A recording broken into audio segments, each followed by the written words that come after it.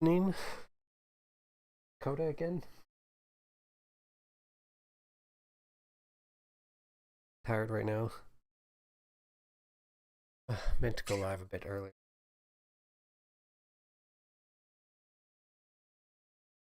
Up YouTube now for anyone watching this as a clip. Twitch in the future. So links are down below as normal. I'm mostly set up.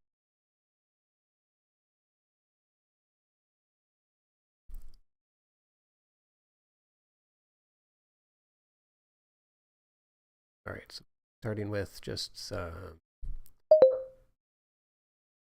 videos to start before I get back into.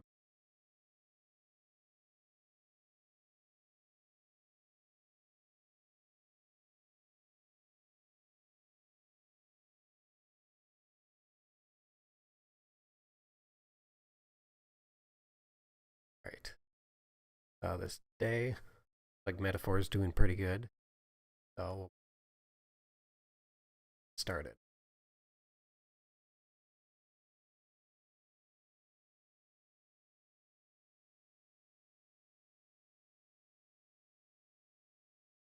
You guys are my best friends, through thick and thin. We've always been together, we're four of a kind, having fun all day, plowing around and laughing away. Just best friends, best friends are we. Hey, DeBabe.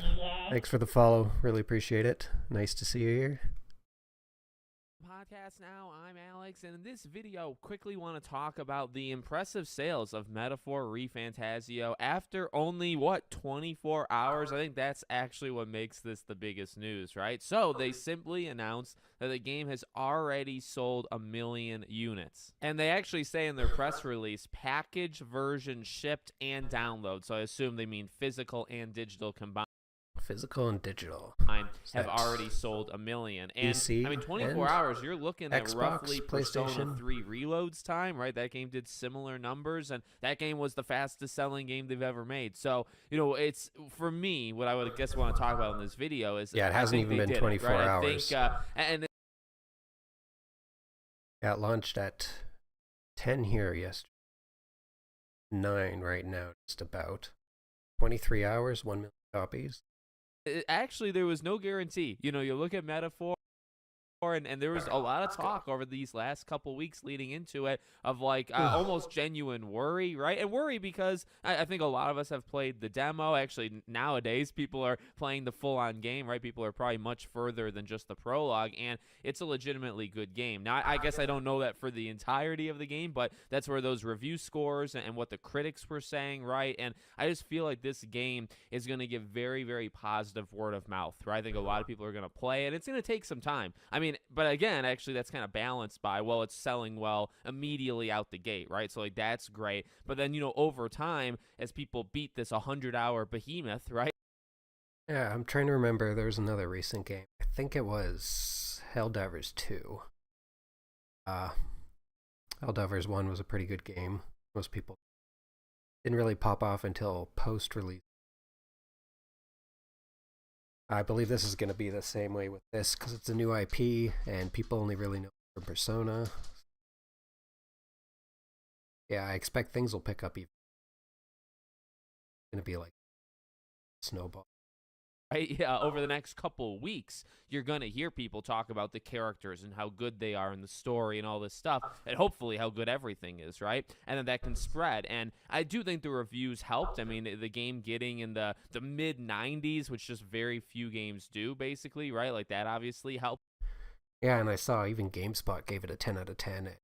You know, critics, you can't really, but GameSpot never gives 10 out of 10s. They barely ever.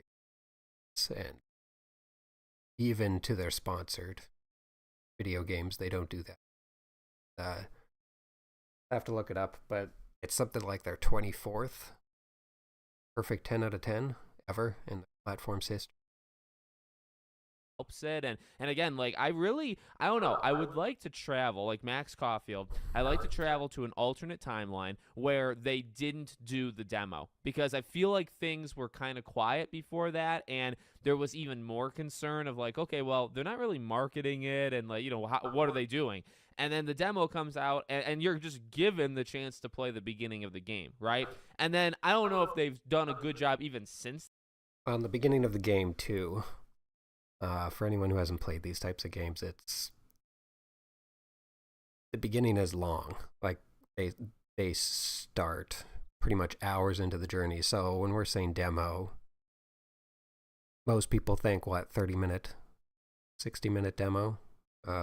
The whole prologue for this game, even playing it a second time, switching to hard mode, was almost 8 hours, and that wasn't even near the end of the demo, because I still had, in the demo you have whole prologue and then about like 3 days worth of stuff that you can do in game time. So even without those 3 days of in-game time, I was still sitting at about, I think it's 7.7 hours. That's a pretty big demo.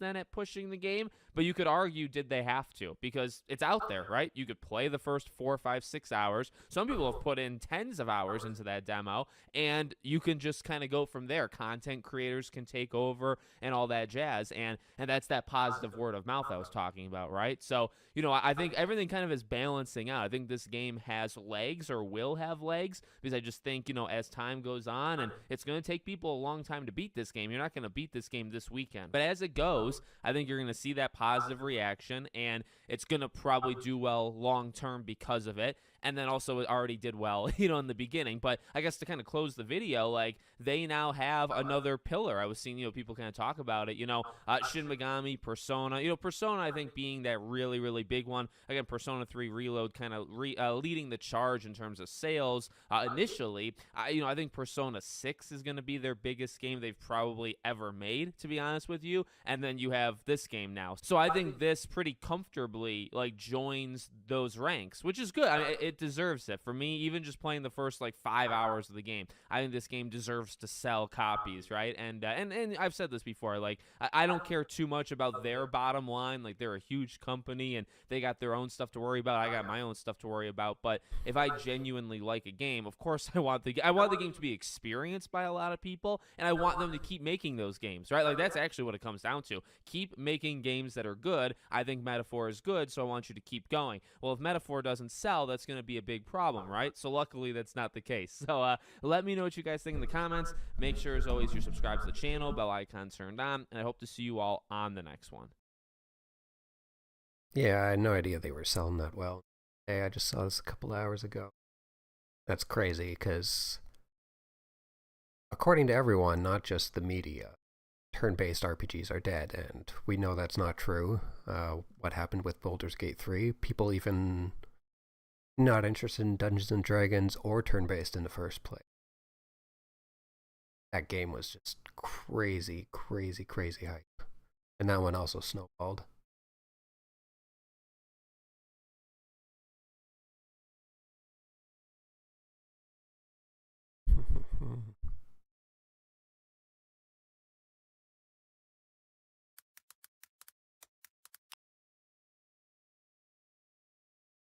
Like, podcast now is already up to 80K subscribers. Been watching them for a little while, the past month or so. They're pretty good. So that was his video. If you guys want to subscribe, go ahead. This is a fresh account, so I'm subscribed yet.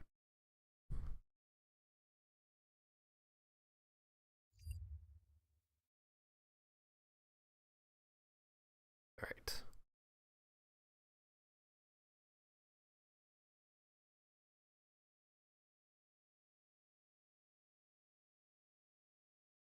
Next up is Space Ice, for those who don't know.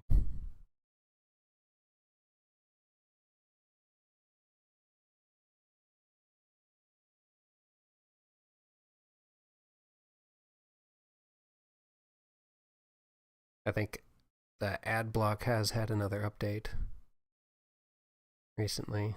Nothing's coming through.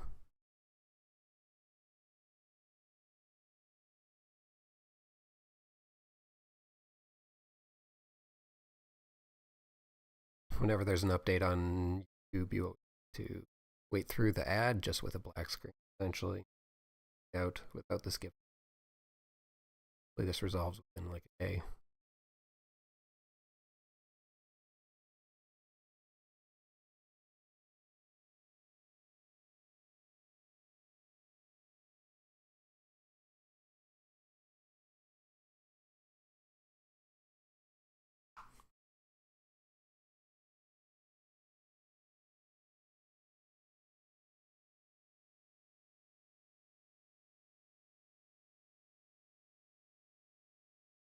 Yeah, this video is already from about a year ago, but not yet.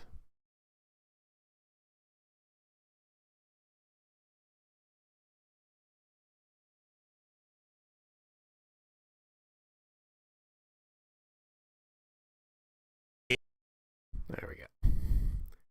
Just reload.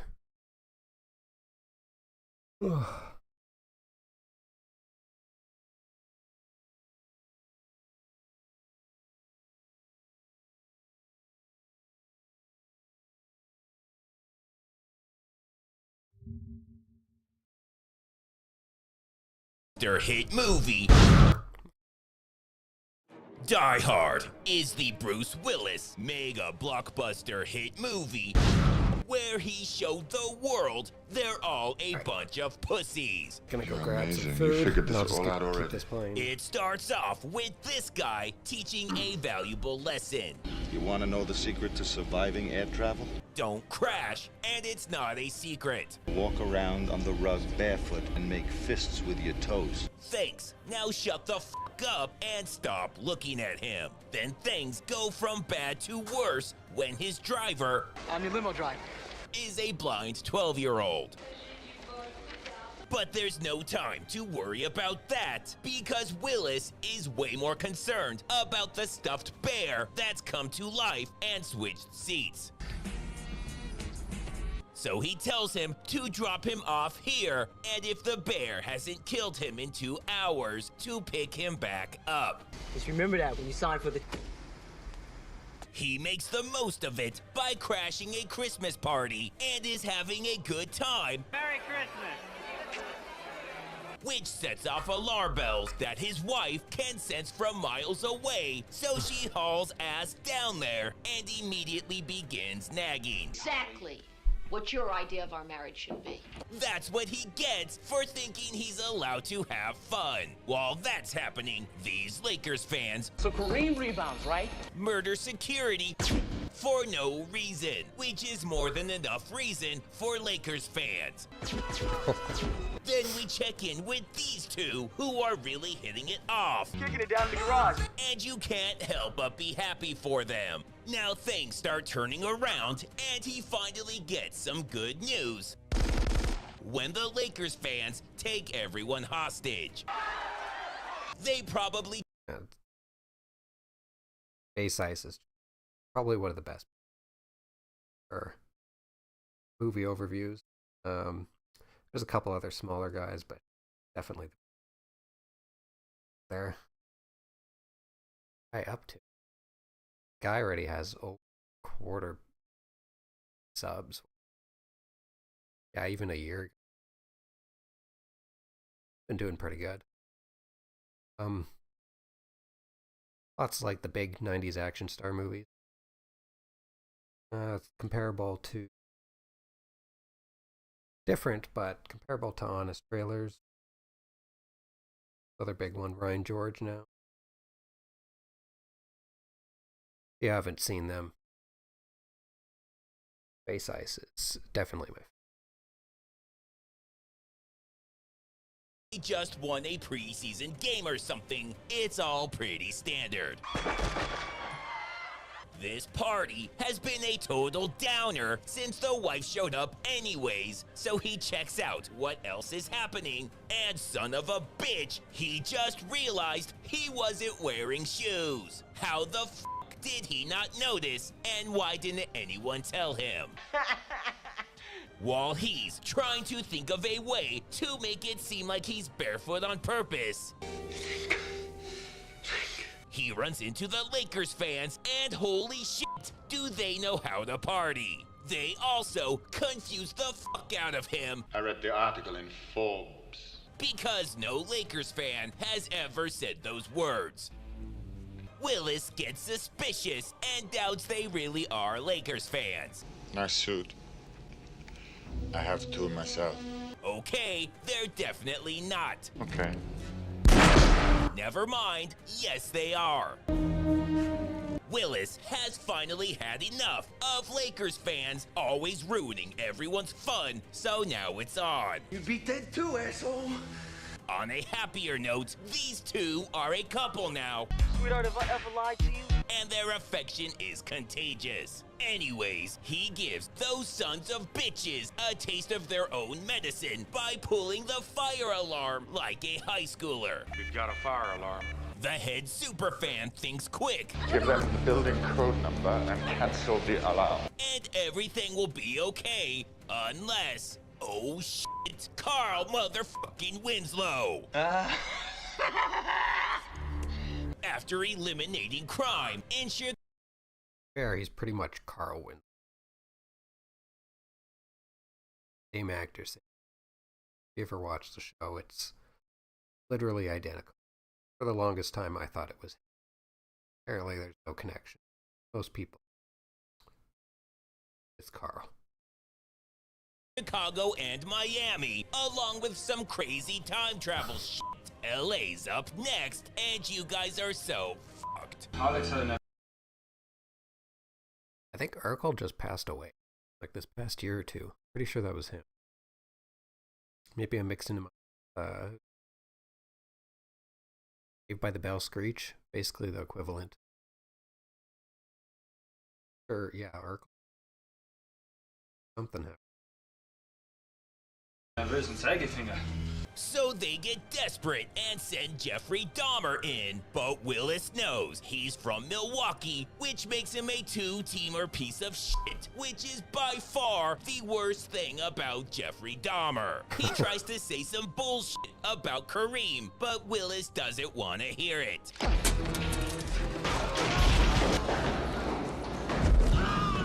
Now that disloyal piece of shit is dead, we learn some very personal information about Willis. 9 million terrorists in the world, and I gotta kill one with feet smaller than my sister. His sister is fucking massive, but that doesn't matter because we still have Carl Winslow, who had to run an errand real quick. But don't worry, he's gonna fuck you guys up. Alex hat einen nervösen Zeigefinger. In the meantime, we get a vault heist. And then find out Santa has a fucking machine gun. Ho, ho, ho. And holy shit, we have so much going on right now, and it's all fucking awesome. So Willis goes to find out what's taking Carl so long, and son of a bitch, he's having car trouble. So he has to stall. But he also has this condition. So he decides to wait it out in this air vent, where he learns a thing or two about empathy. I know what a TV dinner feels like. Okay, his car troubles are taken care of, and he's ready to save the motherfucker. Now he has to fill out a report and call his insurance company. It's gonna be a whole thing. After taking his frustration out on the window, Willis decides fuck it, he'll do it himself, and gives us the greatest line in movie history. I really like those sequin shirts. Fuck yeah! But that much awesome comes at a price, and now we get more of her nagging. Unless you like it messy, I'd start bringing us in groups to the bathroom. Oh my god, would you please fuck off? On the plus side, things have never been better with these two, and she's not gonna ruin it for them. Then the vice principal from Shermer High School shows up and is as much of a prick as For anyone who doesn't know, he's from the Breakfast Club. That was even a little bit before me. Growing up.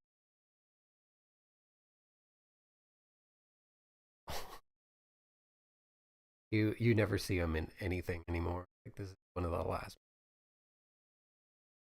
ever. We don't know shit, pal. And while each one of his guys is a brain, an athlete, a basket case, a princess, and a criminal, they're also fucking dead. Between them dying, her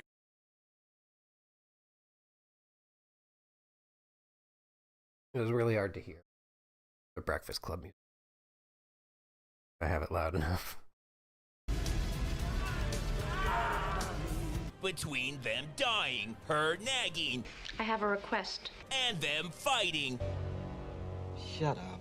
This is turning into a real shit show. But what about the body that fell out the window? I think he means person. But anyways, Willis gets things back on track by blowing up the building that he's inside of. That is so badass. Then, in case Vernon didn't get the message, he tells him to eat shit. Listen to me, jerk-off. Quit being part of the fucking problem and put the other guy back on. Now Willis is in charge, but not so fast, because this guy's no joke. I negotiate $1 million deals for breakfast. I think I can handle this Euro trash. And these Lakers fans aren't gonna know what hit them. Anyways, now Willis is in charge, and things start going his way when he runs into former Patriots cornerback Willie Clay. Bill Clay. While he almost didn't recognize him without pads and helmets, the cowardice and lack of self-respect Don't get me, please! could only come from a Patriot. But Willis is just glad to have someone on his side. Man, everybody in this movie is either tired, dead, or let's just say in having why you don't see Bruce Willis. Guess it's from that.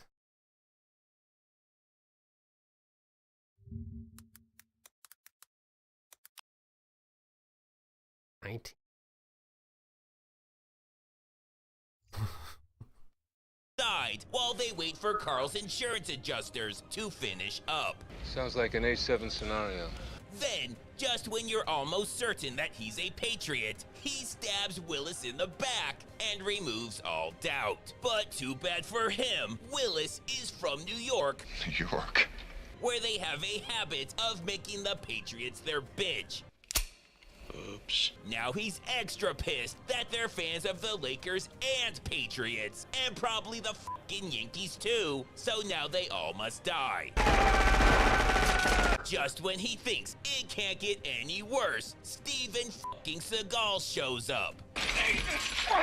Knowing that the structural integrity of the building is already compromised, he can't risk being anywhere near that kind of weight, but luckily, he knows he can slowly walk over glass kind of weight. Wait.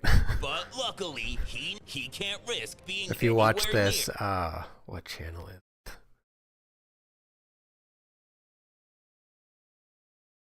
I think Space Ice covers it too, but there's a few like Steven Seagal channels, and they literally just all the shots with Steven Seagal. Whenever he shoots a gun, this is basically how he.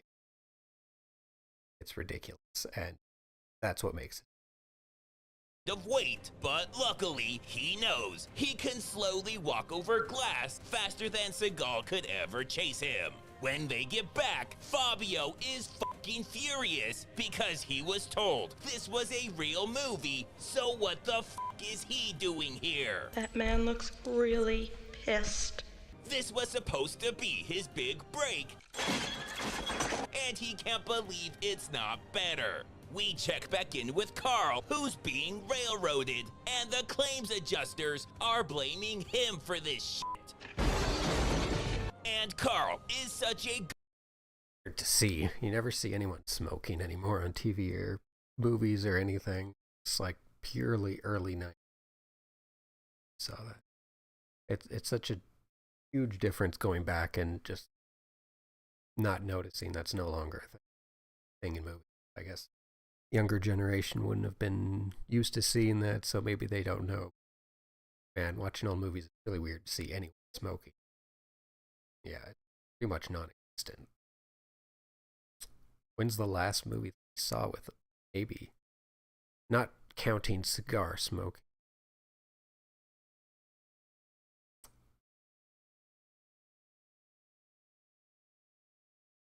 I want to say John Wick, but maybe that was just... Yeah, I can't think of anything.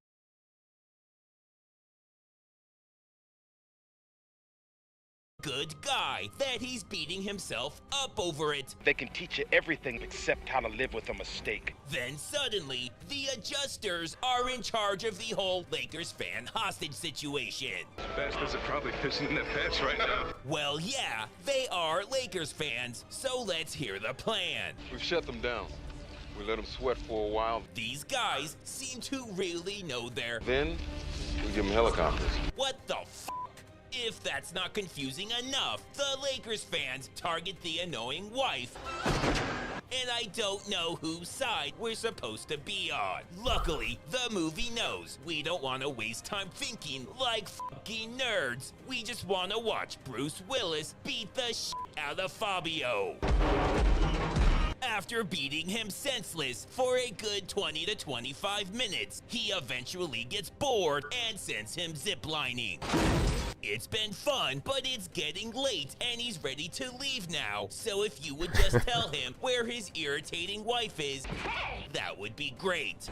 I'm surprised he didn't make some sort of harassment joke here. Be much more on point, maybe if it was Steven Seagal, but he never takes his shirt off anymore. Tucker! Where? The vault! Oh my god, why are you like this? Where is the vault? The 30th floor! 1, why didn't you just say that in the first place? You know he has no idea where the fucking vault is. And 2, why is the vault on the 30th floor? Who the fuck designed this? You know what? You're all idiots. Go fuck yourselves. While that does make him feel better, it doesn't last when these guys show up and are no fucking joke. As they shoot a bolt-action rifle at like 600 rounds a minute. Willis doesn't have the time or patience for this, so he YOLOs it off the side of the building to avoid having to deal with the insurance company. Our back is for the bastard. But they get cocky and forget this is near the end of an 80s action movie where all buildings are required by law to blow the fuck up. Yeah, they stopped doing that after 9/11. You can't, not even the big disaster movies. It was very rare. Usually they just, there's no more explosion, especially tall towers like that. Anyways, he follows the sound of incessant nagging. What are you gonna do? Sit here while the building falls down around your ears? To find his wife. All right!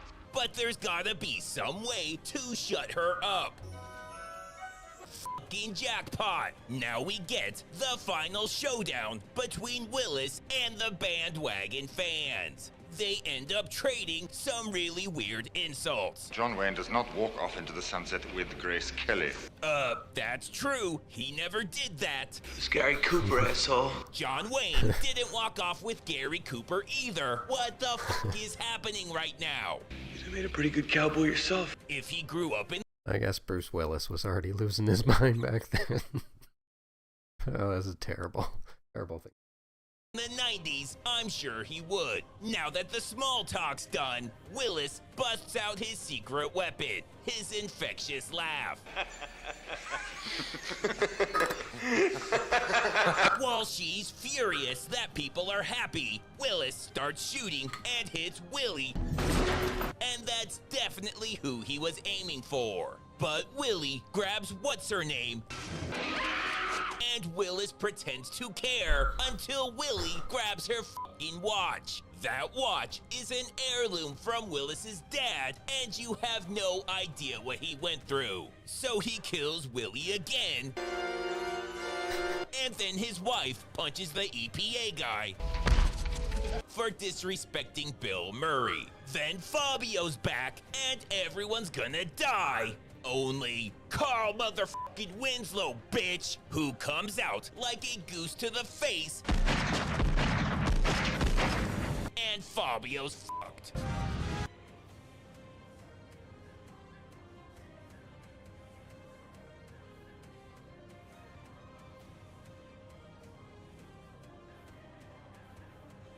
Alright, yeah. Definitely go check out. He's definitely unmatched in the type of videos that he does. It's mostly 90s action stars, and he makes fun of, yeah, Steven Seagal. That's pretty much what most of his videos tend to be, him trashing on Steven Seagal, but he does a variety of other stuff. Really great.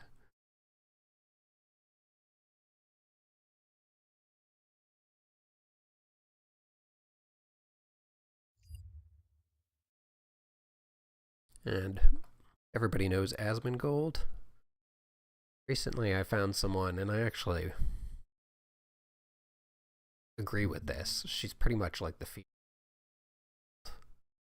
which is weird because she's a VTuber, so it's a weird territory. You don't expect much. They have a weird stigma attached to them, so I get that, but oh, she's honestly great.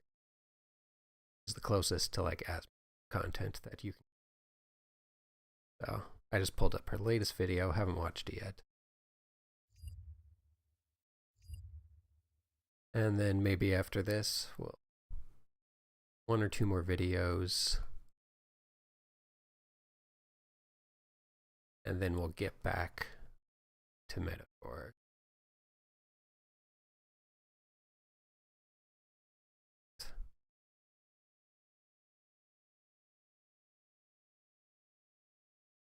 Turn off the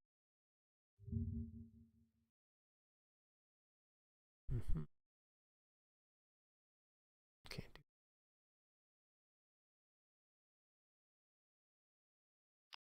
Turn it off temporarily.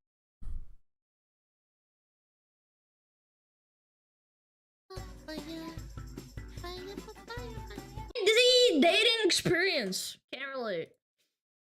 Life is like a race, except you're the only one running it. But at the same time, you can see everyone else running theirs.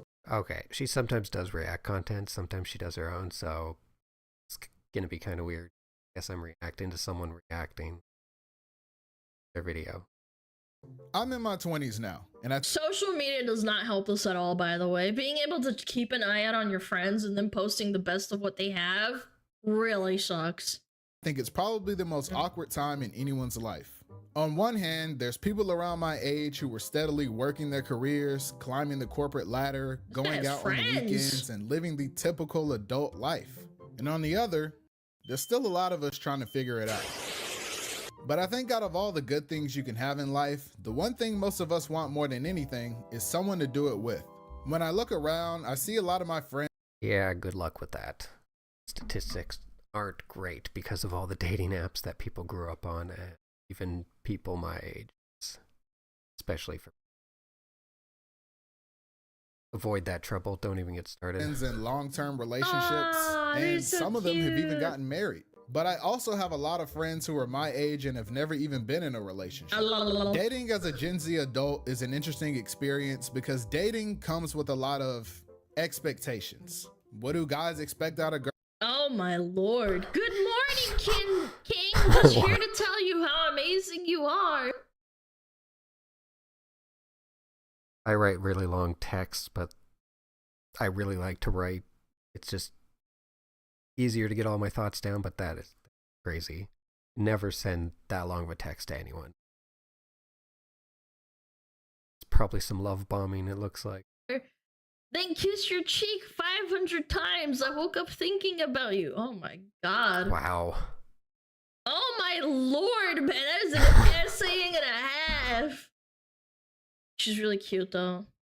It's cute. Girls. What do girls expect from a guy? What does one partner expect from the other? There's this constant push and pull between what people want from each other romantically, and social media is only making it worse. Yeah, there's a lot of agree with her there. There's a lot of money-hungry people, especially on the female side. Mostly it comes up down to the way the dates are pushed out and how they're managed. They're not helping anyone. Even women who have it way easier to find people that they want to. So never use them. Doesn't matter who you are. Oh yeah. He took me to Hermes. Yes, this is what I'm talking about, man. Girls see this kind of shit from celebrities and they're like, oh my god, I have to have this too. You can't have that. He can't buy you fucking $1,000 bags. What are you, stupid? It's why I think a lot of younger people think that romance is dead. Because social media is full of unrealistic expectations that I don't think 90% of young adults can meet. Yo, bro, what's your type?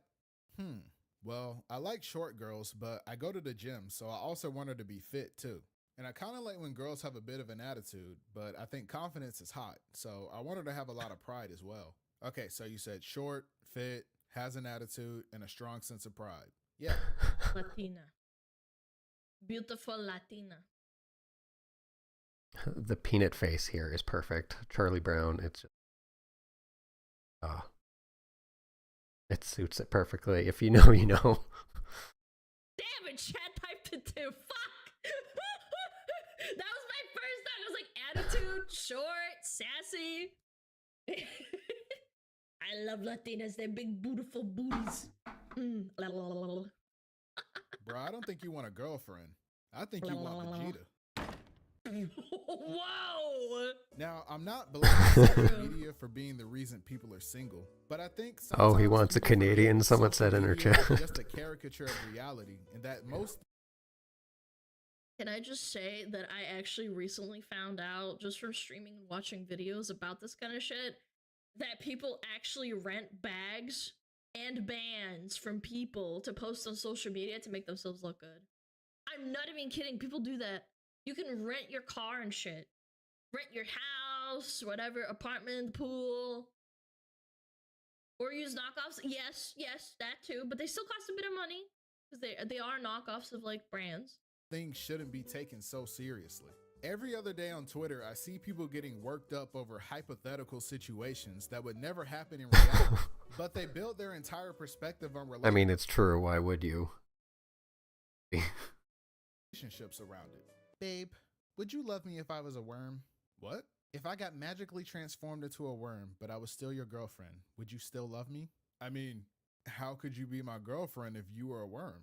Wow. Dad, would you love me if I was a worm? Dad, would you love me if I was a worm? No? Aw. Guess I'm going to Home Depot. Worm model when? I'm not getting a worm model. Shut up.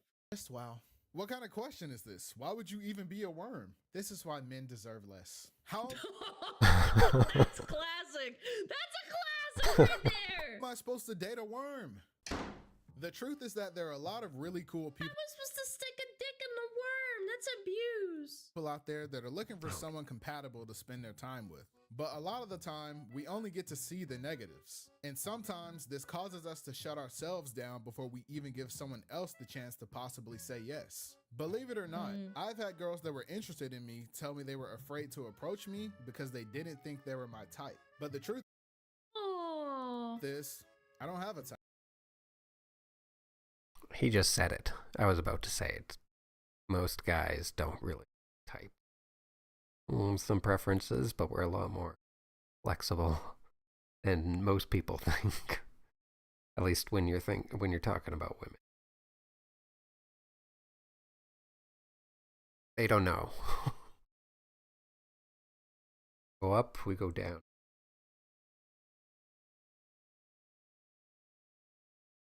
There's not a lot that bothers us unless you have some serious anger, drug issue, something.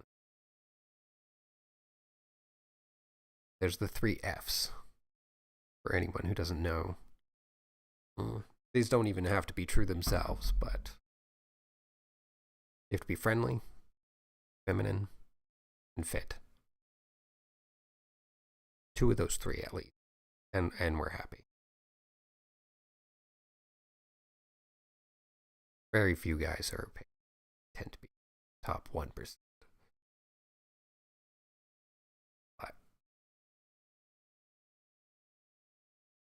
yeah, for guys, you just don't really care. It's not a big deal. Much more carefree. I think you gotta get a lot more carefree. There'll be exceptions, of course, but for the most part. Type. Superficial things like someone's height, weight, income, or other things are temporary. And if you base your relationship with someone on those things, then the relationship will also be temporary. If you want a forever relationship, you also have to take into account you both aren't gonna be good looking forever, man. Yeah, like what the fuck? If you're top 1%. Fall off. Men do too. It takes longer, but yeah, you do fall off eventually. You want to be forever together? Everyone. Yeah, you gotta suck it up. I'm not saying you should treat relationships like the stock market and invest in someone you don't find attractive, hoping they glow up into a supermodel. I just think that a lot of times when you talk to people, most of them don't care that much about looks. Sure, there are shallow people out there, but not everybody is gonna like you. And it's not always about your looks. It's like your boy coming to you like, it's no use trying to date, bro. Girls don't like me because I'm not 6 feet. No, bro, don't say that. It's not because you're not 6 feet. It's because you have no swag. Dating is about finding someone. I was gonna say, it's because you're not 6'1". There's a term going around, it's called hoflation. And that describes it perfectly, because now 6 feet is starting to be not acceptable. Which is already something like 15% of guys are 6 feet or bigger. So, in the West at least. Who aligns with your values, priorities, and lifestyle. Are we sure this guy is a zoomer? He just said swag. It won't always be a perfect fit, but you shouldn't have to put yourself in an uncomfortable position to meet someone else's expectations.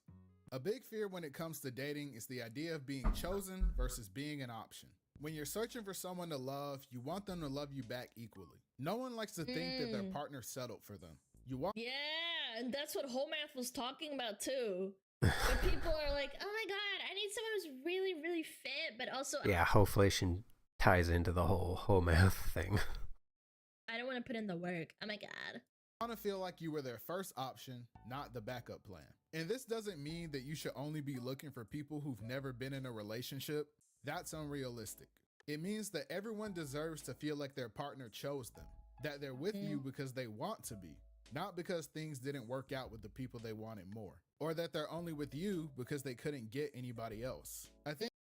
And to be honest, I think most people know when they're being.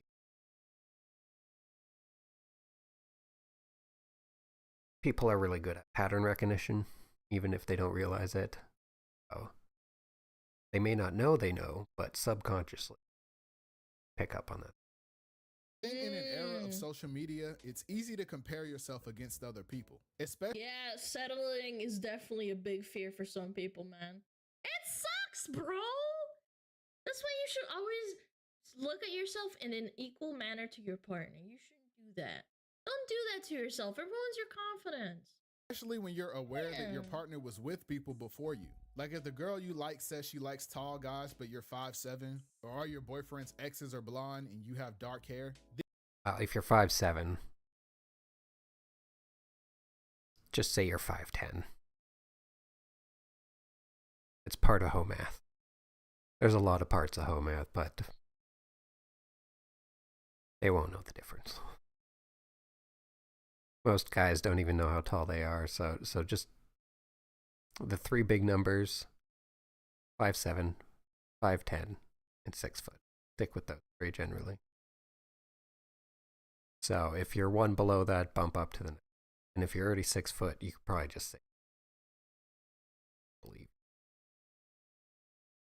These things can make you feel insecure and that your partner settled for you because you aren't their type. So when it comes to dating, it's really important that your partner knows that you chose them and not that they just happen to be your best option at the time. I think for a lot of you, I can't believe people actually think like this. Social media. That's kind of disheartening, bro. You don't date me because I'm not a big fat booty Latina.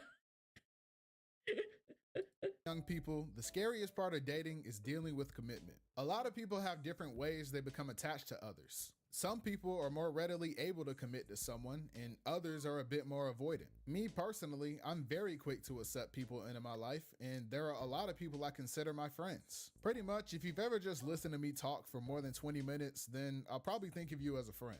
And this translates to my relationships because every time I meet a girl who's like, hey, you're kind of cute, we should hang out more. And I'm like, oh, bet, here's my number. But in my head, I'm already thinking about what we're gonna. Oh no. My guy, you've got to like dial it back. My guy, you're allowed to have like there are so many dudes like this that are easygoing and just want to be like friends with everyone, but then they translate that into relationships. Yeah. I had a girlfriend, isn't a girlfriend, not a literal girlfriend, but a girlfriend at work who said that her husband is like this, but then eventually he grew out of it. Yeah, like you get hurt enough times like this where you realize that I think that's just generally what guys like that will do. And going to naturally transition to a more reasonable medium, but I think most guys, especially if they don't marry someone or settle down, they're going to go the opposite way. They're going to start pretty reasonable, and then they're going to get to the point where you see a lot of people, especially these days with lower marriage rates and divorce. You see all these guys just, they're only interested with people. They want their space and be friends with everyone. Live a peaceful life. They've pretty much given up. At least in the West. you just can't keep doing this. You're literally physically and mentally hurting yourself every time you do this kind of thing. My brother's kind of like this too, but like not really. Yeah, he used to maybe be like that back in his 20s. Gonna name our kids. My friends say I get attached too quickly, and they're honestly probably right. I've dealt with girls who are more avoidant in the past, and it's not for the weak. But sometimes people have a fear of commitment for different reasons, and that can make dating hard. And depending on what it is, sometimes you have to let that stuff go. Everyone has that one friend that's still holding on to baggage from a long time ago. Yo, bro, I met this girl today, and I think she'd be perfect for you. Nah, bro, I'm never dating again. All girls are the same. Bro. Ah, bro. And then they're back to dating in a month. Or less. Come on. It doesn't matter who you are, man or woman. You're just, or other. You're gonna go back. With the exception, like I said, the retired old guys. Brother, this guy stinks! Guys, you're allowed to have time to grieve and be sad, but don't be a defeatist. Don't give up! Stand up! Are you good? What's wrong? Yeah, bro, it's just, I still have some trauma I'm dealing with from my last relationship. Oh, I'm sorry to hear that, bro. What happened? I got cheated on. Oh. That sucks, tough, yeah. How'd you find out? I went to lunch early that day, and I caught her in the act. No way. Yeah. She shared her chocolate milk with another guy at the lunch table. Wait, what? She told me I was the only guy she would share her Trumu with. I couldn't believe it. Wait, bro, how long ago was that? You remember Shanice? Bro, from 7th grade? Yes. That's a strong name. What a hoe! Bro, we were gonna spend the rest of our lives together. Bro, that was middle school. You gotta let that go. But I remember it like it was yesterday. Bro, we were 12. I can understand not wanting to rush into— That's what I'm saying, bro. Come on. No, it took my brother years to get over the bitch that freaking cheated on him and fucking swindled him out of money. I get it. Look. Personal anecdote. There was a girl that my brother freaking was trying to marry. She— Doesn't matter how old you are. Forget the first person who screwed you or did something horrible like that. You can eventually forgive, but it's always kind of a core memory, so to speak. You don't forget. ended Best thing to do is just to laugh. Part of life. Most people go through it. up dumping him and cheating on him and taking his money after like 6 or 7 or 8 years. I can't remember which one. It sucked. He was not ready to date for like years. But eventually you just gotta let it go, man. Yeah. Yeah. To a committed relationship with someone and wanting to take things slow. However, one thing that's super common with Gen Z is being caught in a situationship. A situationship is basically when you're doing all the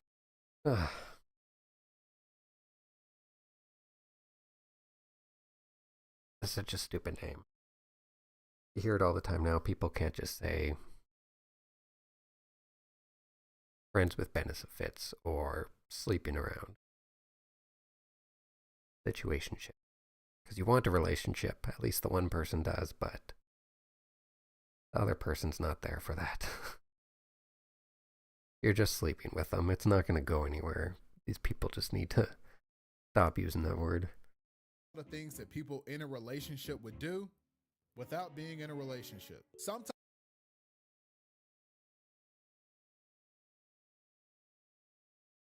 that is a red flag for sure. You use the word situationship, that's a red flag. Ew. Yep. Sometimes people aren't on the same page when Because it's always the people who want to redefine language. We know who those people are these days. It's a very select group from another group of people. So basically extremists, or the Western equivalent. Now, if someone uses that language in a non-sarcastic and just totally serious tone, no, definitely a red flag. When it comes to commitment, and that's fine. One person may want to take the relationship to the next level, while the other person needs some time to know if they're ready. However, you shouldn't still be acting like you're in a relationship when you're not, because that's when things get confusing. Yo, so how's things going with you and that one girl? Ah, man, they're great. We talk every day. We hang out all the time. I met her mom. She's been staying over. We're even sleeping in the same. Just reading some of the comments. That's someone or both holding out for a higher number on the Ho math chart. Been there, my ex-girlfriend did that, yeah. I saw a few of the other comments say that as well. Lots of people go through that. Bed. Oh, so like, is she your girlfriend? At least those of us who are older. It's gonna happen at some point probably, unless you find perfect one for you right out of the gate, but that doesn't happen much, statistically. Whoa, why are you throwing that G word out, man? Oh my god, I hate people like this. Yeah, they sleep with each other and they hang out and they've been doing it for literally 3 months. No, she's not my girlfriend. I've been piping her, bro, but she's just a friend. Just friends. Well, we've been friends for years and we never sleep in the same bed, except that one time. Well, I mean, it's different because she's a girl, you know? But we're just chilling. Okay, so if you're just friends, then you wouldn't be mad if I tried to ask her out. I will choke slam you through the floor, bro.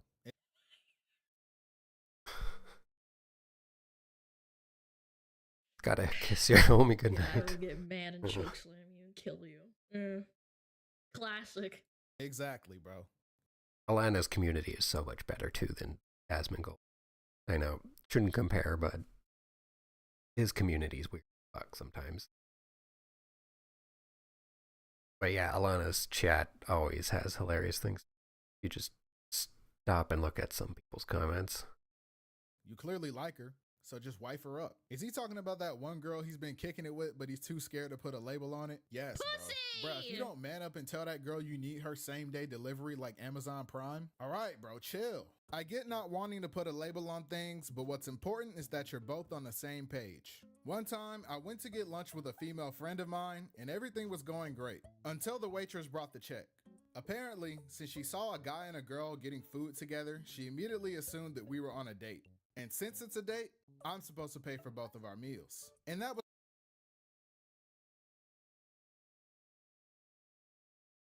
How long ago was this? Because if it was recent, you know, strong, independent girl can pay for herself. Plus, she made the assumption. Never assume you're on the date. Whether you're a guy or a girl. It's for your benefit anyways. Keep you more relaxed. Don't worry about it. Be yourself. If it ends up being a date, then it does. Don't call it. Relax. Hang out. And for the females, never make this. A lot of the time, guys just want to hang out or meet you, talk, or just get a feel for you. Not literally, well, probably literally, but no. They're still trying to figure things out.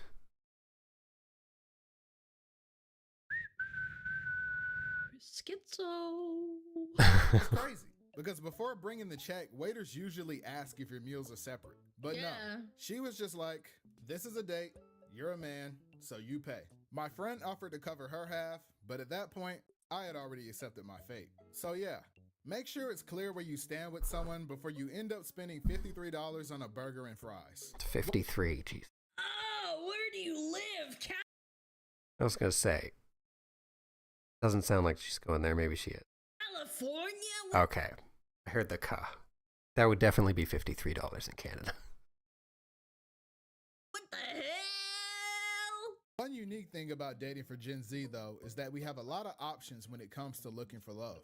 Obviously, there's traditional dating where you meet someone either on your own or through your friends, and you start talking and then eventually start dating. But there's also online dating, where you create your profile, get a match, and hope that the stranger you meet is normal enough to not make you want to block them on everything the second the date is over. And there's also e-dating, which is cringe. Oh, God. Oh, matching Discord profile pictures. Let's go. You know that series. You know it's serious when they start matching profile pictures. Traditional dating may seem less common among Gen Z with how prevalent dating apps are, but a lot of relationships still start this way, especially if you're still in school where you're regularly surrounded by people around your age. There are a lot of obstacles that get in the way of traditional dating though, like having enough free time to go out and meet people, or having enough personal connections to find an available partner, or even just having enough money to keep going on dates. But the biggest hurdle by far... Yeah, it's another thing. Most people aren't doing well. Economy shit everywhere.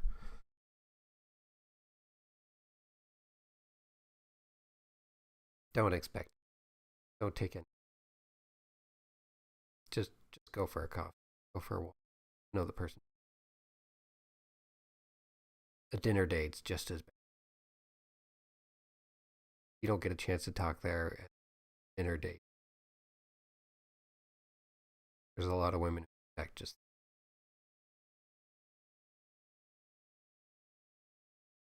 You don't even know if you're that person. Bad idea. Is dealing with rejection. No is one of the hardest words to hear. Building up the courage to approach someone is hard enough as it is. I was just thinking that. I saw the comment from someone. Someone said, "Ooh is worse." Yep. No is not the worst word. Never happened to me, but you always know someone who's told you a story about them. And they meet the girl. She either looks at them and gives them that look, if you know, you know. And sometimes they'll flat out say, it's just, I've known a lot of people. Definitely worse than the. And for there are a lot of awful people. For it to not go your way really stinks. People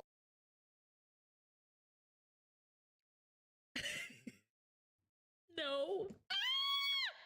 Don't type that! I'm gonna schizo out! Yeah, I get scared of rejection. I don't like it when people say no to me. I usually want to die. Chat, I get it. I know it's scary.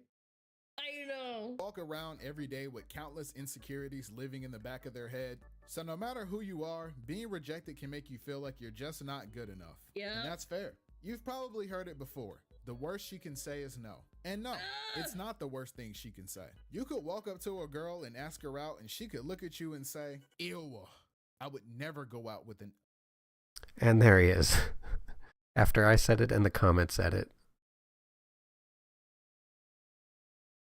Everybody's been through that situation or knows someone who's been through that situation, as a guy, at least. Women are brutal.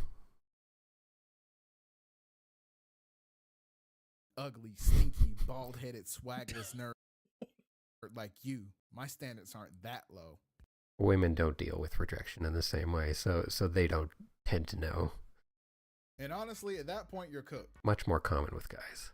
That is actually devastating. Chad, at one point, I got rejected in middle school by a guy that I liked, and it turns out that my freaking voices in my head... Man, this is such an embarrassing story. Okay, I was at a middle school dance, and I was with two of my friends, and then the guy wanted to talk to me like 2 feet away from them, and he said, "Do you want to dance?" And I literally turned, I turned 180 degrees and walked away because I got so scared. I got so scared. Much better than saying ew or no. That wasn't a straight out rejection. It was just kids being kids. When you're young, sometimes you just don't know how to deal. Because I thought he was being mean to me, and I imagined him being so mean to me that I misheard what he said. I thought he said something like, "You're looking really bad today, Alana." Okay, yeah, that would make anyone run. He wanted to dance with me, and then a week or two later, I found out through a friend of a friend that he was really confused why I said no to him and just like walked away. My brain literally short-circuited. I've had this happen like multiple times in my life where I get so afraid that I get scared, and I imagine the worst thing happening, and then it happens in my head, and it turns out that the voice was just me saying something stupid in my head. I genuinely wish this was a joke. I don't know. It's really bad. I thought he said my dress. Don't listen to the voices. You're so schizo. But that's only the worst case scenario. Most of the time, rejection usually goes like this. Hey, I saw you across the way there and I thought you were really pretty. I was wondering if you'd like to go out sometime? Oh, that's really sweet. Thank you. But I'm not really looking for anything at the moment. Sorry. Oh, okay. That doesn't Not looking for anything. Either they're dating someone or they're after someone. It's rare that anyone's not looking for one, at least in the... That's an easy out as an excuse as a guy or a girl that a lot of people use. Take that for what you will. It's good to be polite, but never take that answer seriously. Everyone knows that. I'd be surprised if someone didn't. happen. Bitches are bitches. No, I'm kidding. It actually does happen like that. Yeah, no worries. Have a nice day. No matter how nice it is, rejection always hurts. And for most guys at least, I don't even think it's a fear of rejection, but rather a fear of being seen as a creep. And I feel like this, man. Yeah, getting rejected enough times, like, you just don't want to try anymore.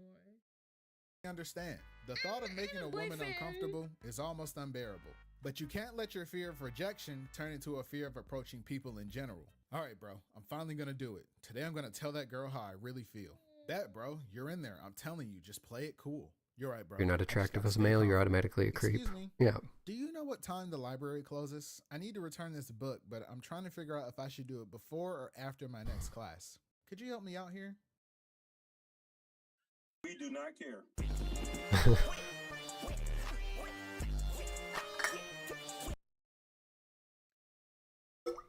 All right. What I was trying to say is, yes, that's literally me. Yeah, I just vanish. Yes, this happened. This happened, like, actually. I had to go to the bathroom. Despite the challenges, I still think dating traditionally Average is one WoW of the best player. ways to meet someone. Your friends can help put you on with people they think will match your personality, and it gives you a more organic connection with someone that can That implies you have friends. Nah. grow over time. Online dating isn't really a new thing anymore, and honestly, it isn't as bad as it used to be. I have a few friends. Wait, that dating isn't as bad as it used to be, or the apps, because they're both significantly worse. I need to watch a few more seconds. Let's see where he's going with this. Partners on dating apps, and they're honestly in very happy, healthy relationships with people they met online. I think the biggest issue with online dating, what he's though, saying. is that since you're dealing, I think the lucky ones tend to stand out more, and yeah, a lot of people do eventually find their match, but the people who tend to just use the apps and sleep around, that includes women, not just the men, because of course men are going to use it for that a lot more, even though that is statistically kind of shifted. But speaking in broad terms, yeah. I think most of my long-term relations met someone, at least initially, through an app of some kind, or through other friends, and it kind of goes from there. Not always relationship out of the gate, but sometimes down the road a bit. Know people, network a little bit. Something happens, whether they know each other or not. dealing with strangers, it can be very superficial. The only thing they really have to go off of initially is your appearance and whatever you put on your profile. So sometimes it's hard to really... And most people don't even look at your profile, especially these days. Your picture, your first picture, that's all that matters. Come on. Everybody knows that. Find someone who's a good match for you. It also goes no one reads against the profiles. number one rule of the internet, which is to never link up with random people you met online. But it... Yeah, very true. Yeah, I just don't really trust shit like that. I literally have not installed a dating app since friggin' forever ago, man. Does lead to one of my favorite games, which is figuring out how long it takes for your date to finally reveal themselves as a weirdo. Wow, this games, which is figuring out how long it takes for your date to finally reveal themselves as a weirdo. Wow.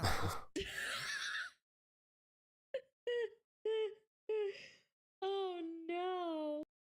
Wow. First dates too, that's not gonna, for various reasons, man or woman. You're not going to be 100%. Always going to be prettying up some type of show or not being be just something 100% putting forth, regardless of. Always takes more than one day. In this case, you're not going to know. It's like, do you like Ray Zero? Oh, you do? Okay, never mind. Your defenses are way too high at that point for most people. This was such a nice date. I really enjoyed talking to you. Of course, you're such an interesting person. Can I ask you something before we leave? Sure, what's up? Can I take a picture of your feet? Your toes... I fucking knew it. Fucking toe suckers everywhere. Look very nice, and I would love to set them as the wallpaper on my phone. What? I thought you said you like girls with a good soul. No. I said I like girls with good souls. Oh, Jesus. Tarantino, if he was an anime character. Here, just hold still for a second. I think my Uber's here. And then there's e-dating. Oh boy. The digital age has changed the way we do a lot of things, including dating. And e-dating is something that's really common among people who don't go outside a lot.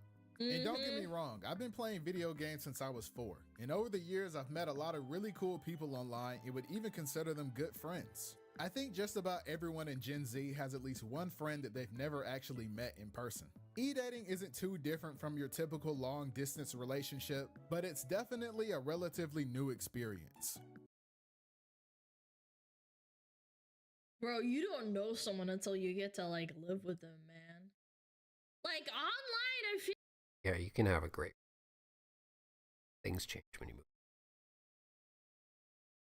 Usually the little pile up. That's when you really. Everyone has their own. It gets complicated. You don't know until you. That's much more important than it always has. I feel like it's just like you're not How you really get along connecting. when you're moving together. You don't get to see them like burping and farting and shitting everywhere. Yeah, I don't know. It's hard. I don't think it's really possible. Yeah, you can hide online easily. You can hide like cheating on them and shit. Not answer your One phone. day, you and your homie are queuing Swift plays, and an e-girl with a soft voice gets on your team. Now you see him duo queuing on his alt and silver at 4 a.m. I know. Oh no, not the alt account in silver. Oh no, it's over. At 4 a.m. I know I make fun of e-dating a lot, but genuinely, if you're happy with someone you met in a Discord server, then that's great. But I've also seen a lot of e-relationships end badly with leaked DMs full of Killer Kitten TTV exposing my BF for racism, cheating, manipulation. Oh my gosh, she was dating a racist. What does that make her? leaked DMs full of messages I wish I never saw. Hey. I don't think I should read that out. See it on the screen.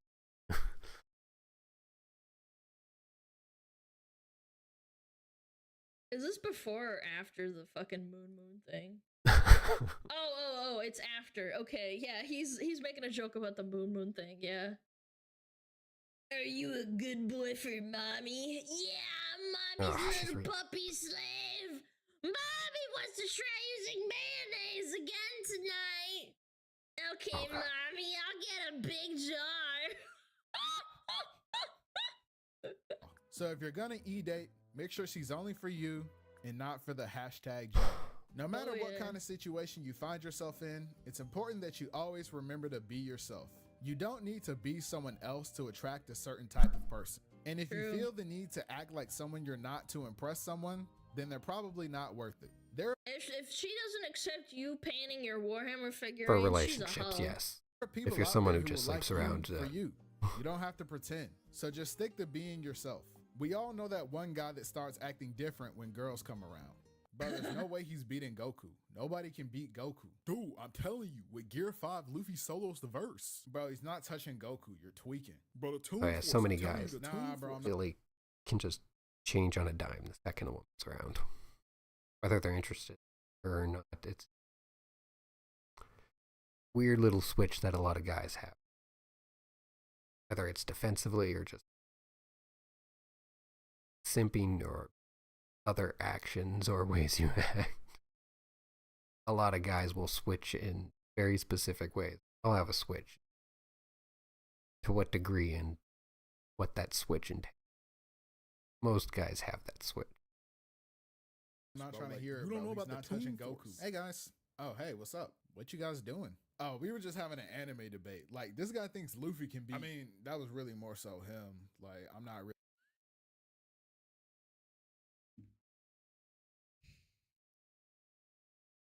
Really into all that anime stuff for real. It's like kind of innocent for me. Oh, you guys talking about anime? I love it. He's freaking code switching for bitches. My brother, Philin! Is this you? Do you code switch for friends? Yeah. Anime. Have you guys seen Hunter x Hunter? Oh, Hunter x Hunter? Yeah, that's my show. Like, Killable, like, that's my favorite character. But weren't you just calling it mid, like, last week? Besto friendo. You always bringing up old stuff. Oh yeah, it's crazy how I've seen this so many times with guy friends.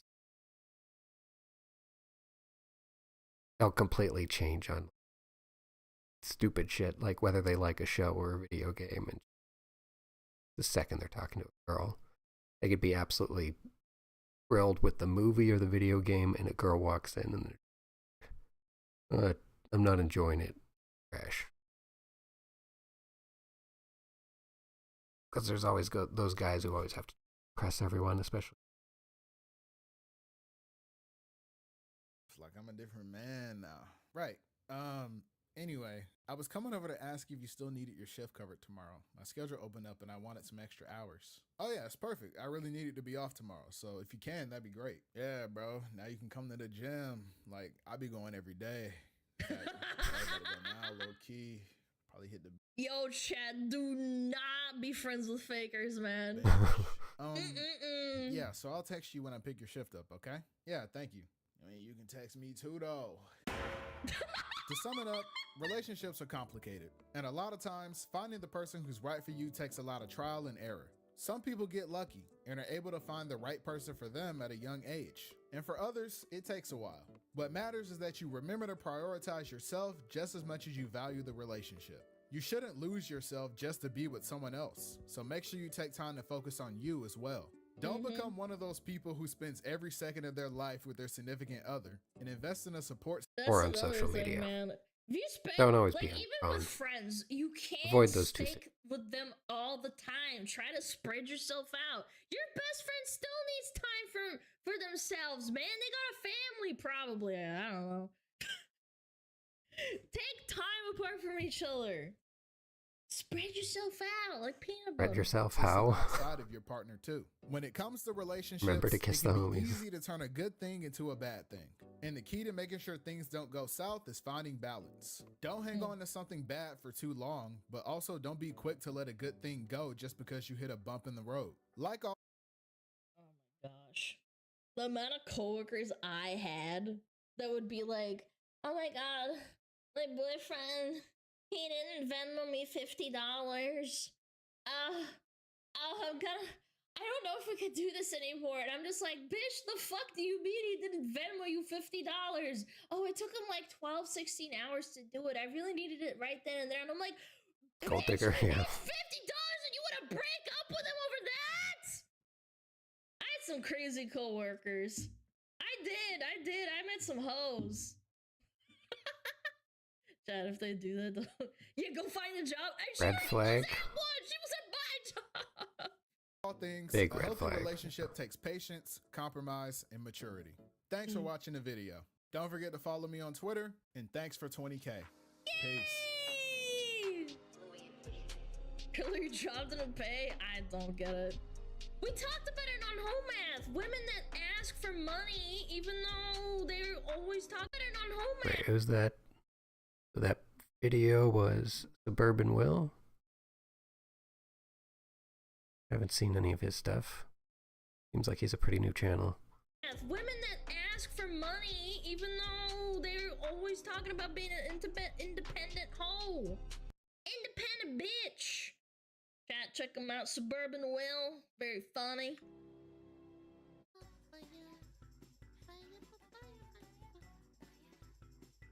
Yeah, not bad. Smug Alana. I know she streams quite often, but I'm not sure where. I've never caught her live, so. Definitely up there with Asmongold. Much better community.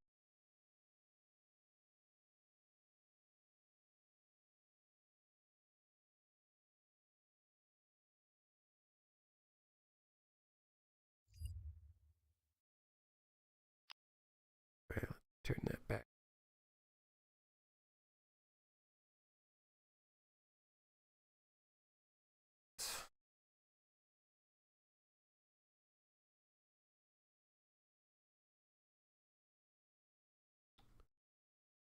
Time to start back in Metaphor. Probably won't be streaming for 7 or 8 hours again.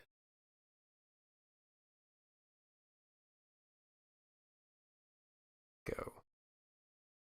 Switch over. Only at the essentially where the demo left.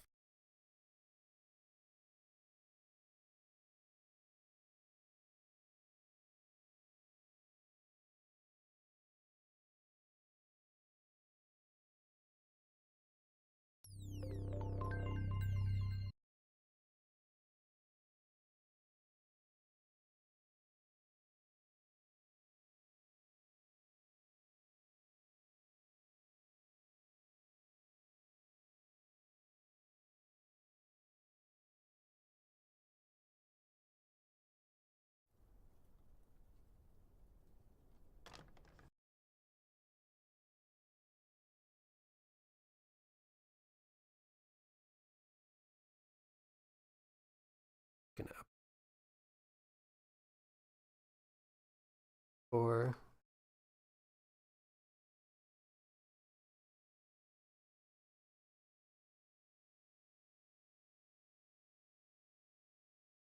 I trust this will suffice.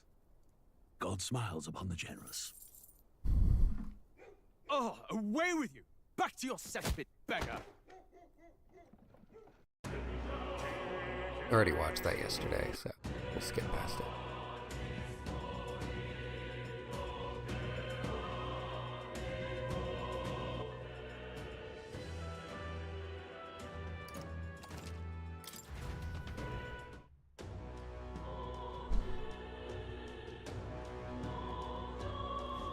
What's happened?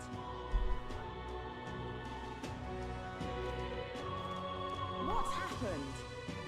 Seems to be up and running and all good. Got a quick bathroom break, and then we'll start. What now?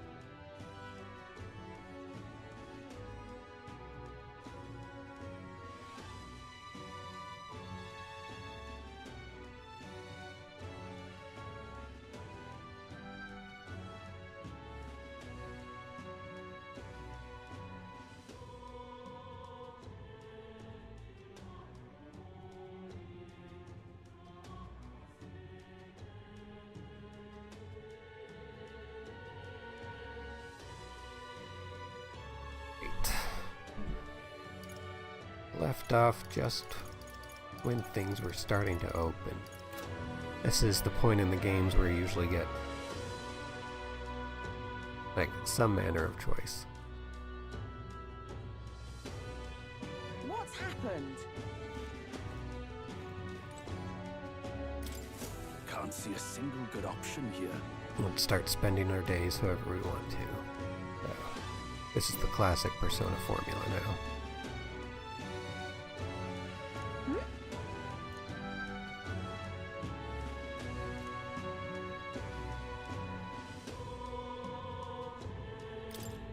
Good luck with that.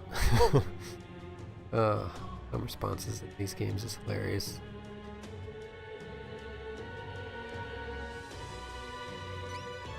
You there?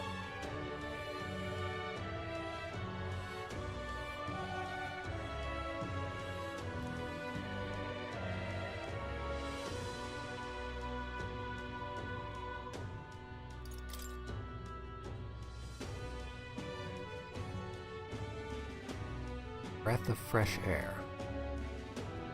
That's the name of the medicine. I hope Okay. it's not too much trouble. If so...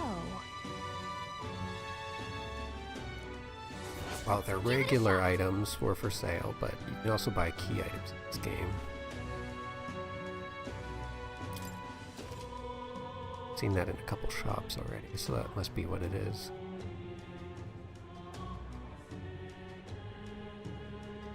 New archetype.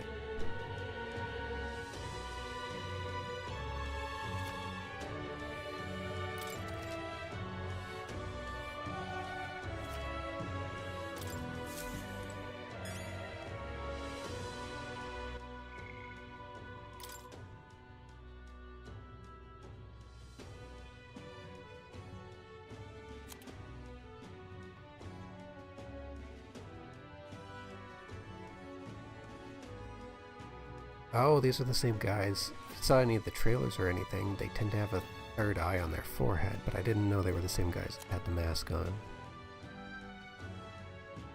Okay, that makes sense.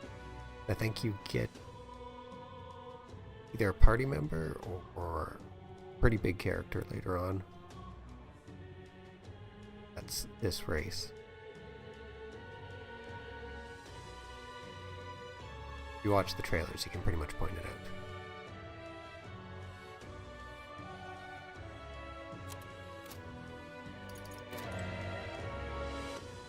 Okay, so quest section. Whatever. Don't care about that. I don't care what people choose, so I turn mine off. That's why none of it will pop up saying what other people have chosen. Not a big deal to me. Necromancer. That's the main quest, right? Yeah, Operation. Operations are quests. White ones, obviously.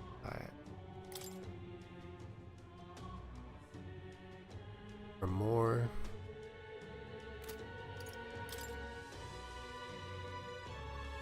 Okay, and then we'll search. Days left 5. What's happened?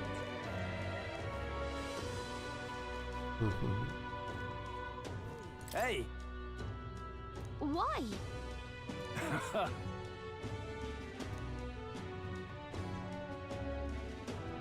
What?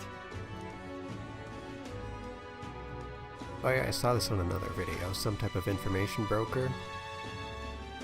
Don't always know where it pans out, but you do like open up more stuff by buying the information.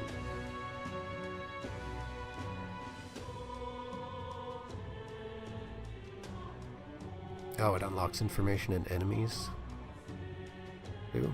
Okay. That's good. Kind of.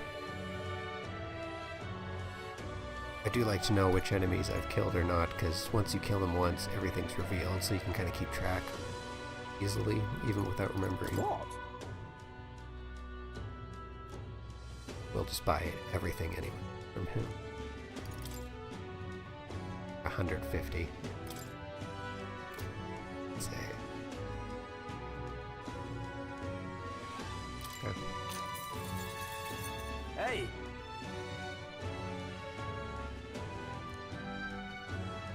It's about the cathedral, which is where our current dungeon is. Imagine it's gonna uncover some of the specs of the different monsters. Like weaknesses, drops, that kind of thing. Weak to physical blows, it was specifically blunt, like most games. Let your fists fly, haven't unlocked Monk yet. I think it's called Brawler in this.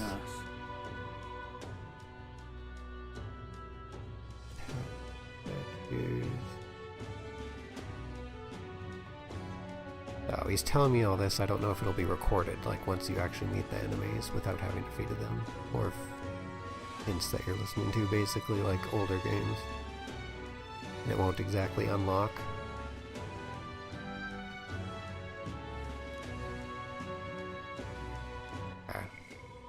Checks light, wind, and blunt weapons.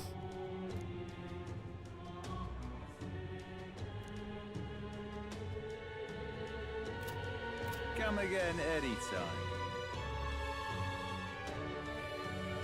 You're right.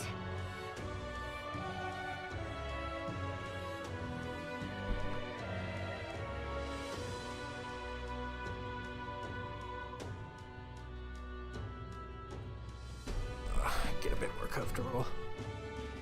What's happened? So when you're wandering about, it looks like you don't have your party with you, just like Persona, it's just you walking around. Guess that changes a bit once you're on a journey somewhere else. You don't have access to the vehicle yet. Oh, a land strider or something?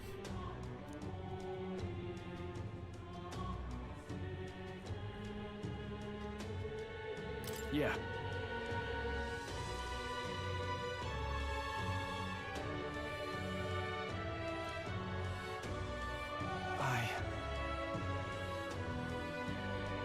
Got it.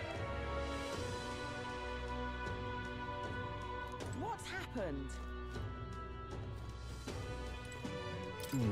What to say?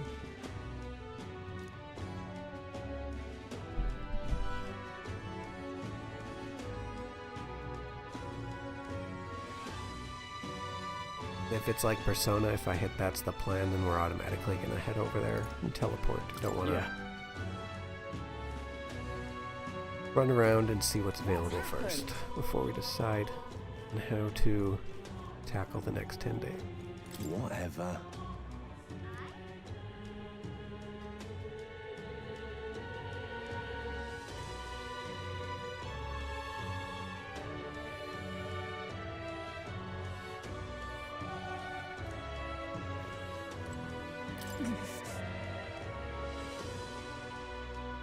So?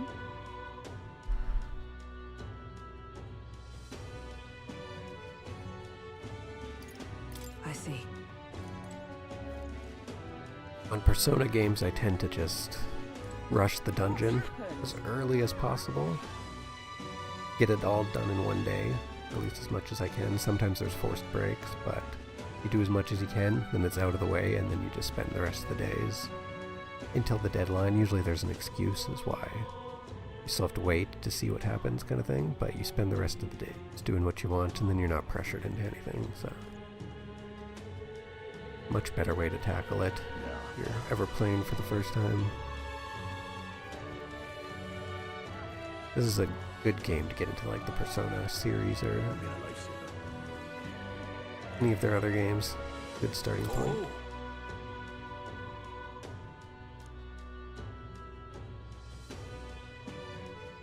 I see.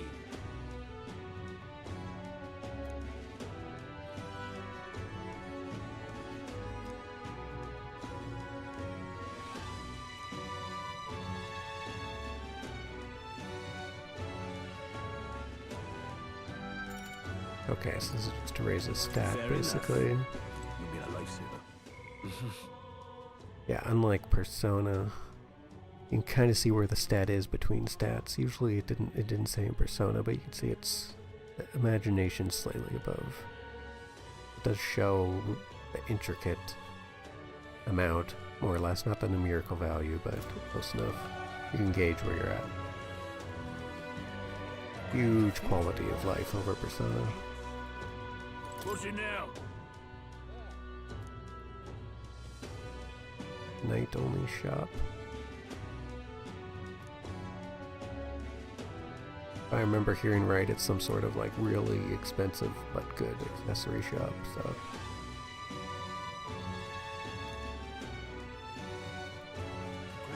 Maybe we should do something during the day, then do that for the night, and then dungeon the next day.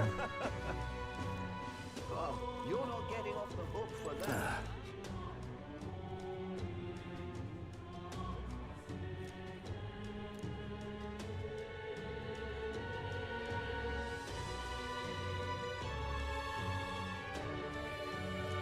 Yeah, all these weird like ghoulish people are in the city. And one of the trailers, there's like, they looked like them, but they were more zombie-like, so I'm gonna guess at some point they turn. Gotta fight them. That's gonna be a thing.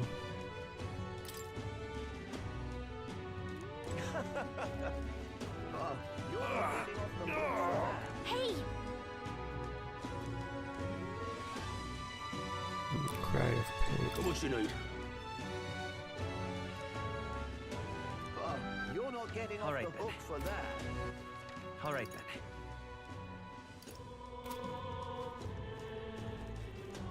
Hi there.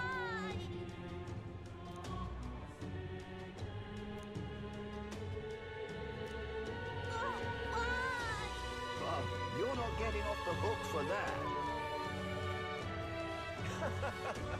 I'm just incredulous.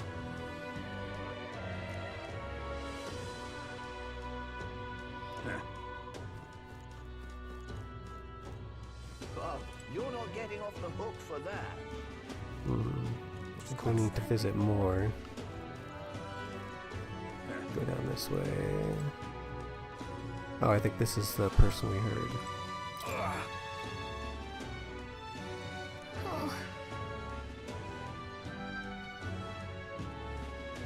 I think that's the really cheap one. Actually need it. You saved me.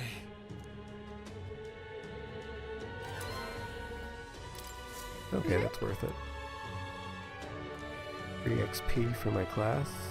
Speaking of, I think I have more than that. Keep using them. Oh, that one increased max HP.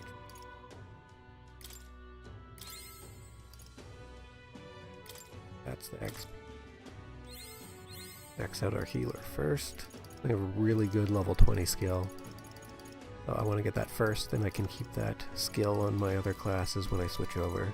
Basically heals you a huge amount every single turn, which is going to be very important for hard mode, which is what I'm on. And for New Game Plus, I'll be doing the very hard mode, because you can't play it right away. I'm going to guess it scales a bit too, since it's meant for New Game Plus.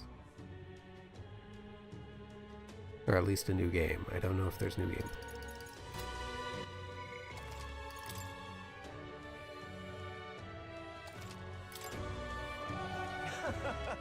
All right then.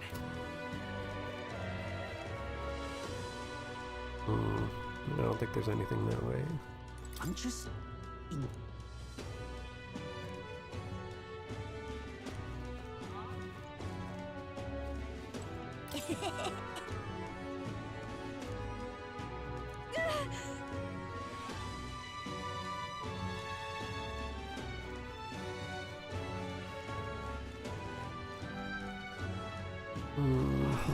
Stop!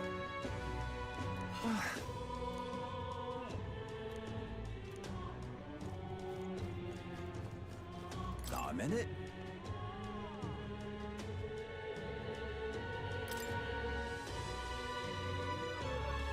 Boy then.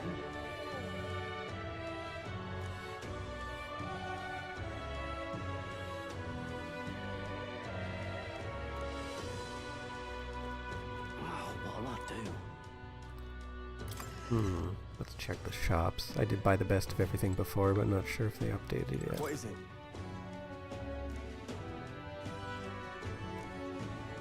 Hello there. No, there is new stuff. Ooh, 50,000. Definitely can't buy that, but it's a blue item. Oh, that would be definitely worth it. I have yeah, that's good.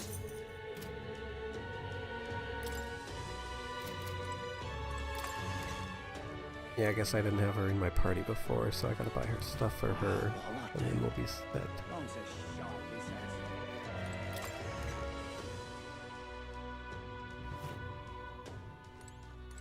Oh, you're not getting off the hook. What are you pining for?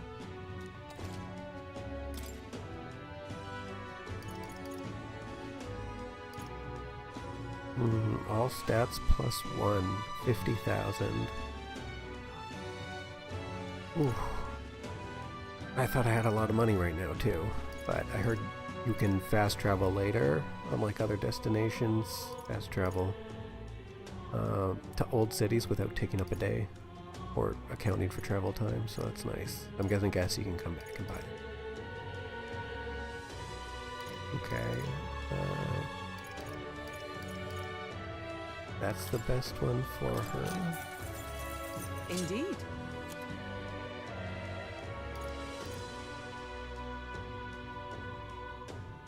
Then Stroll has strength, so I'll just buy one. Indeed. He's defensive.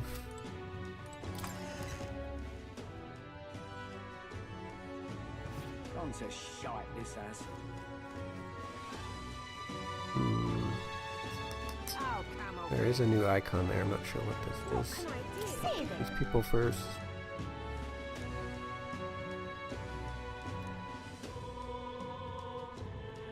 What can I do? Excuse me.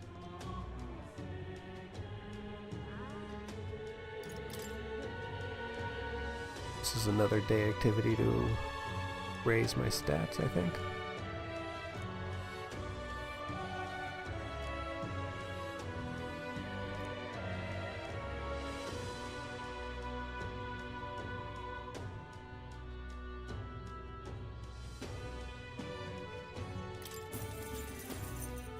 There's no time symbol on it, so I think I'm okay.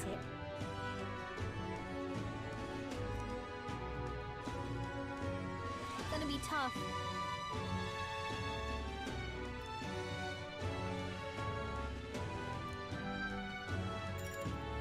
Okay, now it's the time. Okay, let's return later. Okay, yeah, we can come back to her. Alright then. No fast travel for them, but they're listed on the map.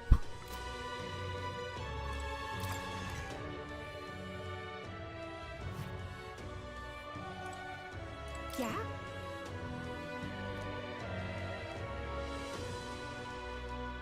And what is it you want?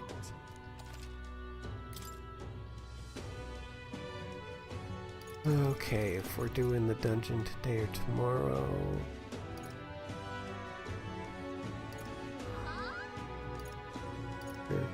Here, have stuff for that.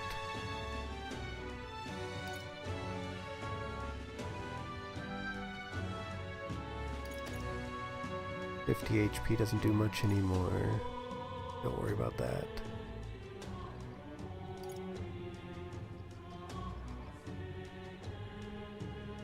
Pretty soon 100 won't either, so... some of these and 2 of these, and they should be good. Already have 5 of each cure.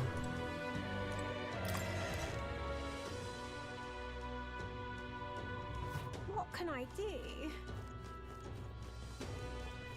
What are you playing at? Hang on a minute, you.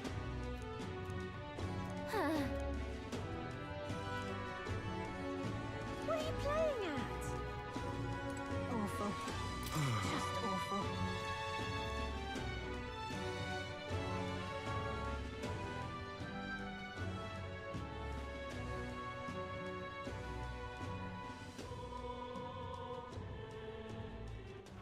Alright then. Where are we?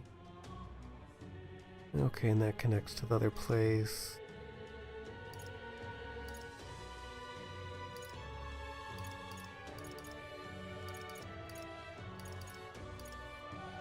Let's head there right Let's away. go there.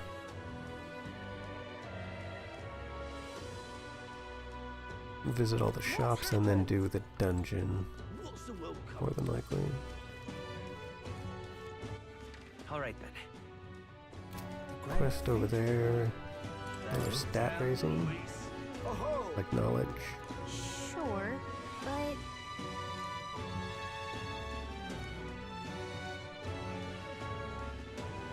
I wonder.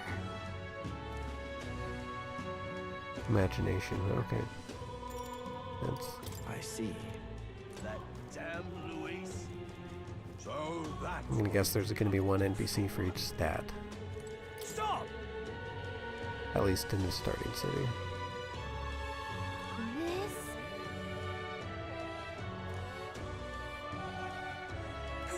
Alright, this is a different type of machine than we've seen. Wasn't there before. Bigger version. What on earth are you doing? Oh.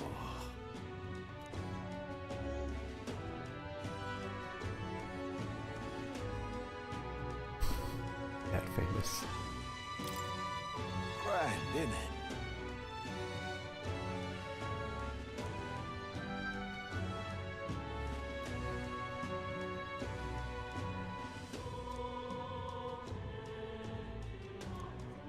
Now what am I to do?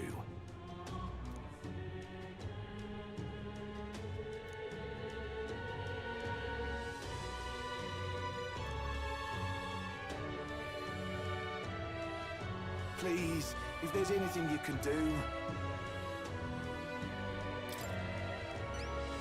Thank you much.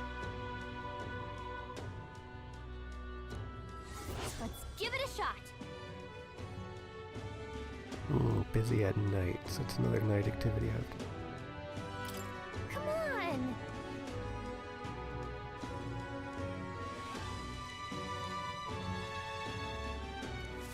What on earth are you doing?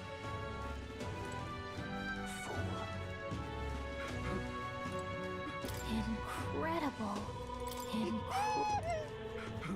All right then.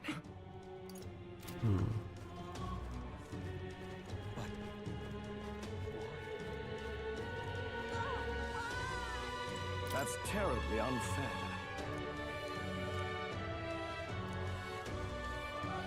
But why? There's that person over here. Oh, you're not getting off the hook for that. What now?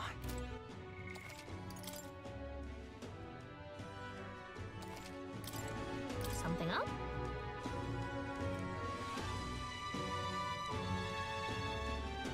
Okay, this is the wisdom one. We need wisdom for purifying our items. I might do that. Whatever will I do? You.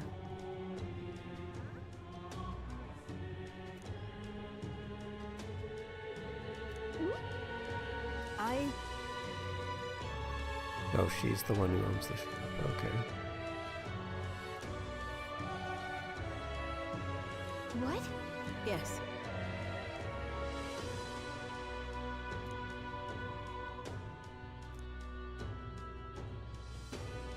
I'm gonna need knowledge or something, aren't I?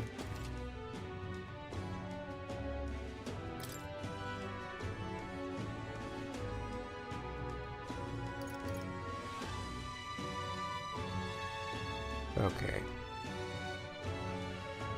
Wisdom, not knowledge, that's what it's called in this one. Yes. Okay, you can always come back. Two.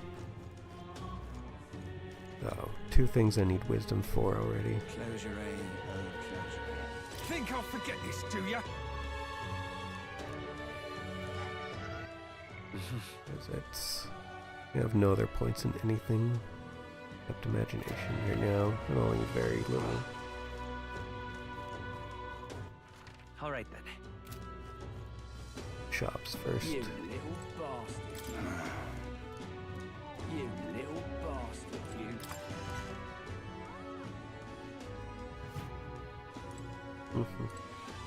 See if we can shop here yet. What? I have to do that quest first, probably.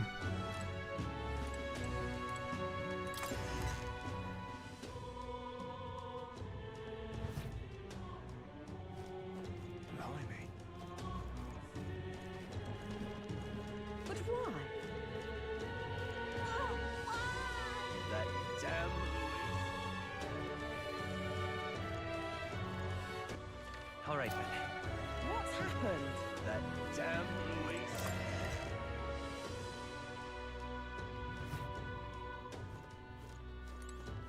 Oh, what a pity.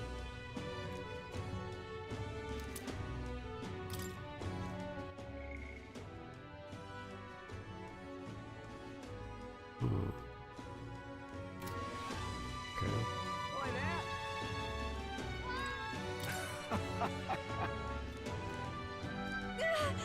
I'm out of ideas.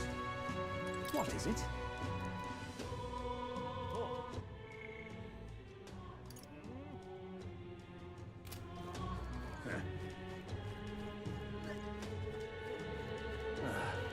I'm out of ideas. What am I gonna do? Eh?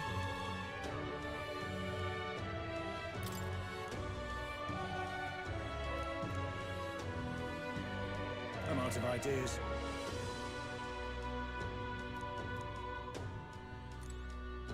What am I gonna do? You are.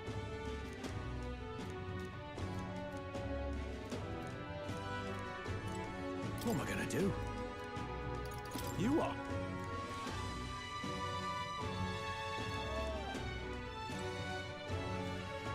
Excuse me. Yeah, still nothing to do here. I'm out of ideas. Oh yeah, and I forgot we have our sword now, so we can run faster. Great. That Louise. But why? Close your eye. Oh,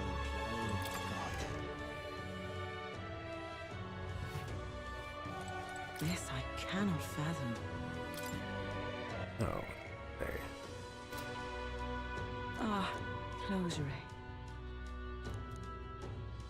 What?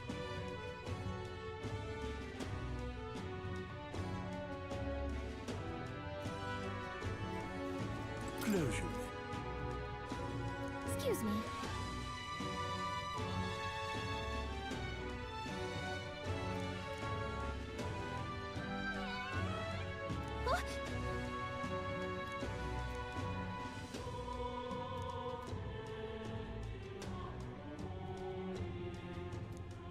How much?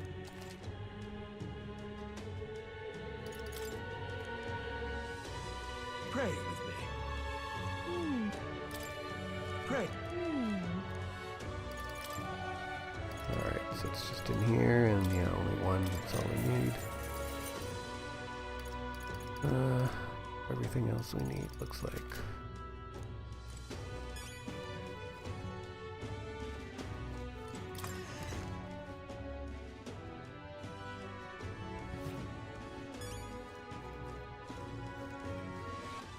All right then. All right then.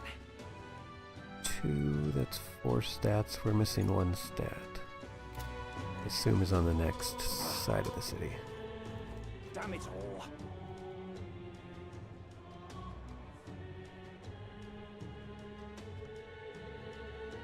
I'm just incredulous. The royal guard is sloppy, aren't they? Hey. Hang on a minute, you. Perhaps. You there? I already bought one. Can I buy now? Or Hang on a minute, you.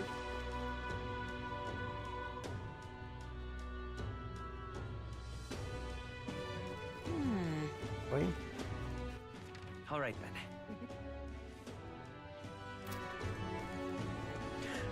The sacred Grand Cathedral. What now? Oh, wisdom.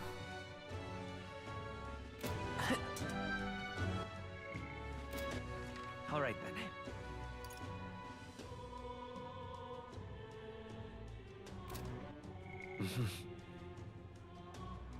Imagination and wisdom.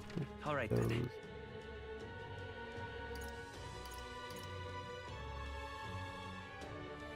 Three.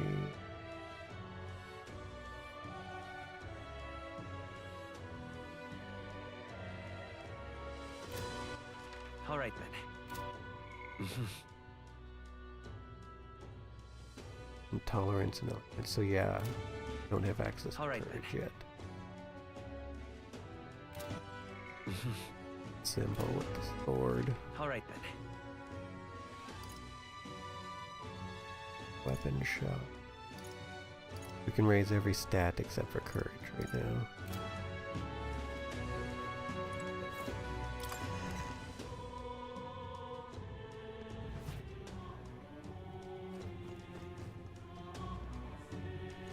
What in the blazes? Maybe that's what bounties will do.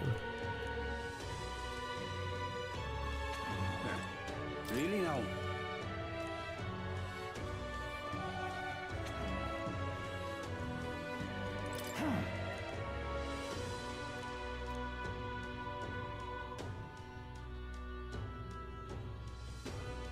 I suppose.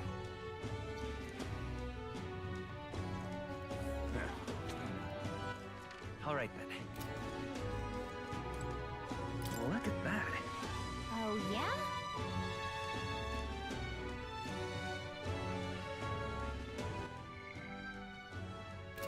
Katharina. They're also the ones who Atlas, and they also made Catherine, so I wonder if that's a nod. Or if it's an actual character.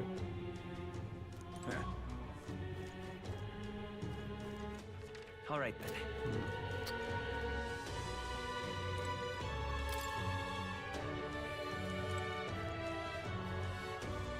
And over here...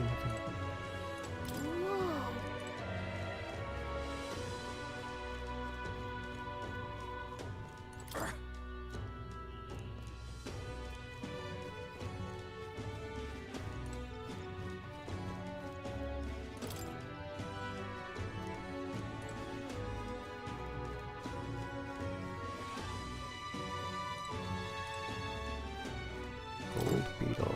Where is that? Oh, it was in the corner. Wait a second. Whew. Okay, so we can't approach the desk. Yeah. Whew. Nothing in us. And for us here. The sacred Grand Cathedral. What now?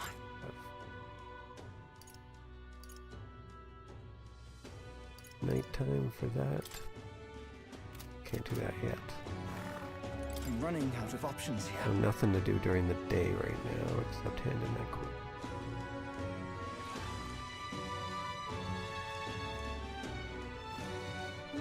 This I cannot fathom. The Grand Cathedral, why? It's... You little bastard, you. I guess. What is it? I can't believe it. Right.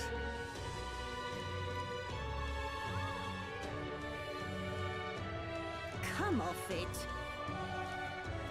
I can't believe it. Just what Okay, so unlike Persona, there's not just like a crap load of stuff to do. You're not stuck in one city. It's more like a fun fantasy game where you travel. Even if it is the capital. Don't need those right now. Just what don't be worth it. Welcome.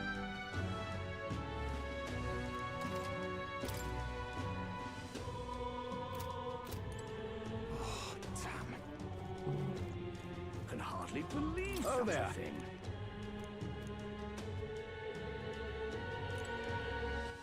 All right, then. Okay, I think that's it. We just gotta decide what to do, but I want to visit the shop first at night before we do all our battle stuff.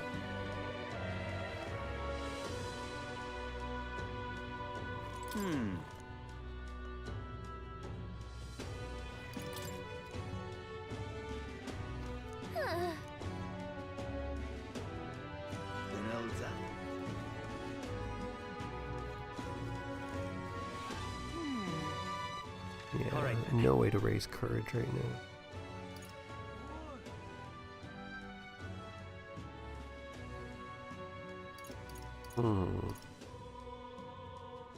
We can go to the dungeon or raise a stat.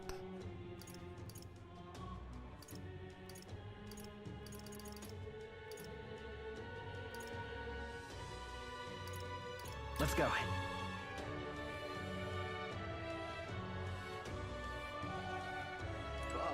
Okay, I guess we'll hand in the quest first and decide what to do. See if it takes a day to hand it in, probably not.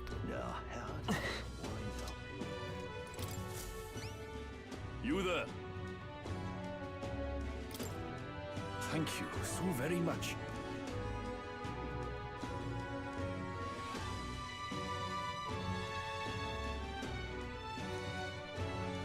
Hey, no. You there?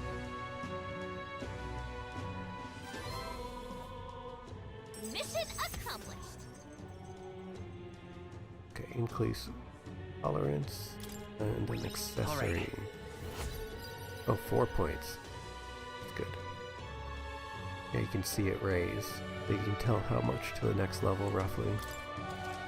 Much better than we just have to guess pretty much.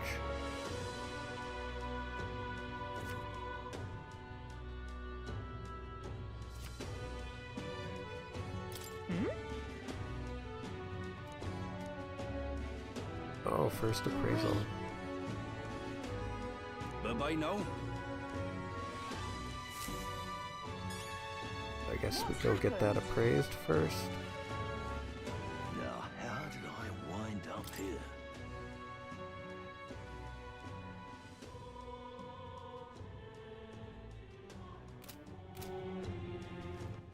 All right then. We can already. Armor shop should be the right one. Come to think of it.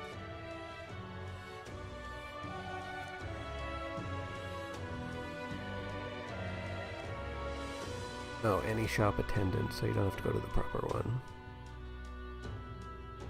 Okay, what are you pining for?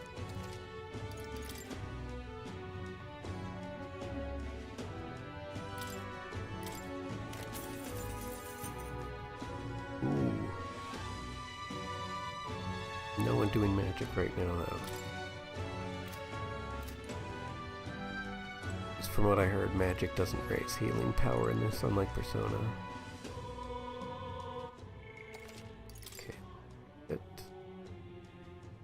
And decide on what we're doing for All right then. the next series of days.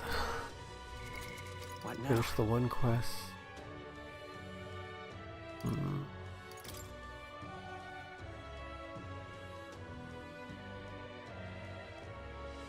Okay, so it's definitely a night activity, and we'll have to go through the city again to see what quests are available. We should take one day to really, but maybe raise our stat.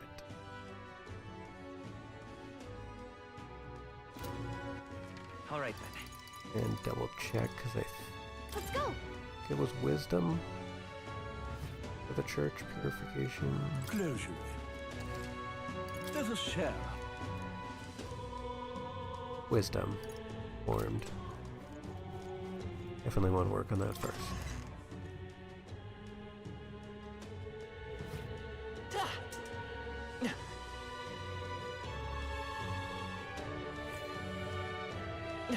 Whatever will I do?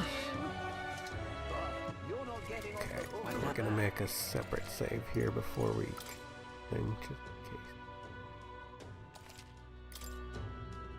Something up? Oh. Okay. Whoa.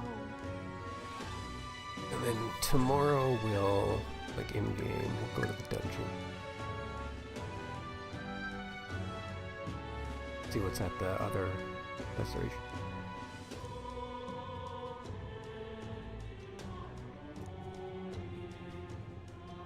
Huh.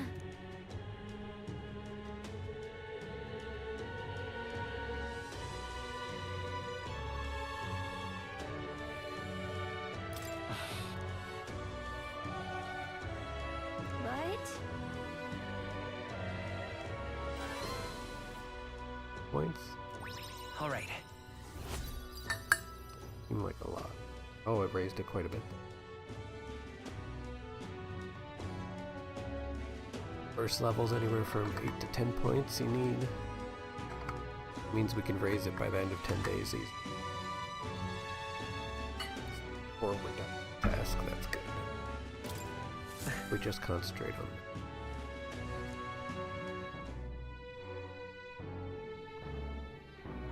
And then another 4 days to get another quest. That's 8 days. It's like Persona, you need 2 days though. So.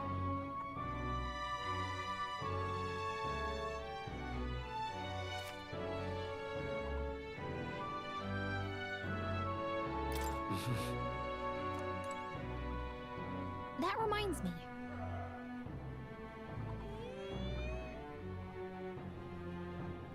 Oh, you can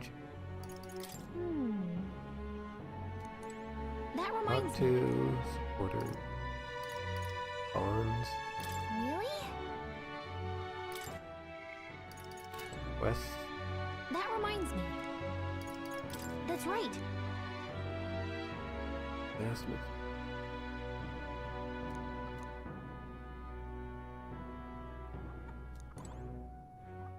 Please, if you can help.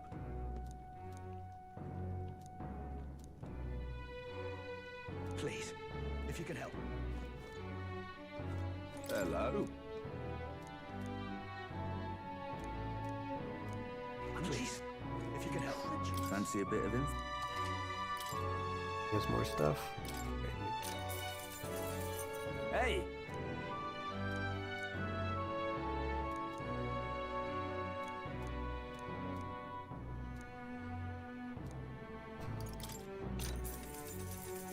Just between us.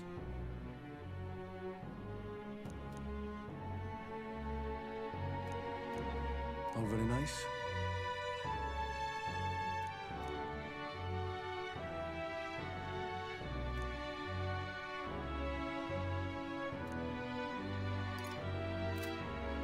Please, if you can help. All right then. What is that? Tolerance. Gonna do.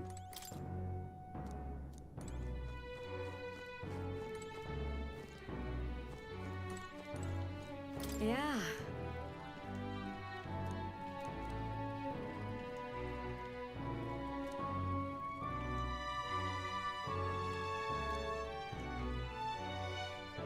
That reminds me. Oh yeah, I have a quest here.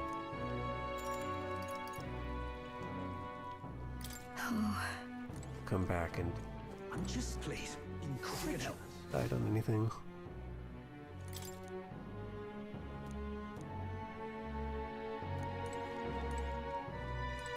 What? Gotta talk to Maria.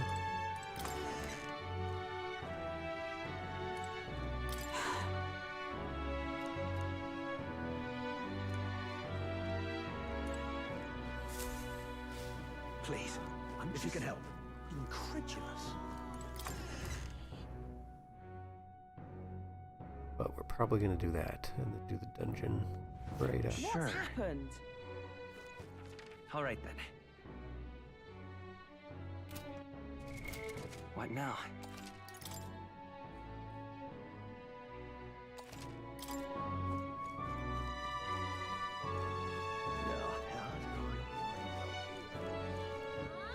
All right then. You've been a lifesaver. The Grand Cathedral, boy.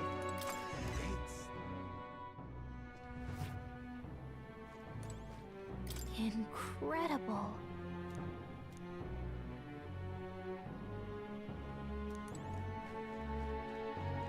Say there.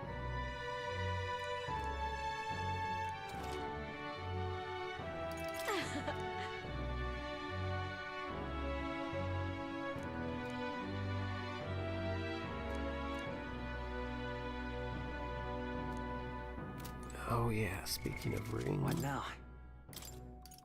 That new one, I think all accessories are. Yeah.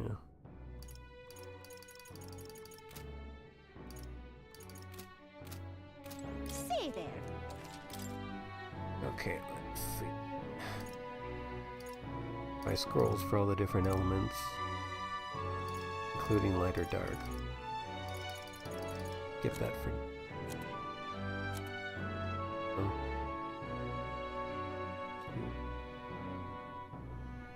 An icon only takes half a turn.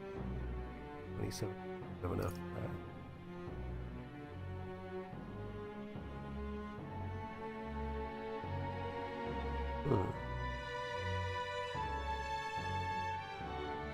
Do 2 actions in person. Doesn't give you extra turns though. Weaknesses.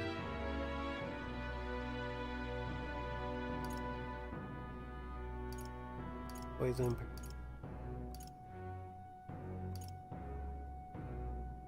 Oh, interested in the top 2 only.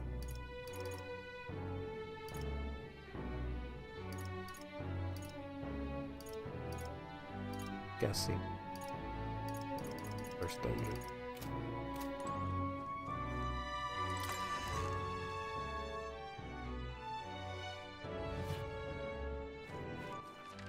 right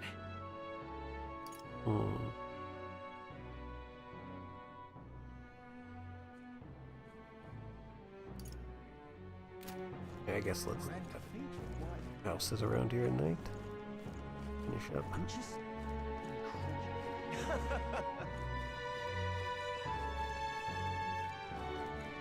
what'll I do?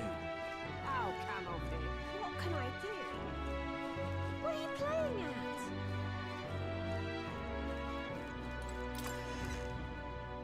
Okay, so the shops are open. And what is it you want? Fuck, I'm... All right then.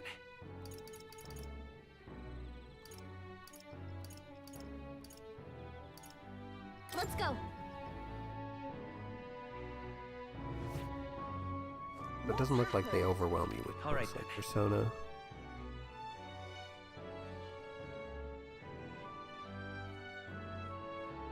Oh, couple quests and basically just raising your basic stats to start.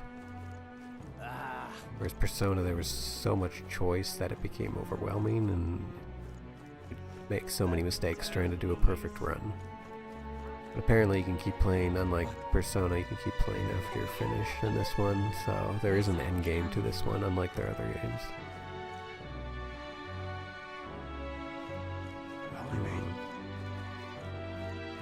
Ridiculous. Divination sees all. Ridiculous.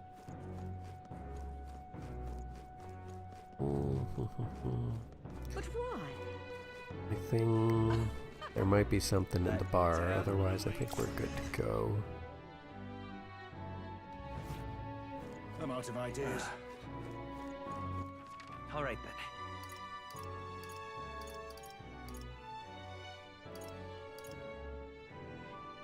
That one's called the Grove.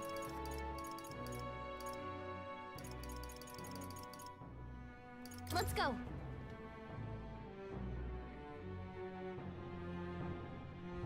I'm just incredulous. Hang on a minute, you. The sacred Grand Cathedral. I guess we still can't do anything here, even at night. Wait a second. No. Oh yeah, bounties I'm gonna guess get unlocked after. So literally just small quests. The sacred Grand Cathedral. Already done one, almost done this. But my comrades in arms are still in there. All right then. There's one new icon, two. There's two new ones.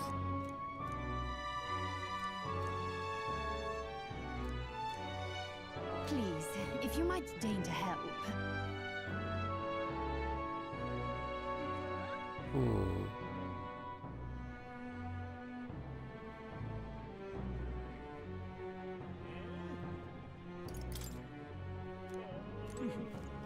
Let's come back. We can always save and reload just to see what item it is. Oh.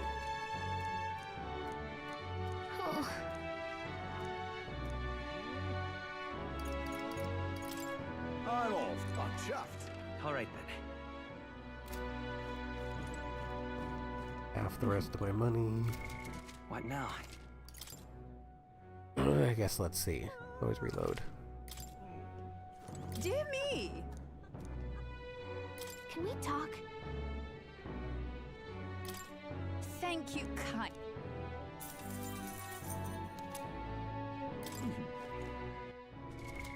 What now?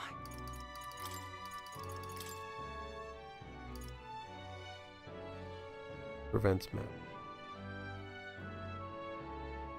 Gonna guess you get that in the first dungeon.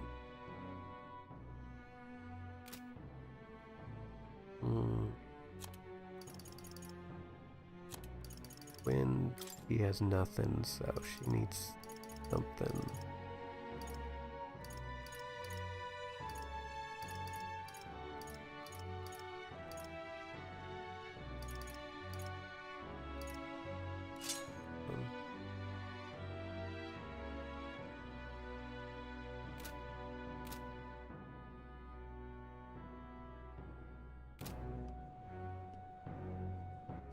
All right then.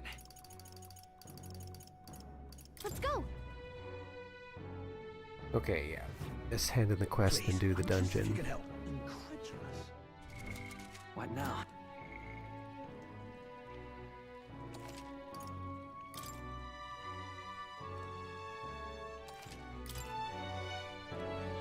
Yeah.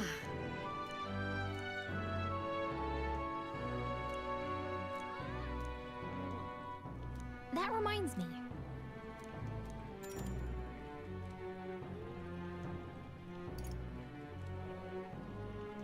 Okay, I think that was the quest. Be right back quick, and then we'll finally get.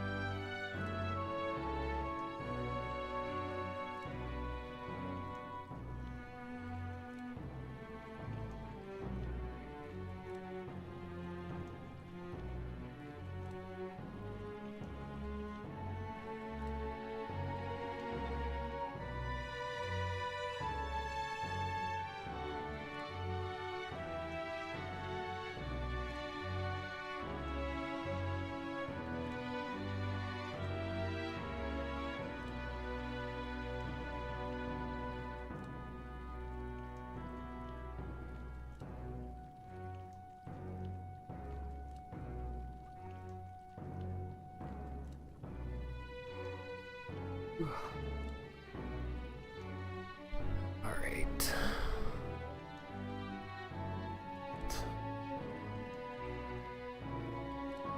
Let's just click. We'll keep going.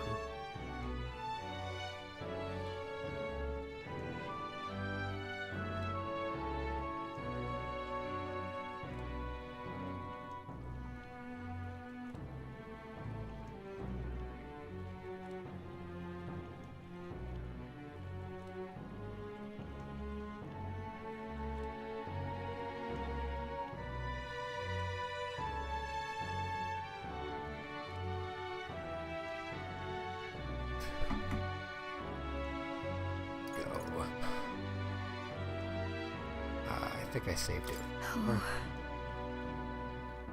Oh crap.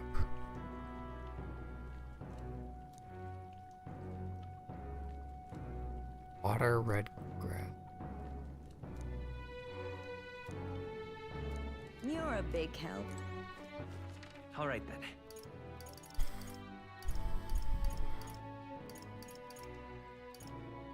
Let's go.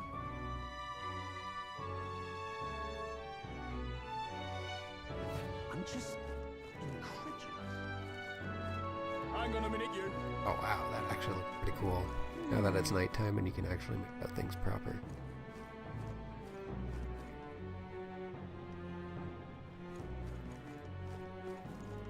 Red grass, meat, and then here's the water.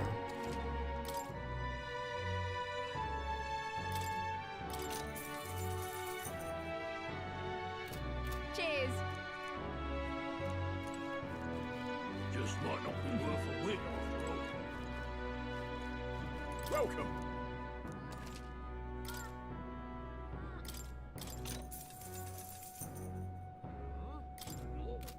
Come again, mate. I'm chuffed. Oh, all right, shoot.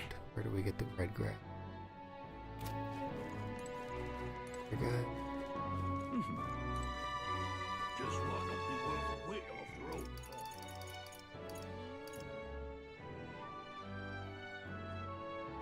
Sold at the market near the Grand.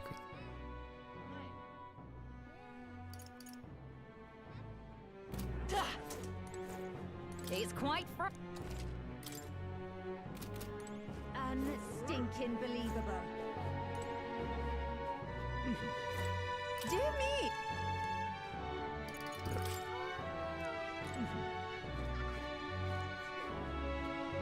Welcome. Have the meat. I'm chuffed. Okay, where the heck is the red grass? I'm off. I'm chuffed. Why, you...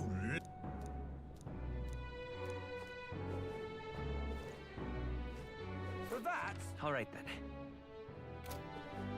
Closer in. Why did they say? But my comrades in arms. Can I have some?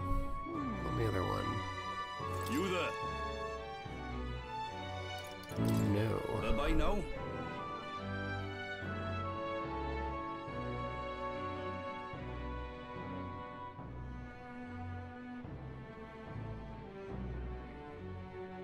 Look it up real.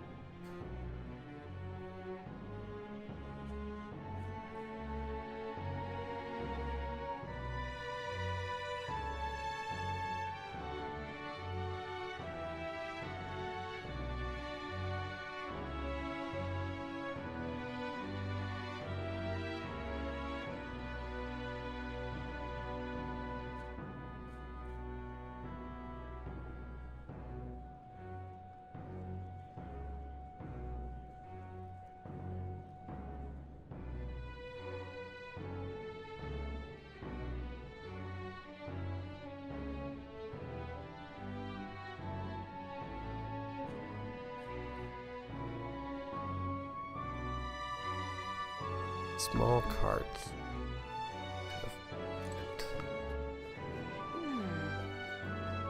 Not marked on the map, maybe? Comrades in arms are still in there.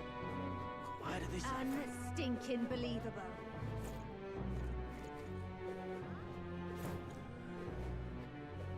For that? For that? Let's mark that.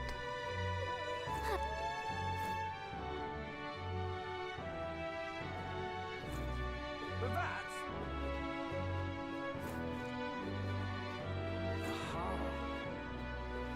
This guy? Very nice. Oh.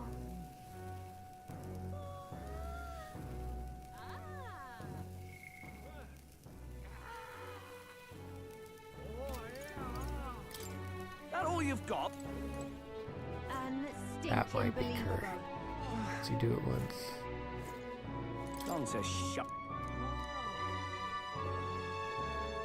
Can hardly believe such a thing. Oh there. Oh, now I can interact with it. Oh. Before he wouldn't sell us. We got that. License. Can we talk? Thanks. Unstinking believable. Oh,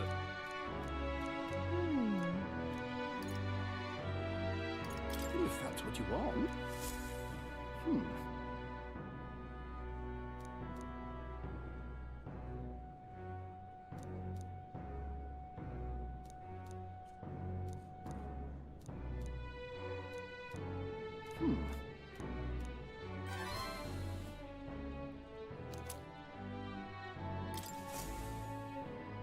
Can hardly believe such a thing.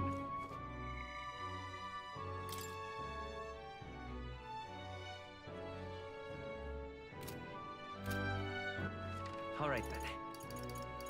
Be ready. Go.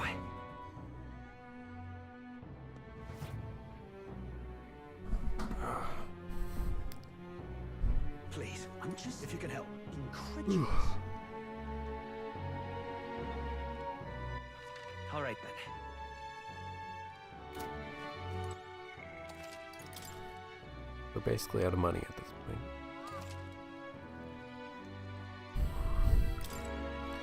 Yeah.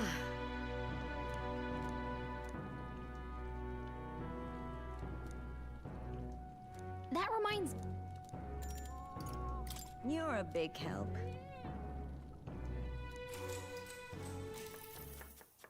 Next up is... Oh, right!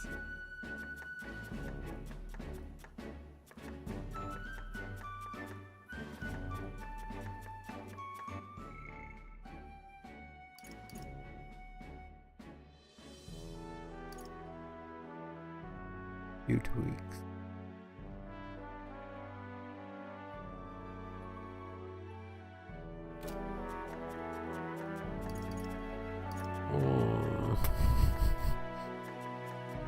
Well, if we're doing it for the quest, stick to recipe. Exactly.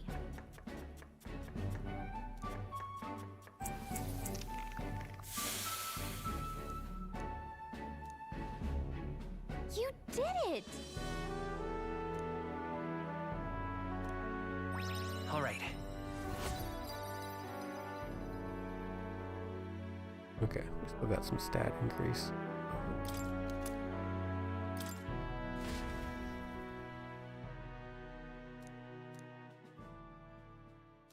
Time marches on, and the age of a new king draws nearer.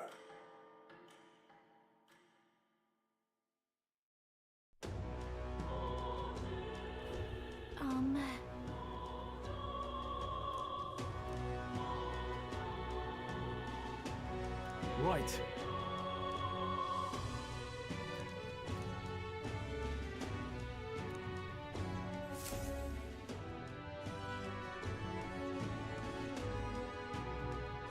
What's happened?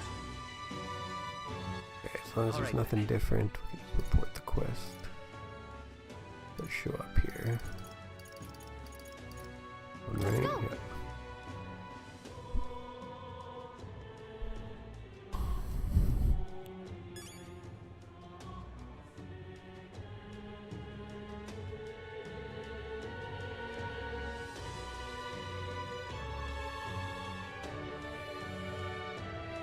What's happened?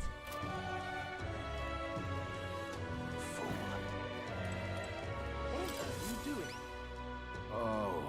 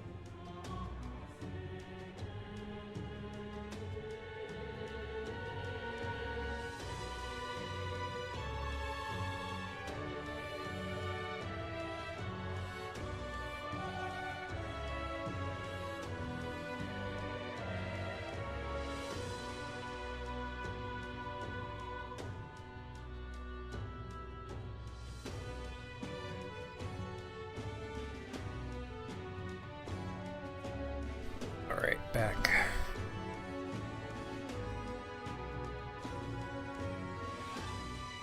Grand, isn't it?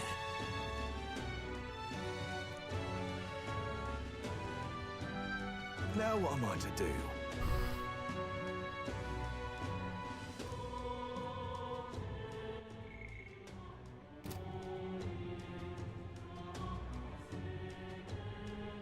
What in the blazes?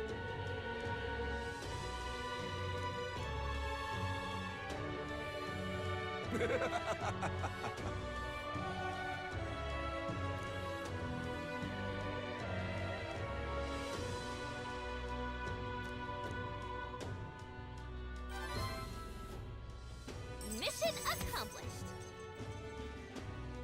Okay, wisdom. Definitely need more of that. And the items, I believe those are. And we're short on money. Now then. Oh, already level 2. That's good. So we can purify our stuff now. And grab that extra side quest. Wisdom.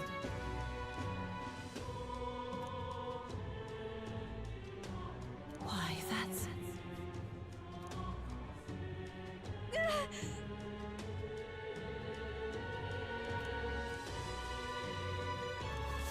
What on earth are you doing? Okay, that's good. We got that done in one day.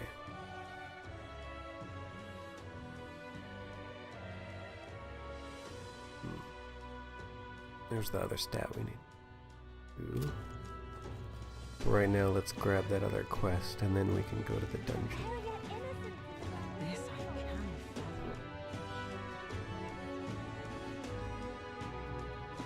This I can fathom.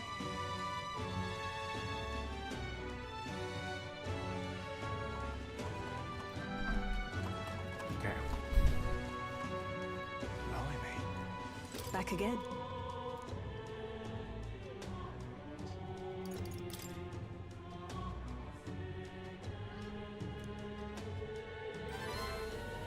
Yes.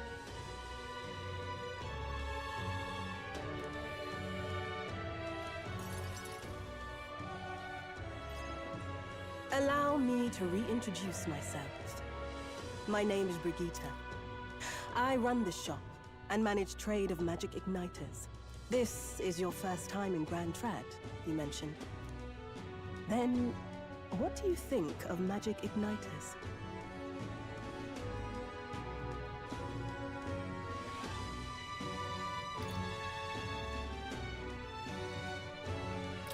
I suppose they make some things easier? Aha! Situationally easier, but not broadly useful, eh? You have a good grasp of it then. Alright, next. Are you good at keeping secrets?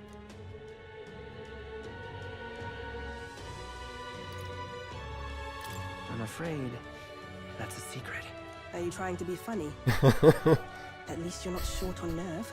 Then, I pretty have one funny, last come on. question. Do you believe in God? Not the one everyone else does. I have my own beliefs. In other words, not the god of sanctism. Well, that's enough for me. Yes, I think there's potential in you. I'd like to ask you to handle an extermination mission. You're fit for the task. The fact is, our trade route for igniters has been, shall we say, compromised. A local monster's apparently made the place its feeding grounds. Evidence suggests its actual nest is near the place I personally checked out. I want you to go there, find it, and exterminate it. Wait, hold on just a moment. You're asking us to handle something so important? Is that even okay? I'm asking you precisely because it's so important. There are reasons I'd rather not bring this to the guard. I usually prefer discretion with these sorts of things anyway. Especially with groups like them. But if Grius trusts you, then I certainly can. How are you connected with Grius? I hardly think that bears discussion right now. You're definitely confident. Does seem Once like we we could finish use the this. help. but... which means a You new will class. be compensated, of course, and generously. There's also the option of discounts on my stock, if that appeals. Additionally, rumor has it there's even treasure to be found at the monster nest. I'd say the potential rewards are a fair match for the risk.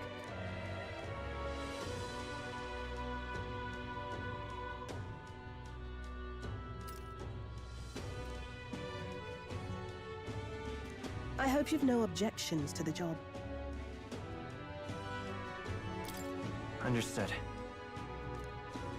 Thank you. In your eye.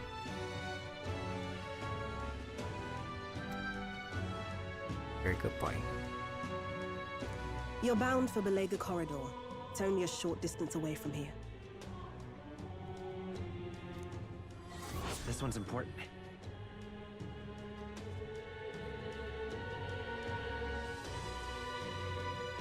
Okay, so go back to the informant. Oh, increases courage. There we go. It's here. I'm gonna guess it's mostly bounties and side quests for courage. I think I heard that there was a battle arena later too, so I'm gonna guess that's courage. And right there's a labyrinth.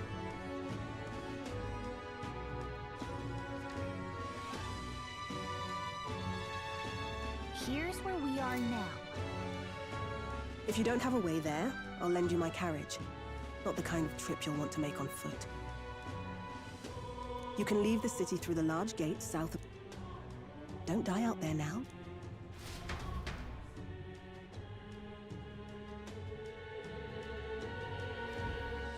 Okay, I'm not going right away, that's good. If it was gonna teleport me.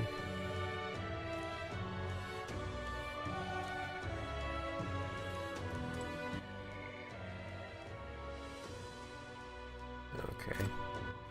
All right. Okay, one more stop. Seems to keep going in circles. Let's go. Keep unlocking more stuff. Okay. If you can help. Fancy a bit. There we go. That should be the one we need. In on this.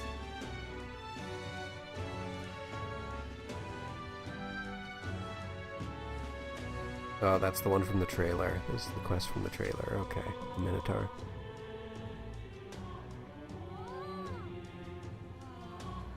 So don't use a staff or a mace. Unless Berserk is just causing it to straight attack. Some games is a good tactic. But attack.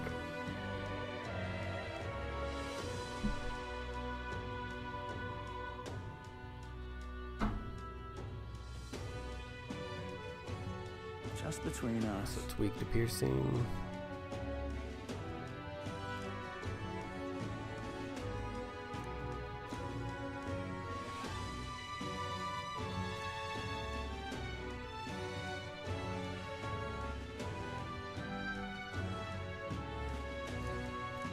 Okay, so it's something to be done after the main dungeon if it's apparently harder, has harder enemies.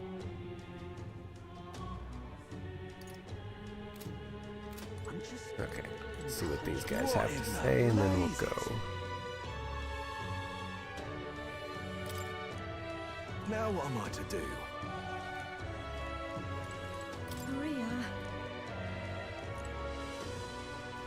I'm just, please, if you can help us.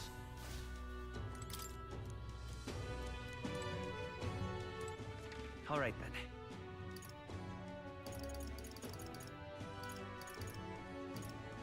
Let's go.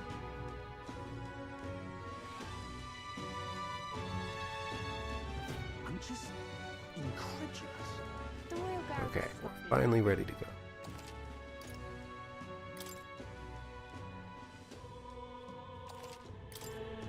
Double check one more time. I'll be done.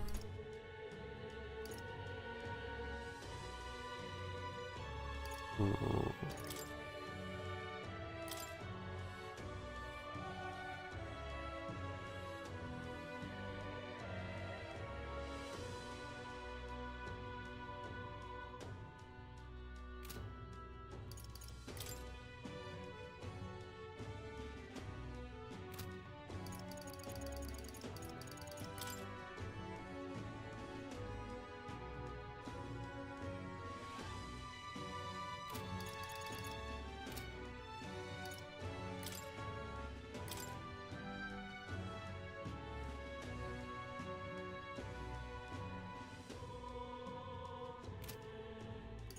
Okay, we that one after.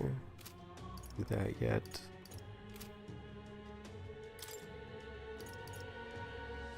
No deadline. So that has to be a confident if no deadline. The royal guard was sloppy, aren't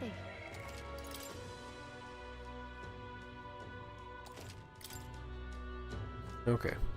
Heading out?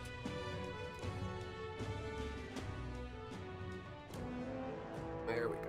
Finally ready. We'll grind our ass out. Hey!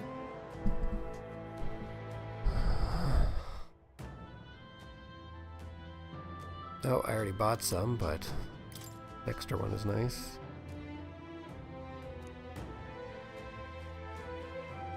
Oh, definitely. Onward.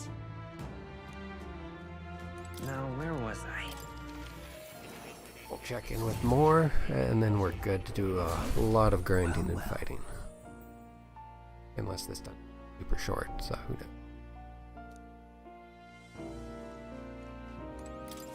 Do make yourself at home. There's research, is that new? I'm counting on you. Oh, okay, that's the next quest. What would you care to know?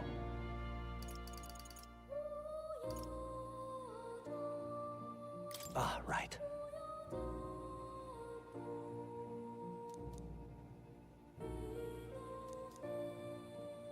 Oh yeah, synthesis is basically the team skills, where you team up with 1 to 2 party members. I think it's only 1 to start. Of course. But for that, what would you care to know?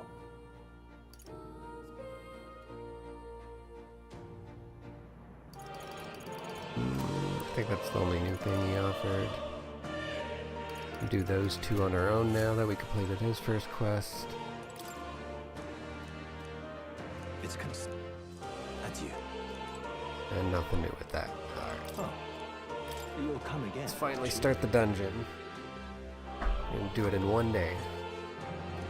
If we can. Because in the old Personas you could, but Persona 5 they made you do it in at least 2.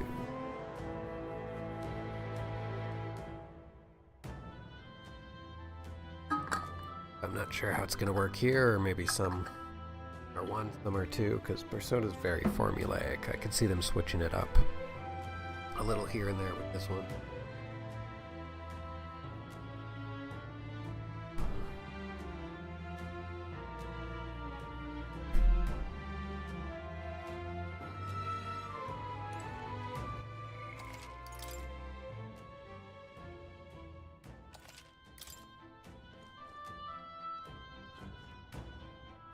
Okay. What do you think? Oh, now it asks you to spend the day in there. Okay, I was wondering if I was locked in here or once I start. Looks like once it starts. It's in Persona, you have to usually cross the world, so you have to decide. And then you get to a scene like this where you're outside.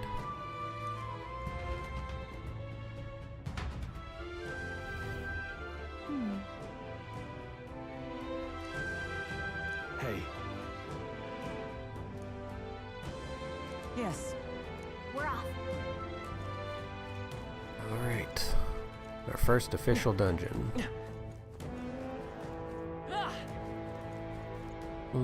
Warrior Knight and Healer. Yeah, keep that on. Good setup. Yeah, still locked.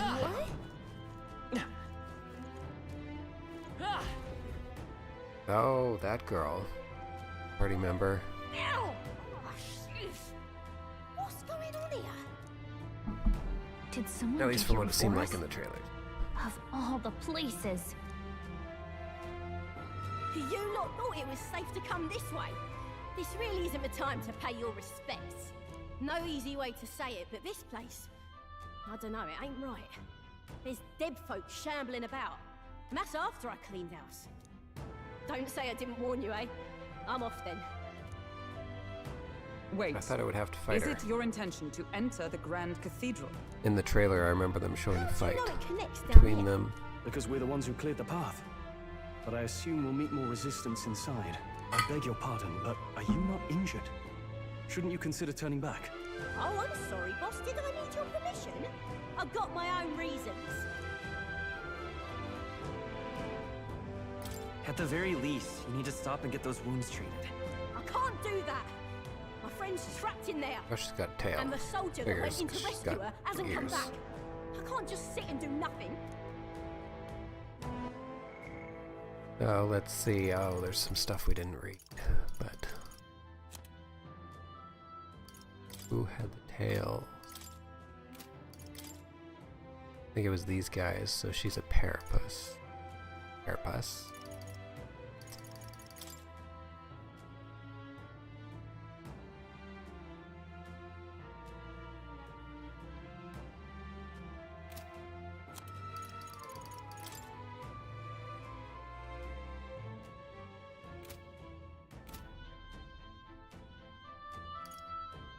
Then we will rescue her.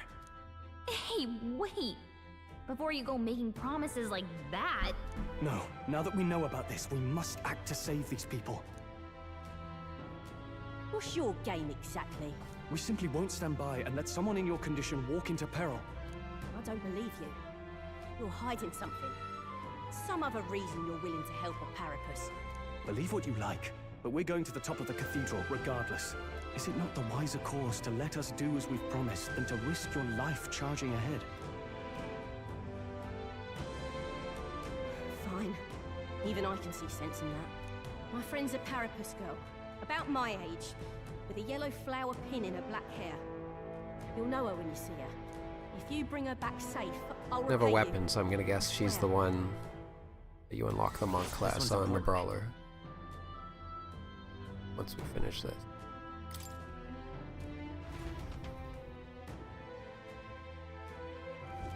Oh, come on. Second, I think we still haven't... Yeah, we still haven't distributed any of our points.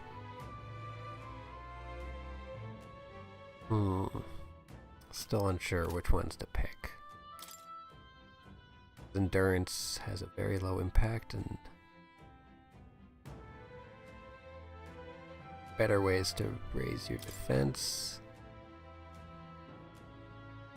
There was something important about luck I remember reading. Besides obvious drop rates, I think it's for landing spells and one other thing. Oh, luck is for crit, that's why it's good. Okay, so crit chance. Evading is huge in this game, which is why agility is so important, because if you evade or fully block a move, the enemy wastes more turns. That's why I went agility to start. Gotta decide if he's gonna be strength or magic user, so no endurance. Agility is a second.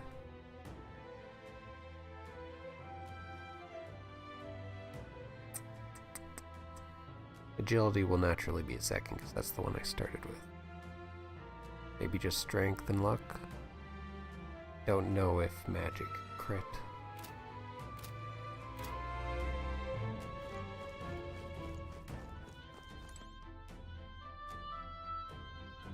Oh.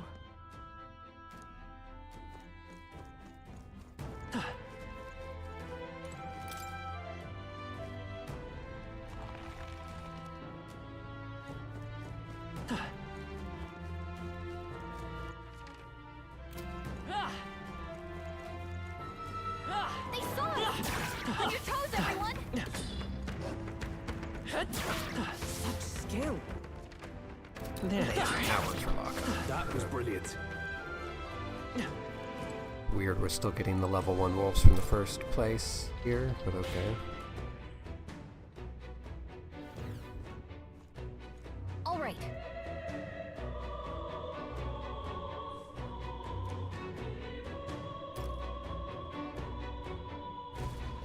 Oh well.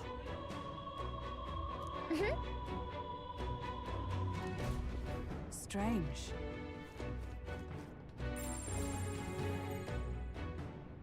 enemies around. Watch your step. That's, yeah, I think that's an enemy. They saw us! On your toes, everyone! Come on! Such skill. Damn. They'll need more I thought that was another wall. Seizing your chance while Hulkenberg's anxious.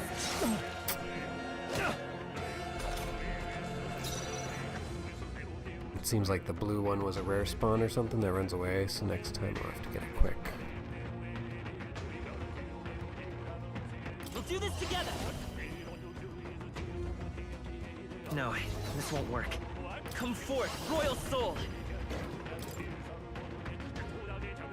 Flare. Still here? I shall fight as the noble. And that's that!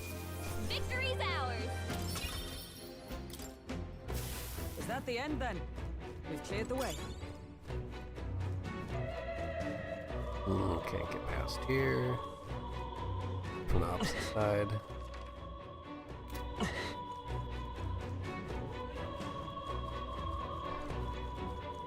Hey!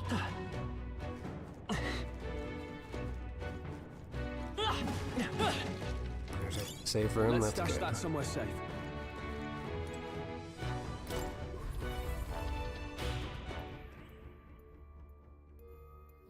And if it's like Persona 5, you can travel between the different save rooms. The big ones. If so,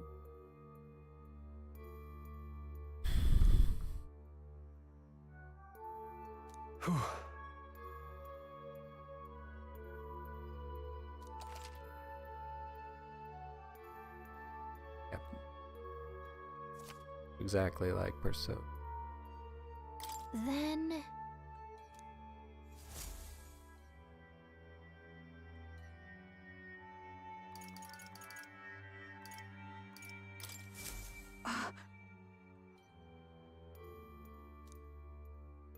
Safe point, not a save point. They call it a... It's clear what they did there.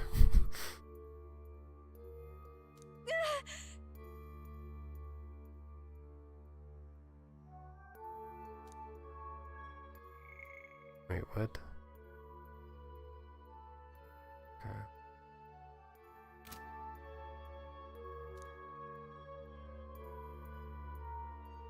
No.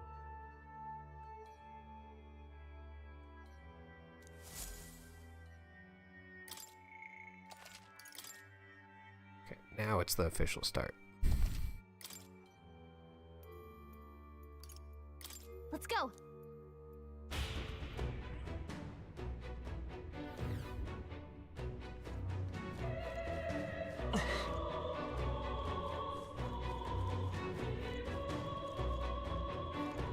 As long as we're careful. Okay, that's the yellow I one. think we'll be fine with these.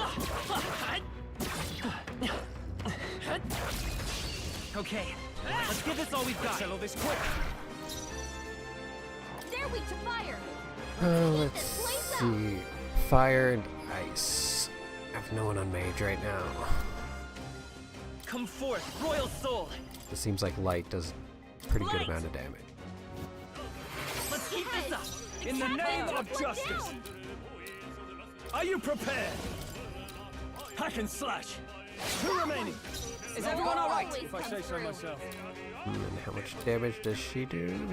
Oh, power of Neither of hers are attacks. Comrades, lend For me that your one. strength. Right there. One remaining. That's it, Hulkenberg. Not the best. Only one left. Finish them off and we're clear. Looks like that's all of them. Great job, everybody. Commendable technique, satisfactory.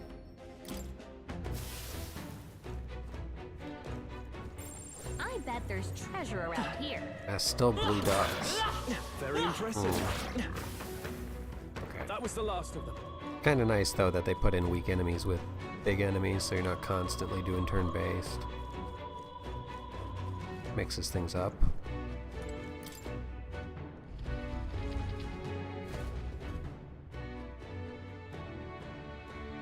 Ooh, big area.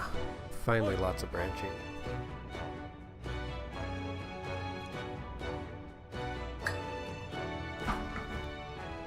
The thing is,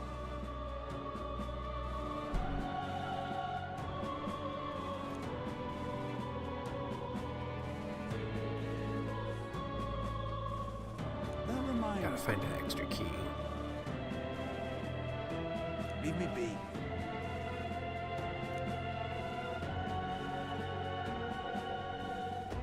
The white clads. That sounds. Absurd.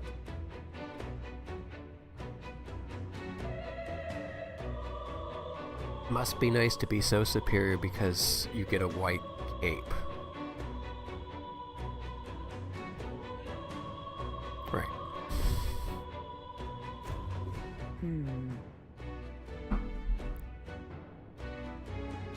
Hey.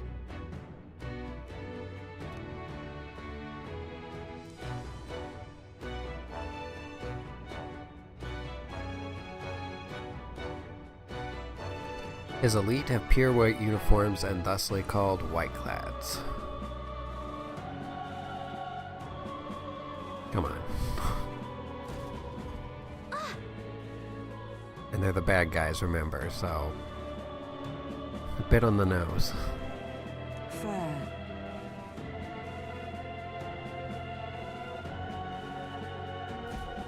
All right. Let's hurry. Oh.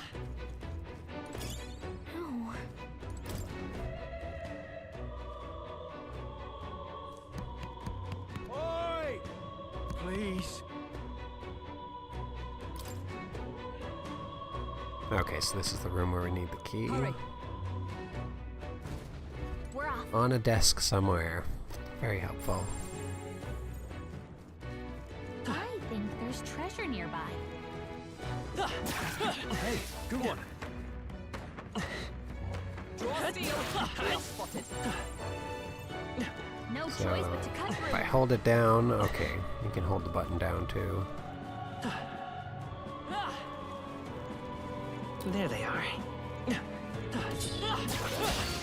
Oh, This won't stop us. like it takes 4 hits to get them. Oh, that was not good. Seems like ambushes are a really pain in the ass when it comes to hard mode. They utterly destroy you. So. I can't give up now. Let's get him some healing. So he has burn right now. I won't hold back. And this is why we went healer first for hard mode. We're not out of this yet. I'm obliged. My thanks. Captain, In you've the been name burned. of justice. You'll take more damage this way, so be careful. No holding back. I'll cut you down. 3 remaining. I've sworn an Always oath of come knighthood. through. With blade in hand. Okay. Enemy attention for one entire turn. Let's do that. Do this. Not just one enemy's attention, it's every enemy it looks like. Is that all? Oh, and I forgot to put my main character in the back row. Is that all? That would probably help. Captain, you've been burned. You'll take more damage this way, so be careful. Healer. And I think burning's a physical debuff, so that means I have to cure it. It stays on. You better be sure.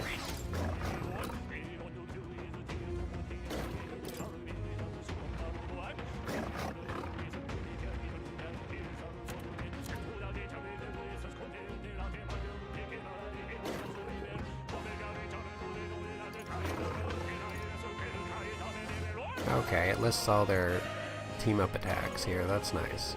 Noticed that before.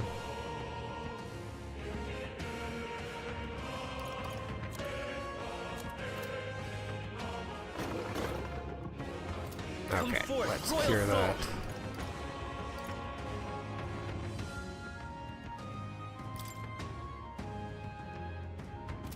Maybe not. To the rear Back row guard. By first. this power.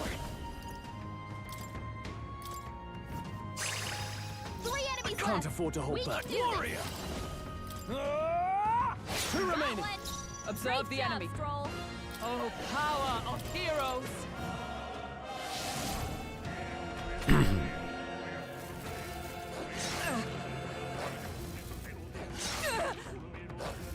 Ah, crit. Is that all? This is nothing. Only 2 enemies left. Stay sharp. Healer! Flare! A tough one. In the name of justice, I shall vanquish evil. Let's wrap this up. By the swan. Right there! That's the last of them. Okay, gotta be much more careful with ambushes. 'Tis done. I shall strive to use this power wisely. Looks like we're safe for now. Which way did we come from?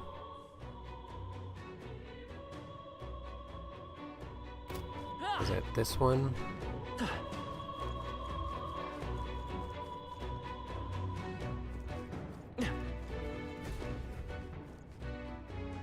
Okay, and this is the desk. Obviously, sleeping guard key. Yeesh.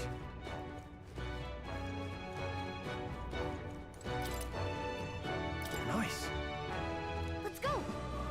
Can I wake the guard up? Hey.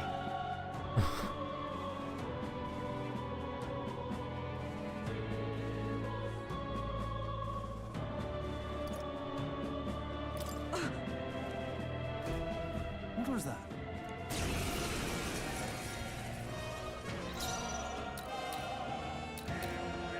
I had to. You better be sure. Oh, that's right. It reset my positions because I forgot to change them again. They won't hold back.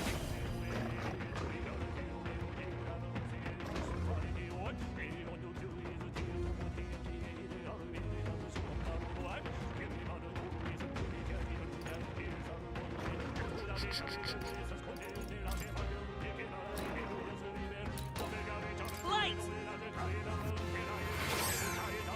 Now, what's the play? I call upon royal power within! Moment of truth! There's no point resisting, you know. With blade in hand, I stand waiting. We up. This is nothing. Only a flesh wound. Okay, good. She's still alive. Let's go. With healing power. What's needed? Helpful as ever. You could make this easy and die.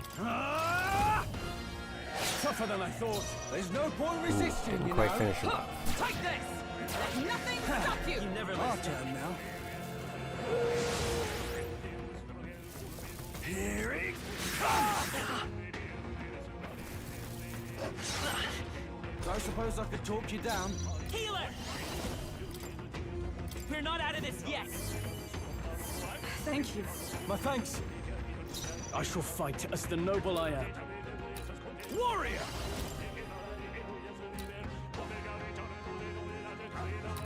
I'll cut you down! Let's get this over with. Right there! Stay focused. Let's end well this. done, Hulkenberg. How's that? Okay. Here it comes. I got through. Give it up Oh, already. Get back on his feet.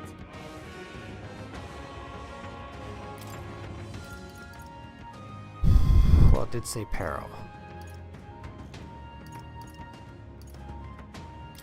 Let's try this. I live to see another day. I shall vanquish evil.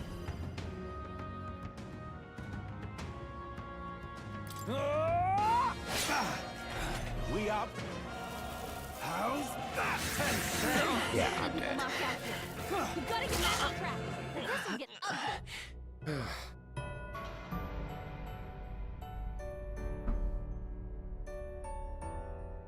Will your tale end here?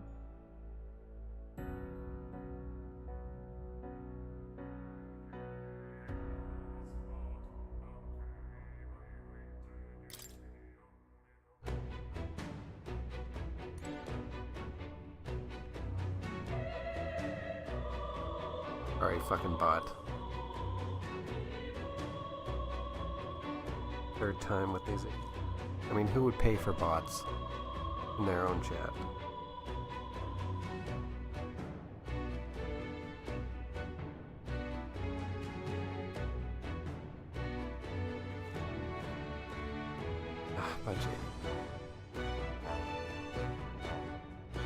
Let's say you even bought those things, like, what, they're not going to engage in the chat, they're not going to support you, they're not going to see your other content. It's like, it's so fucking stupid.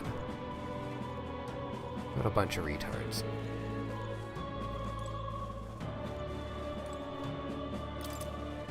Nice. Let's go.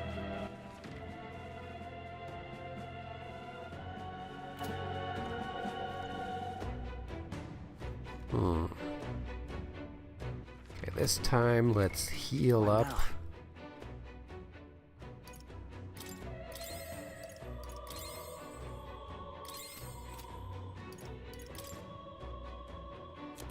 And everyone starts in the back.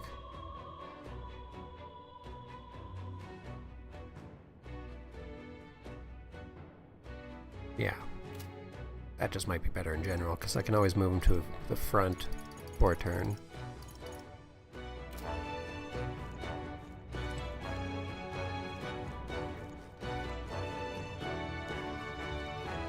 It's still marked on the... Oh, that's the other room. Let's go grab that and then come back. Hey, you found something.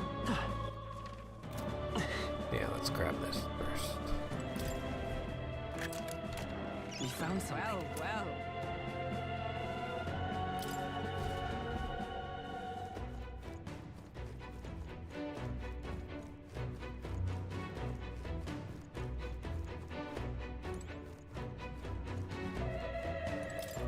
Hey. What was that? Alright, let's try again. Let's go. Flare! In the name of justice. By the sworn oath of night. Wasn't I predicted? Oh, boy. This is a bad start already. Only a flesh wound. Here it comes. What? I suppose I could talk you down. Healer! We can do this. Trust me. I owe you. In the name of justice, I call upon royal power within. Right, let's keep this up. Is everyone all right? If I say so myself. I see you. Oh, what the heck? Oh, it changes the animation when you get a critical. That's pretty cool. It's not just like a harder hit, it's completely different animation. Healer! Light! Still here? Our turn now. Oh, please! How's that, Sensei?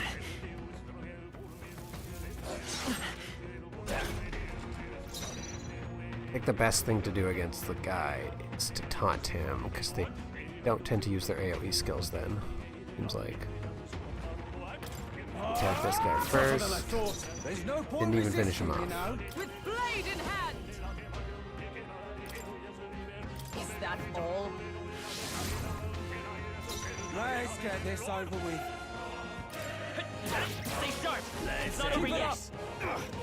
Is that all? There, regular attacks, much better. My guy's weak to wind. Closing the distance. Are you We're gonna put this guy in the front. We'll do that. You could make this easy and die. He'll keep taunting. If you dare. Let's get this over He should with. heal everyone up, and we should be good the rest of the Thank you. My thanks. Our turn now. This is nothing.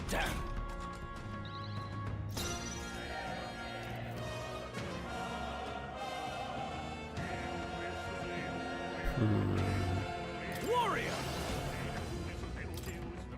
Hack and slash! You could make this easy and die. Let justice prevail! The power, Vida's power. Flare! Damn it! Try to die quietly now. Don't suppose I could talk you down. Hulkenberg's guard is down.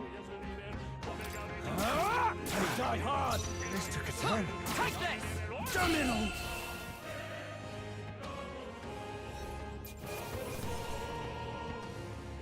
Okay. Oh, accessory. That was worth it. Come on.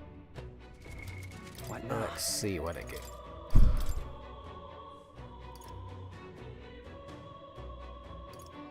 Have the new symbol. Might have just cleared it.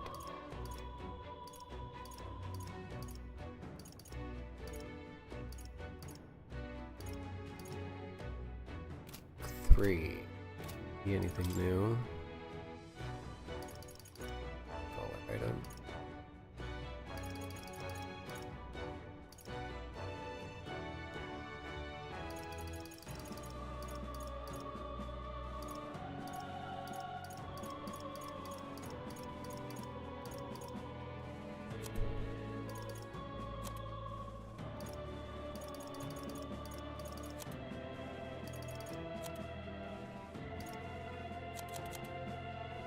Witch's ear.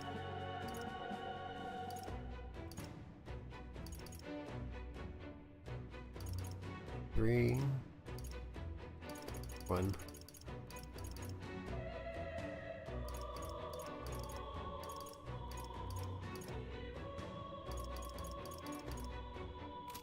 Not sure.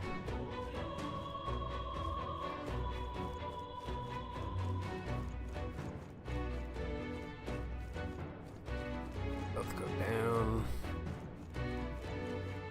Okay, that's where we came from.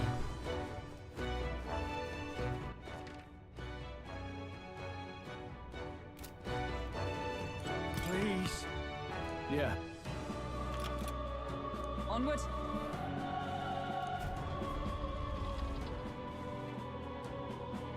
Thank you. No.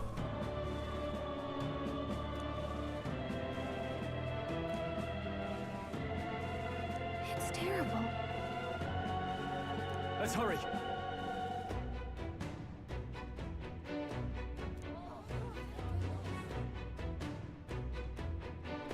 Now then.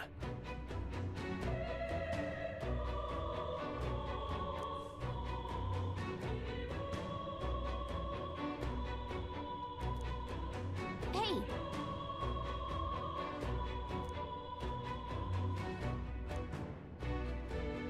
What? And then if the other girl is a party member, she's gonna get set off by the news of her death and join the party. It's gonna unlock her archetype, Damn it. which should be the brawler.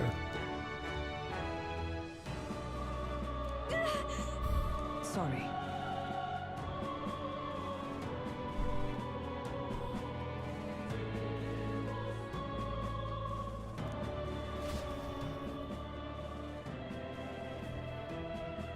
Look at her ears. Hey, wait.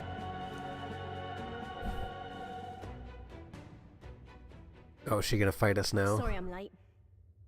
She thinks we did it.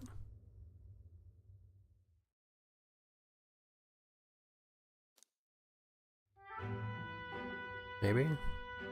Because I swear I saw that in the trailer somewhere. Guess I ought to Them come to fighting you. her. I tried, I really did. I couldn't just stand around. And you, so this is all I have right now. But...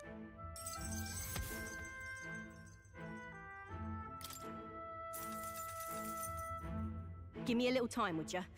I've got a bounty I'm after that'll be paying big. You collect bounties. What? You joking? You only helped me because you recognised me. You really don't know? I'm Katharina, Oh, that's the bounty Katharina. hunter. I still And think you it's a just helped reference to Erebus one of the without other expecting games. anything in return. And Catherine, obviously. Doesn't that just take the cake?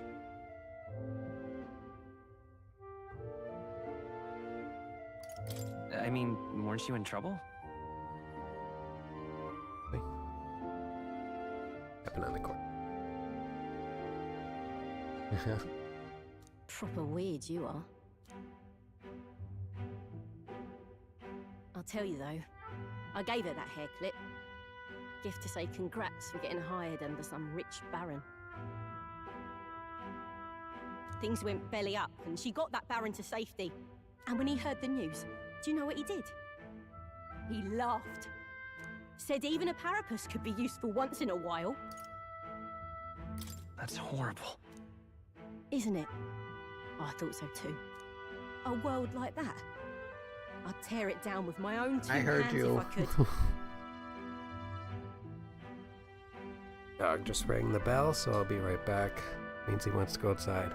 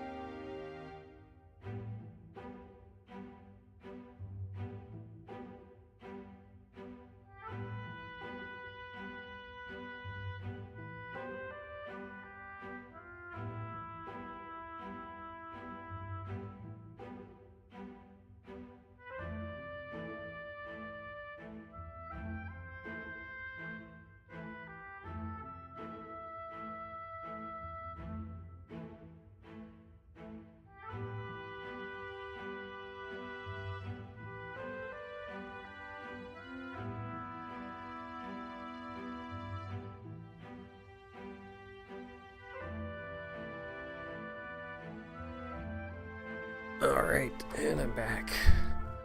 Should be good for a while. Went to the washroom as well. People are suffering. And all these bastards can do is shrug and carry on. I think you're right. You're not so different then. Matter of fact, I see a lot in your eyes. You're cutting a path, and it's no small prize you're after. Oh, get a bond right now? I don't know if Even we'll if she cross doesn't paths come like into this the again, party, but if you you're should ever in unlock her trouble, right away. I'll be there.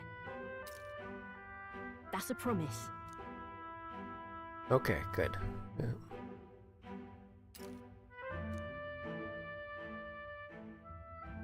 The loyal hunter, Katharina. Within her dwells the virtue of the brawler. Nurture thy bond with her, and a new power yet slumbering within thee may awake.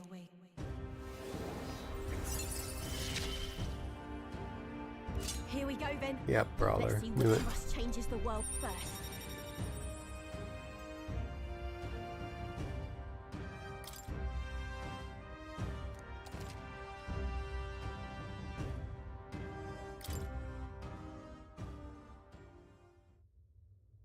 Now, I'm gonna take this poor girl home. Catch you later. If we can both stay alive that long.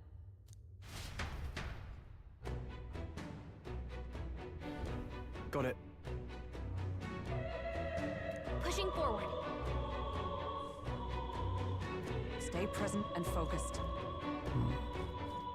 Oh, that's Moore's cat. I haven't ran into it yet. We found That's lovely. First.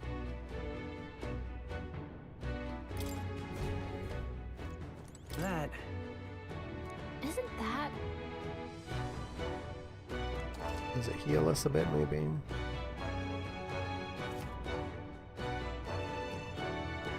What do you think? Okay, just a save point.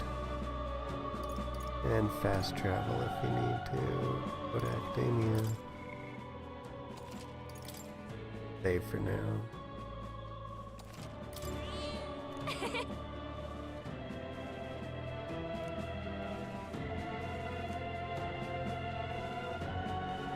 Let's hurry.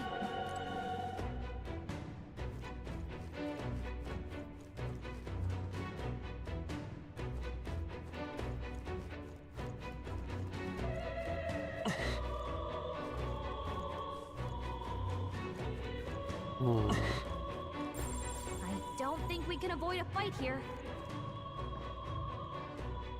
It's facing this way. There they are. How's that? This could be our chance. Quick, everyone, go!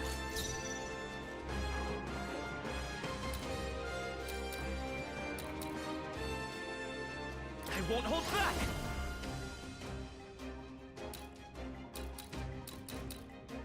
Light! Nice! Got him! Keep it Nice up. going, Captain! Oh, this is a different type of guard than the one I just fought. Guess we'd better stay on our toes. Time to go offensive. No holding back. Hack and slash. The end's in sight. Not bad, if I say so myself. Blade in hand! Now we know their attacks, may as well just taunt them. Oh, that's right. They're stunned because I didn't hit them. Stay stunned if you didn't hit them at all, too?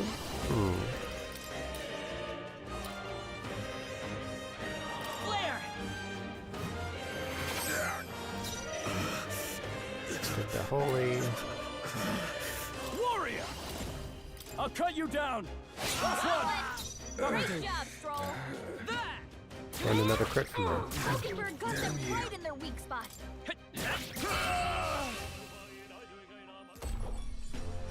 Woo, not too Or is that a shabby. weakness? Let's It's the keep this up, weaknesses are everyone. the same as crits for animation. They chose the wrong opponent. That'll do. I admit, it feels good to get stronger. Oh, gotta heal. Oh, it can't be used in battle though. Costs 2 MP. I think we got them all. We'll be safe for a while. That adds a bit more strategy.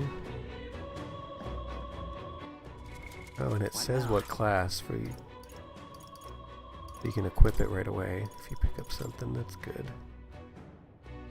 But it looks like it's worse than ours. Or, oh no, ×2. It's the same one we already have. Okay. No big deal either way. I knew you could do it. And once we finish healer, Impressive as ever. and equip different classes, and it'll be better. 'Cause your attack changes depending on the class. Great moves back there. This class attack sucks. If you see a use for it, I say take it with you. Bridges over the same. Check the door first, maybe. No?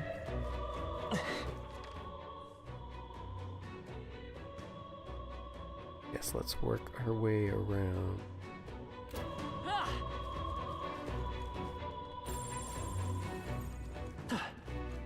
Let's push through! Exemplary. I'd say we're evenly matched. Come on! Let us settle Yes. this. Charm. Get ready. They're weak to fire. Let's heat this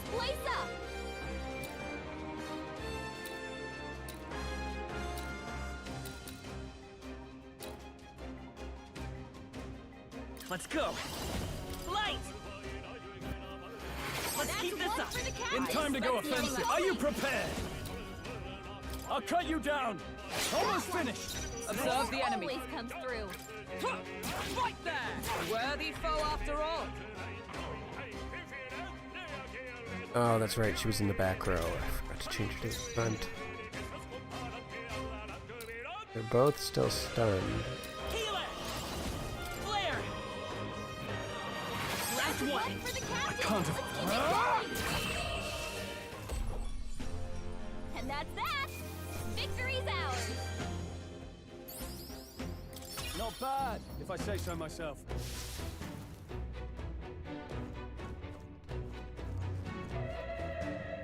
That's the way we're supposed to go, I think. Let's explore down here. What now? Type of enemy. Stayed. Pretty strong. Only 2 MP. You run into that problem lots in the Persona game. It's the reason you ever have to not do a dungeon in one day is because you run out of MP. That's usually only an early game problem.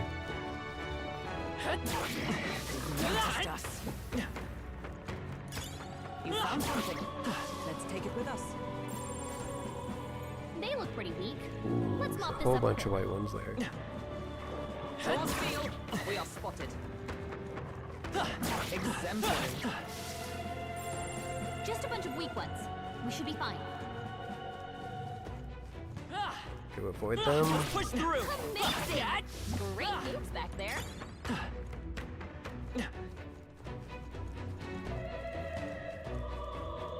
Like we got everything else. I see the enemy. All right. How's that? Our enemies. We strike first. I'll give it my all. Stay calm, everyone. Ooh, that's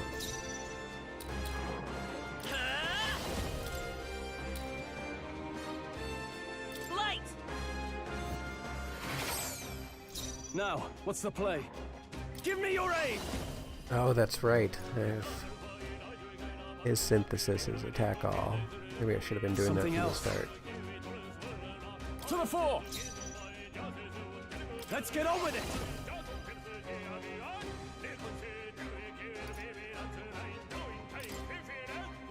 Show them our might. Hack and slash! 2 remaining! Oh wow, that is good.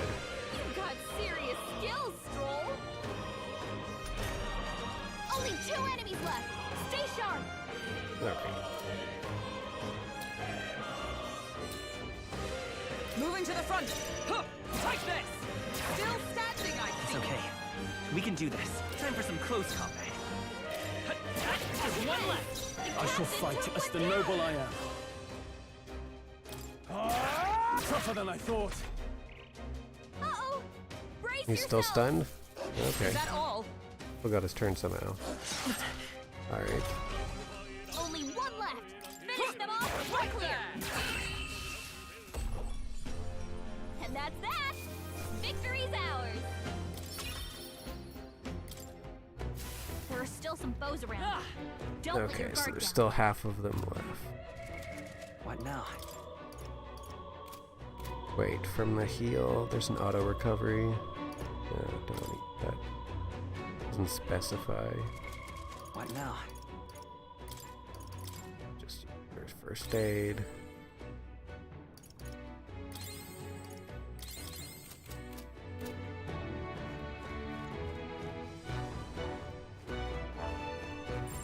They look pretty tough. Careful now. So let's attack them from the back.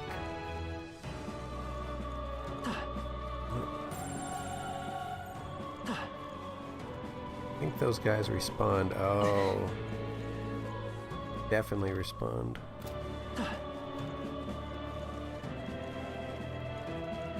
Didn't even leave the room. I just went down and up. I wonder if that does it. Let's push through. A preemptive strike. Let's give this all we've got.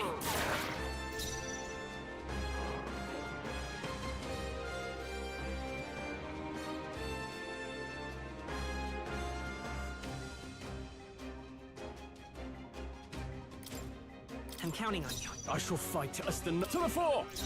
Ah! After me! Hold nothing back! I'll cut you down! Right, let's keep this up! Is everyone alright? You're at the top of your game, Charging Soul. in! Huh, take this! The numbers dwindle. Hulkenberg's got this handled.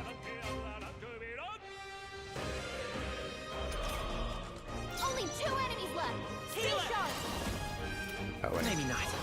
They're weak to Battle ice. Ghost, let's see. Fire and Ice. Everyone's weak to Fire and Ice. I'll have my mage anyway. Forth, Royal Soul! Flare! Last one! Are you prepared? Looks like that's all of them. Great job, everybody. There's no way I'm stopping all that. I feel stronger. Victory is ours, and safety hard won.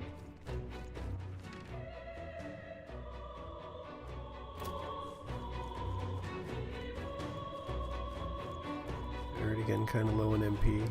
Definitely like Persona in that regards. What now? Let's see.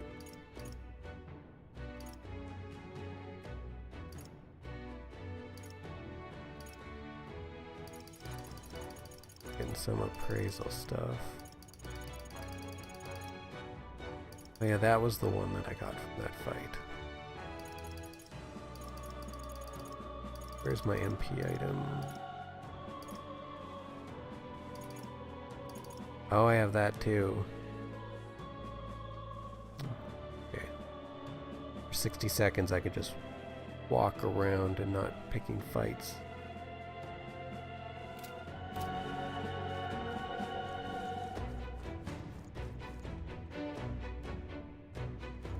I think there's a big fight coming up.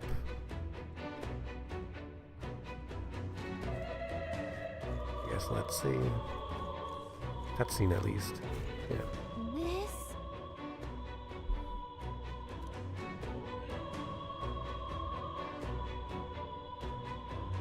But Oh, those are the stairs they were talking about. It's gonna be FF7 all over again.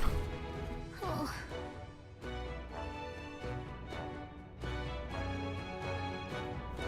as I thought. Can't repair it, I'm guessing, until we get to the top. Alright. Cover the map and then head up.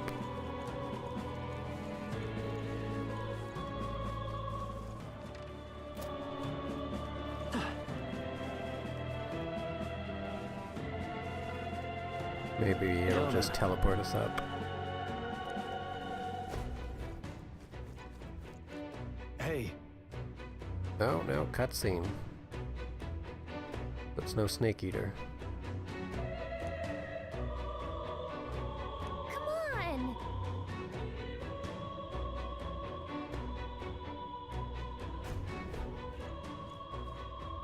Well.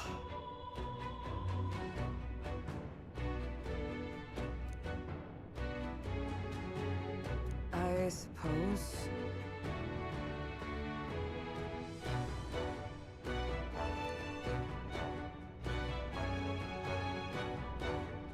Hey.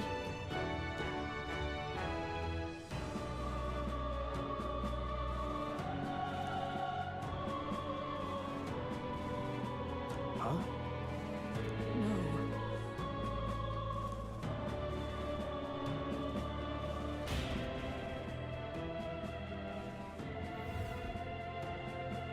Okay. However, I'm really curious how long that took.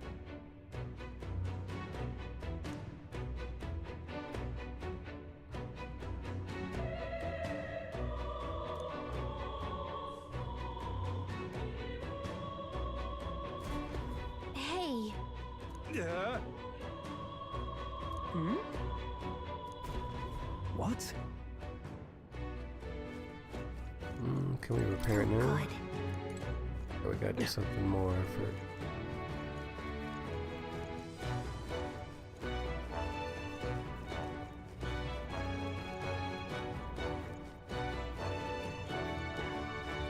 Oh yeah, you can get your skills right from here. I don't know. I did it the long way before.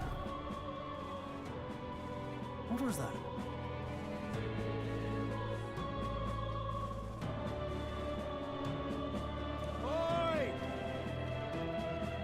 Been waiting for the corpses to come back to life because of the necromancer.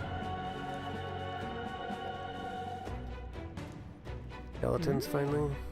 Cool. What? Huh. My healer will definitely be good then for that. Oh, save point. With that MP recovery item that lasts 60 seconds, I think we might be able to make it much further than I thought. Hopefully all in one go.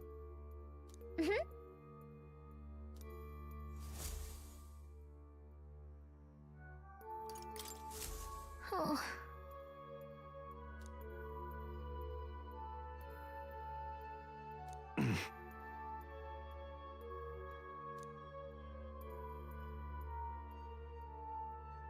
Yes.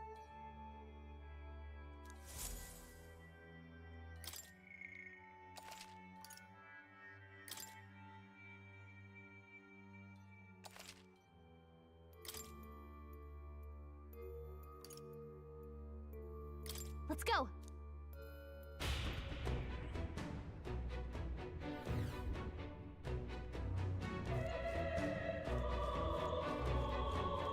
That treasure chest looks too easy to get.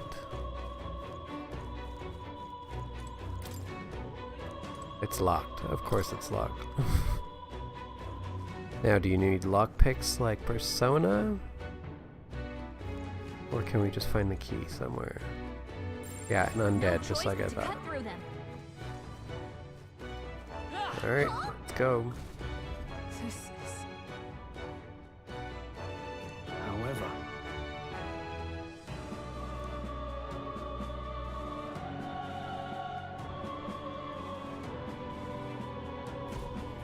No way.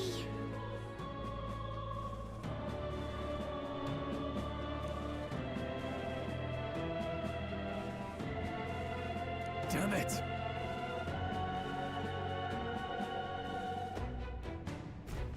Stay on guard. Okay.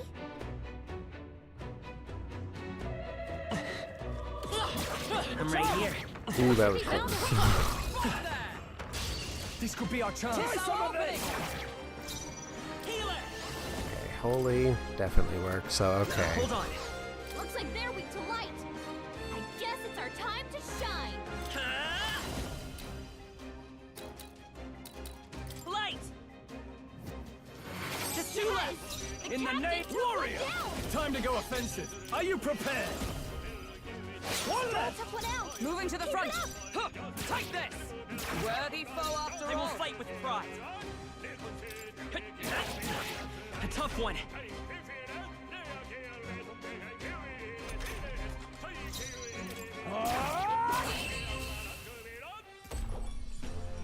Looks like that's all of them. Great job, everybody. Even easier than expected. That'll do. A new ability. 2 to 4 times. Costs way more mana though. I'm really glad the physical skills in this one cost mana instead of HP, like Persona. I always hate that in games, even though one of the classes I heard in this uses that same mechanic, but only one. So. Really nice.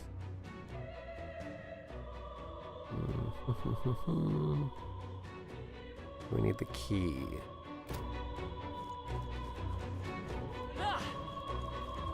Oi!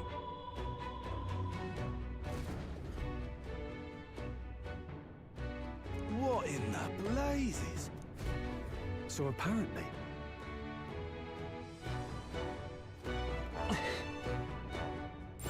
There are enemies around. Watch your See in step. there. Disguised as barrels.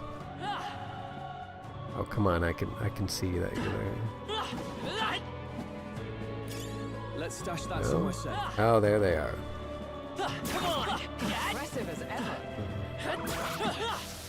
Same weight guys as How's before. that? Moves back there.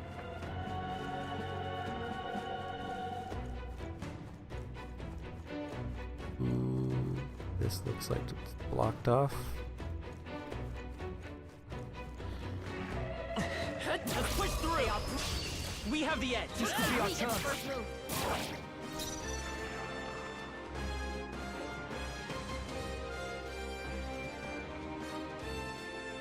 Vitus power! Flare!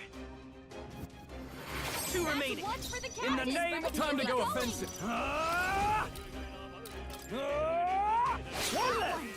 Into the If I fray. say so myself. Huh. Take this! Still standing, I So see. time for some close Finish them talk. off and we're clear. Okay, I don't think there's any more backup coming. Let's keep moving. Satisfactory. I shall strive to use this power wisely. Whew. That should do it.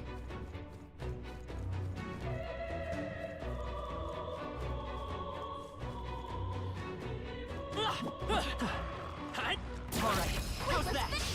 Okay, let's give this all we've got. Settle this quick.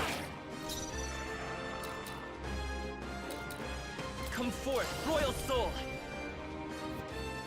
Just two left. One for the captain. Warrior! Let's keep it going. To the fore! Warrior! I'll cut you down! That's one! Charging in! Always comes through. Right there! They yet cling to life. Charging in. Looks like that's all of them. Great job, everybody. Some enemies are still around. Careful now.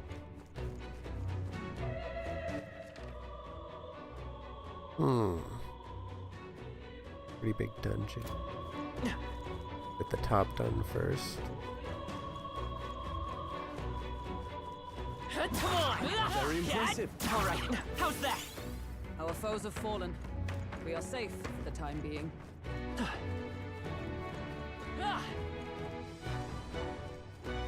I wonder if that guy's as weak as the one from the start of the game. I doubt it.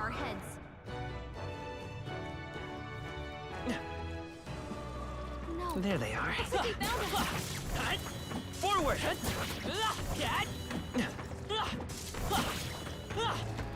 There they go. Come and get me.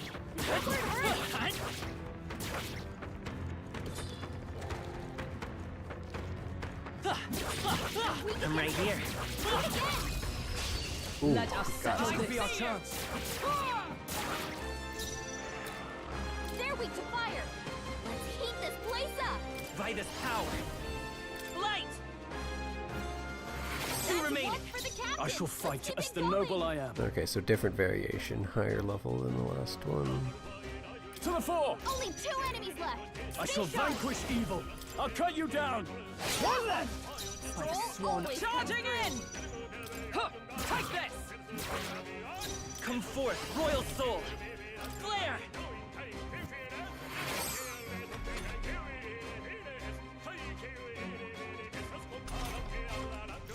I call upon royal power within!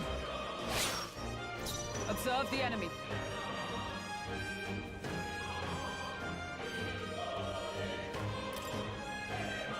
I defer to you. I will fight. Healer!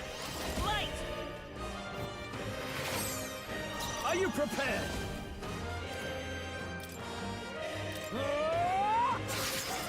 Tougher than I thought. Yikes! Here comes the counter.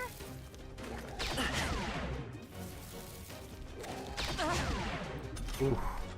You've got a bunch of ailments slowing you down, Captain. Lowers all your stats. Oof. Right there! Still standing, I Let's see. stay calm. Healer! Flare! Still here? I call upon royal power within! Oof. You down? Hopefully that kills him. That's the last of them. The way's clear. We made short work of them.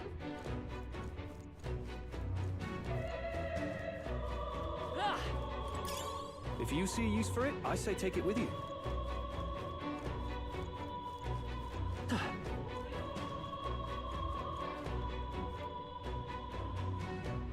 Someone in there. Heal up first. And then we'll see how well that item. Where's the save point?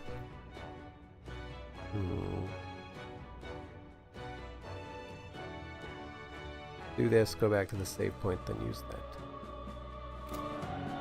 Be the best bet. Hey, we found something! I'm sorry.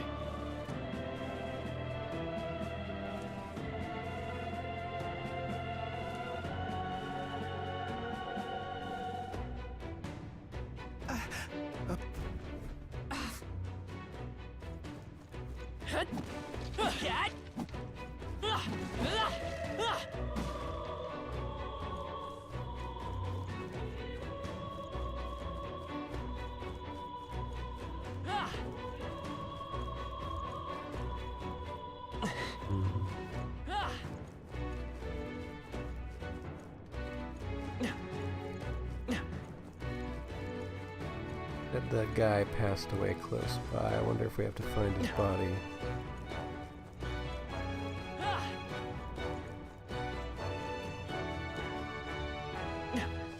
Well, if he is around, we haven't found him yet.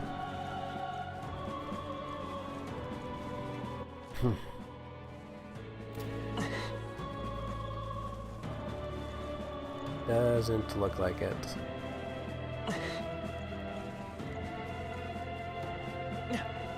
And that was closed off. Alright, let's go save before we use that MP item. Hey!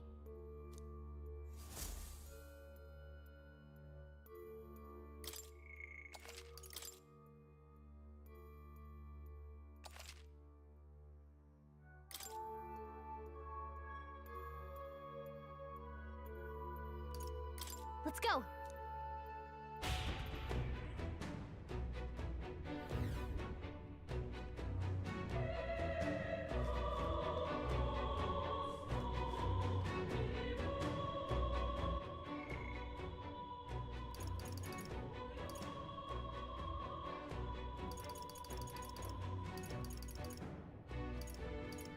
Okay, is this one magical bread?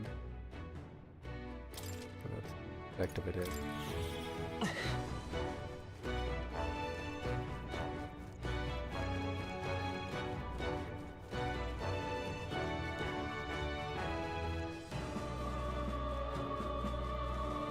I'd stop if we get into battle, so just run around in circles, see how much you...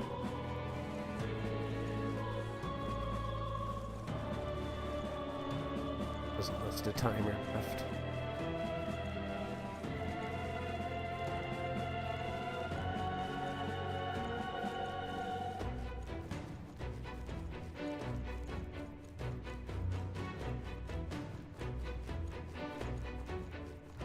Go in.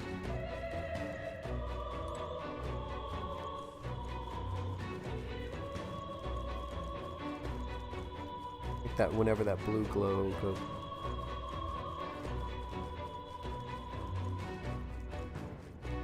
Oh, I think it's off now? It might be off. Not a ton of MP, but enough for us to get a bit further. Maybe we use... What now? One more.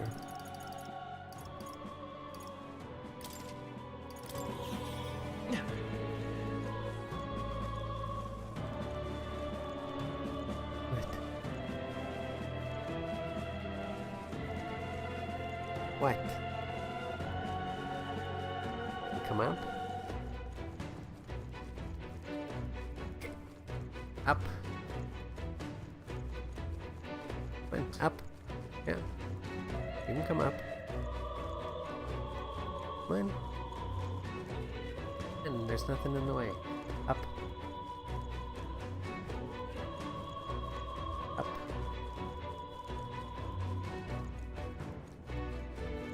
he went.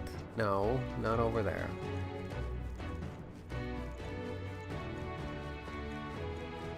Yeah, I knew you wanted up.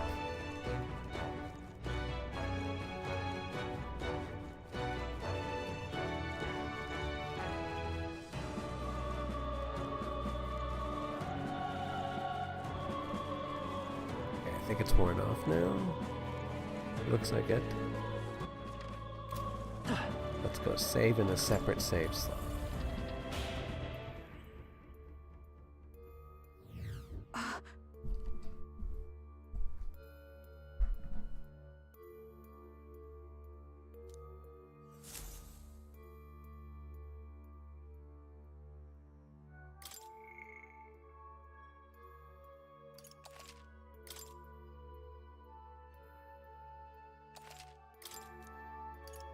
Let's go.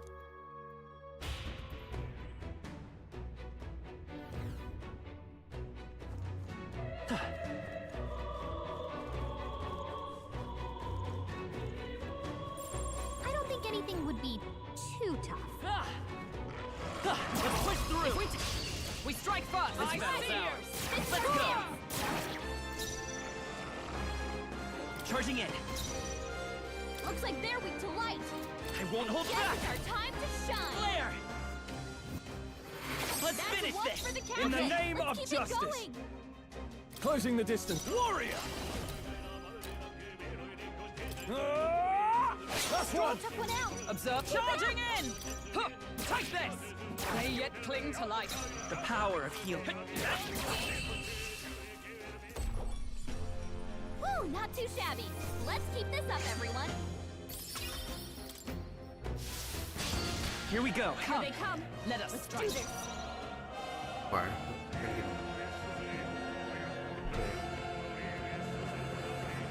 By this power. Light!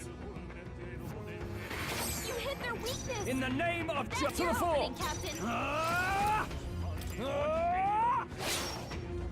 Observe the end. Into the fray!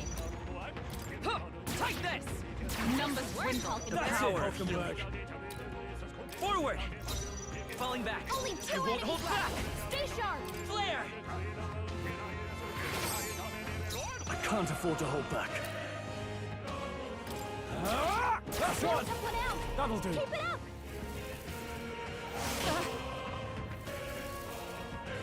Dodged. Nice one, Captain. Only one left. Finish them off. We're clear. That's the last of them. The way's clear. Okay. Nice find. Looks like it could be useful. All right, how's that? Charge! Let's give them a fight. Stay calm, everyone.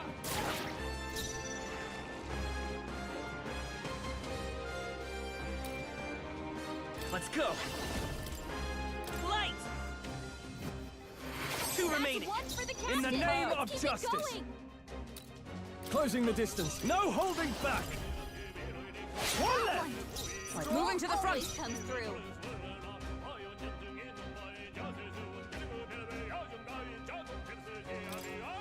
To you! Let's heal it! Flare!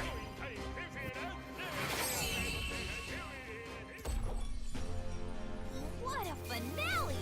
Keep your energy up, everyone. Good. 'Tis done. Hey, you found something.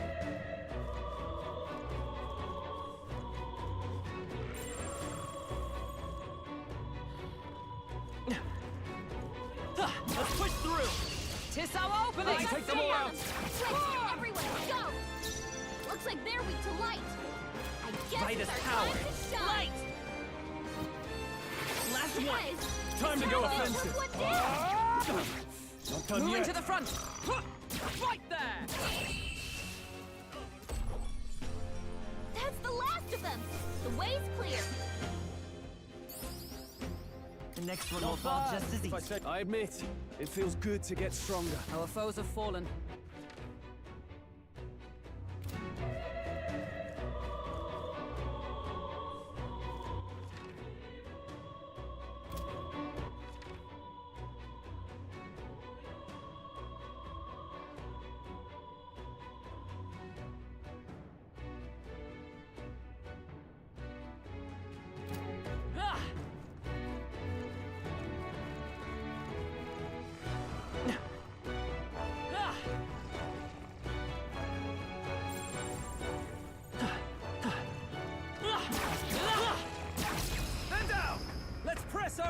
advantage.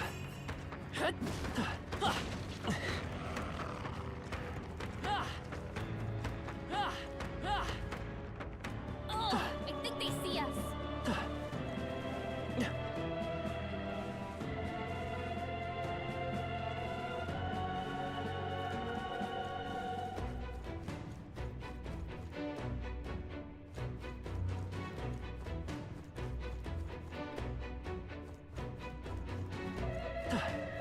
Alright, how's that?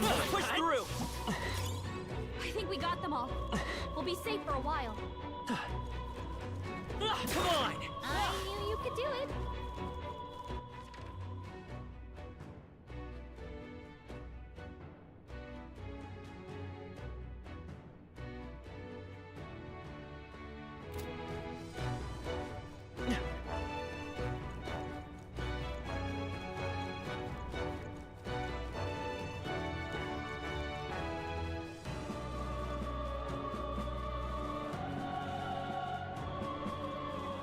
Wait!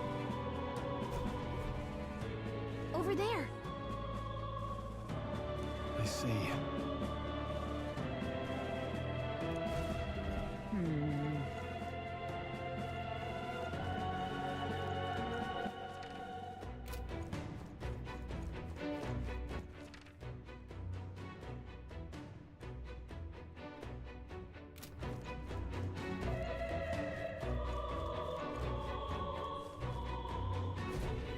It's terrible. Look!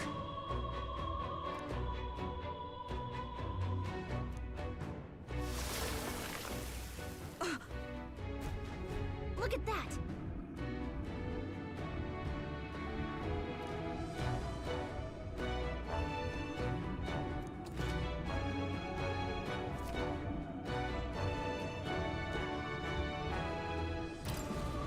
Let's do it!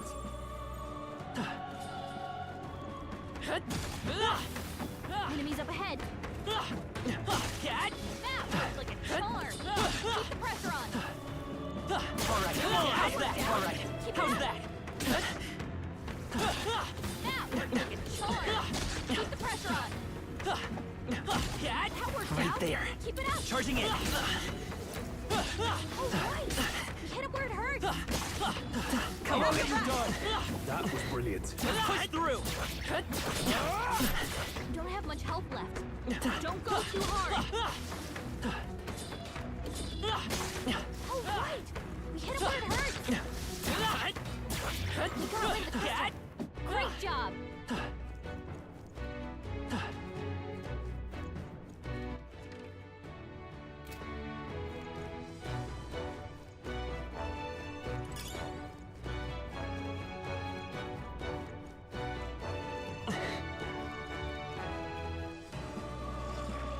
Oh, they saw us.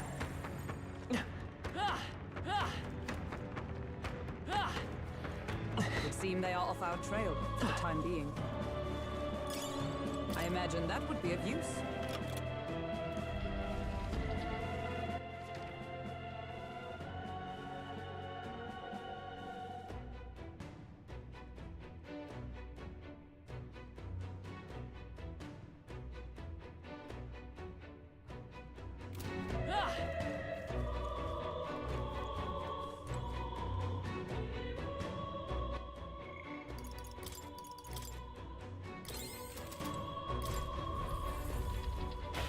Time to save, and then before we quit for the night, we're gonna try the whatever that side room is. Sounds dangerous.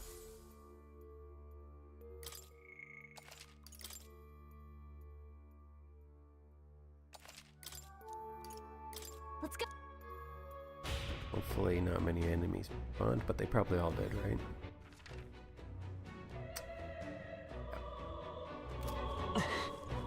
Skip everything except the blue guys, just to get to that fight. There yet. Probably need to take the room under here, and then we can go to there. Try some type of teleportation. They look pretty weak. Let's mop this up quick. Alright, how's that? Very impressive. Yeah, nice work.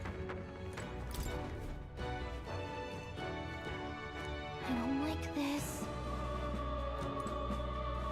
And it's locked. Okay, so we can't go there anyways. Let's push through! All right, we did it! Oh, I think they see us. Man, they move pretty fast for zombies. We've scattered them. Our efforts were not in vain. Alright, how's that? Let's take them all out! Try some of this! Vitus power! Flare! Let's finish this! I can't afford to hold back. Time to go offensive! Only 2 enemies left. Stay sharp. Not done Is yet. everyone moving to the front? Huh, take this! One remaining! That's it, Hulkenberg. We can... Healer! Light!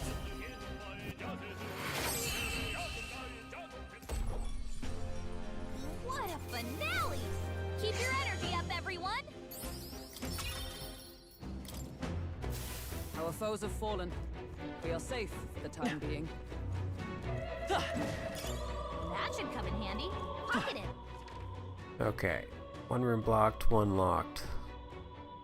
And the chest locked as well. Okay, this would be a good place to stop. So we'll wind down for the night. Watch a few more videos. Let's see, it's 1 o'clock. Or, yeah, until about 2. About 1 more hour.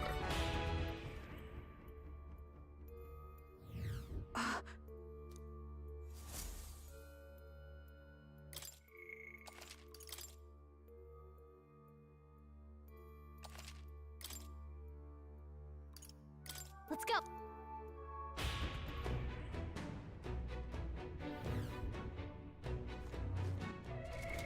What now?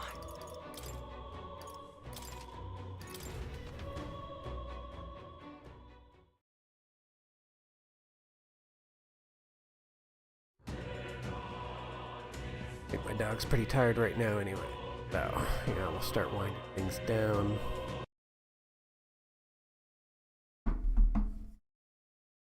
Do some more videos, go to the washroom, that sort of thing. 1 more hour.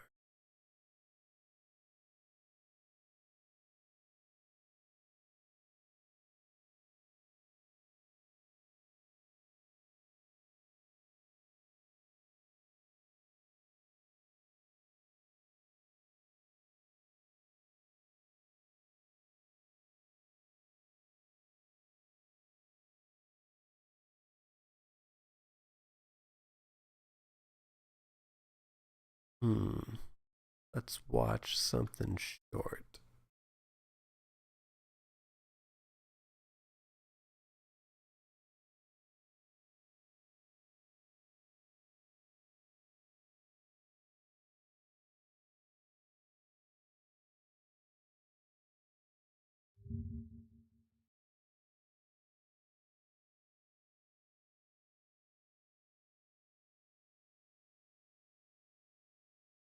Chatting. We'll get.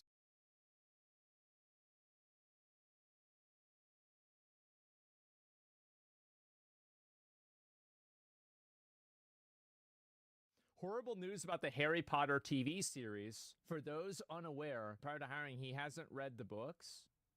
What?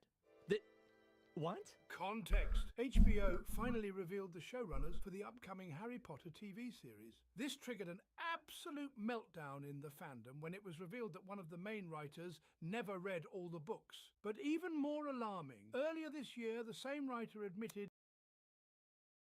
They just keep doing that. There's something else recently, too. That was just like that in this past week. That was revealed that they knew nothing about the project, and it keeps happening over and over. It's no surprise with this that they haven't. that the safest bet for HBO is a rigorous text-to-screen adaptation of the books.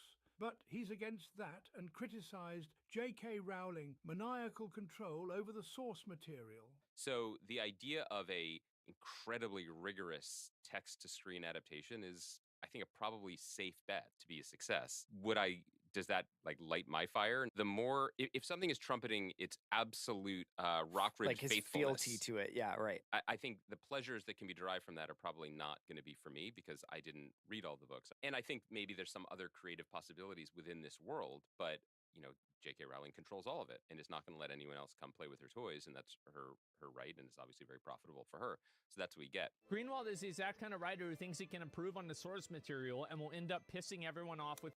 They all think they can improve on the source material, and it's always worse. That's why Lord of the Rings movies are still some of the best regarded today. They cut some stuff out, naturally, but they were as true to the source as you can get, and they were beloved for a reason, and they still hold up. Still one of the best movie trilogies ever made. Whether you like it or not, that's just the general consensus. If his changes make it into the show. And if you don't believe me, listen to his podcast and believes it is the role of the showrunner to teach the audience. He 100% believes he can. He literally used the word teach. If this is true, this is crazy. And will elevate the material. And worst of all, he is a dreadful screenwriter. So this is amazing. If anyone thought there's above... Dreadful screenwriter, that sounds right. Remember when they screwed up X-Men 3? Phoenix Saga? They finally reset it with the timeline in Days of Future Past. Pretty well regarded. They reset it. Everything was good. So what did they do? I think it was Apocalypse next. It was the movie after that. They decided to do the Phoenix Saga again. They told it even worse than 3. And why did they do that? They hired this same exact guy who screwed up the X-Men universe in the first place with X-Men 3. Same exact writer. The same exact guy. To write the same exact story that he failed to do before.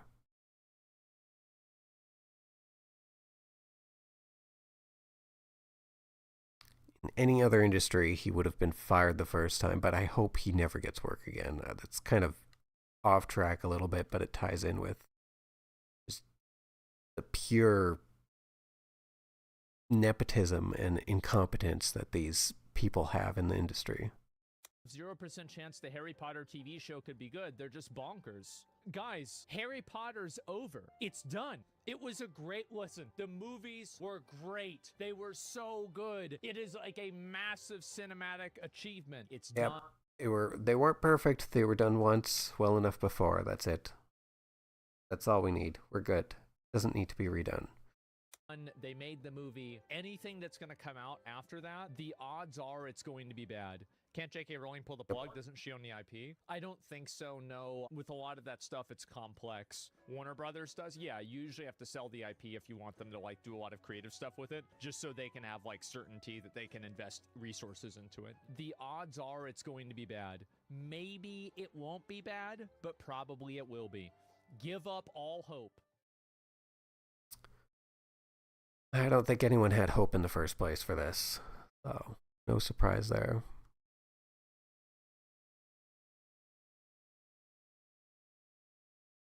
This is Asmongold Clips, by the way, if you don't know. He's obviously a huge streamer, so. For me personally, I have a very,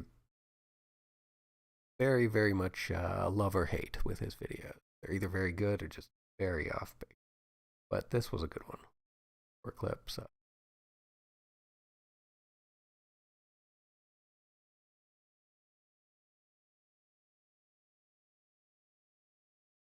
Yeah, that's a good comment. Criticize J.K. Rowling's control of the source material. He is the source material, yeah. They always think they can do better than the main author. That's rarely the case.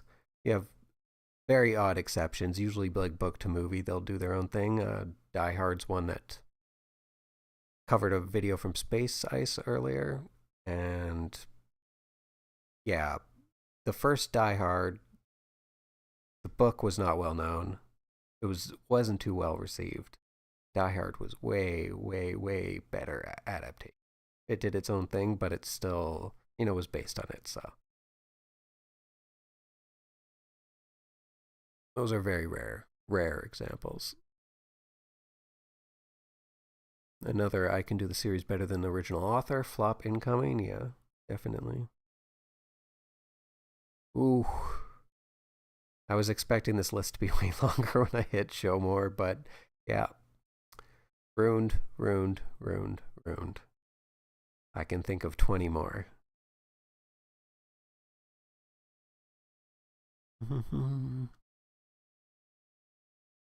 Joe flopped, proceeds to blame the fans, rinse and repeat. Yeah, that's definitely going to happen.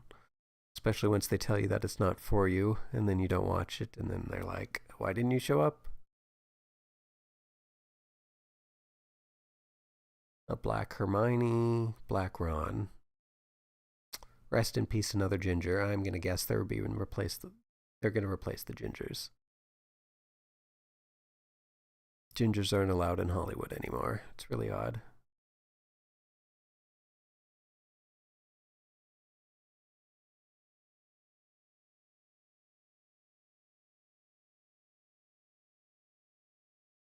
Doesn't like the source material, believes they can make it better. Why don't you just create your own IP then? Tried, no one watched it. Feels like I've seen this play before and knows how it ends. Yep, spot on.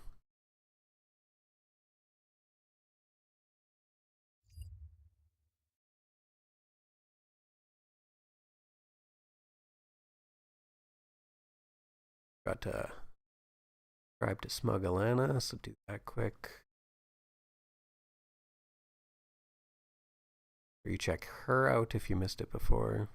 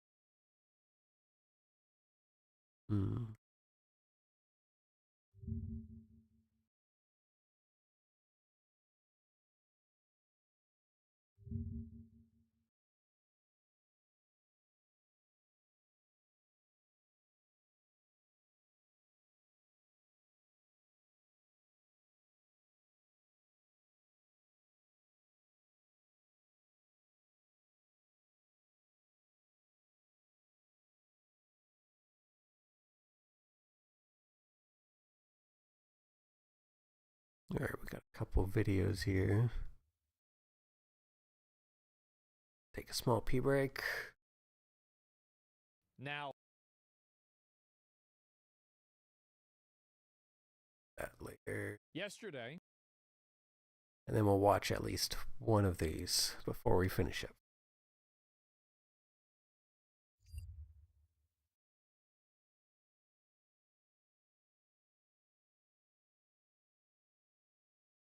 Back real quick.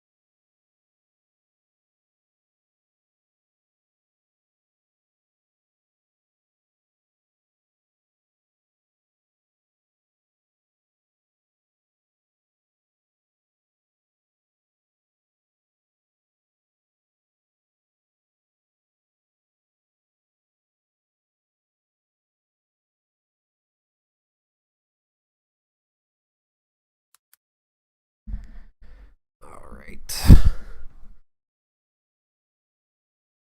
One more video for tonight, I think. Later.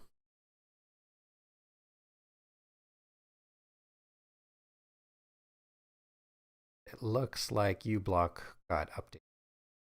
Videos are going off right away. Get on. Constant more, back and forth. Oh, a guy yesterday came into my stream and he says, I want you to watch my video. And I said, okay, if you want me to watch your video, post it on Reddit and I will watch it if people upvote it. People did upvote it. Here's the video. Hey everyone, welcome to my very first ever YouTube video. I'm wanting to give a perspective of how I see the current state of modern gaming as a casual gaming enthusiast. Just to introduce myself, I'm a married man with a full-time job, and I'm dedicated to a lot of various other commitments in my life. While gaming is definitely my favorite hobby, I don't always have the time to enjoy it. There are times when I'll go weeks without touching a game, and then there are stretches where I can squeeze in maybe a few hours every day. This is the reality for many of us, trying to balance work, life, and the hobby we love, gaming, as a regular... I think that's one of the big issues that casual gamers have, is that a lot of times they can't play regularly every day, but a lot of games are built around like a daily reward structure.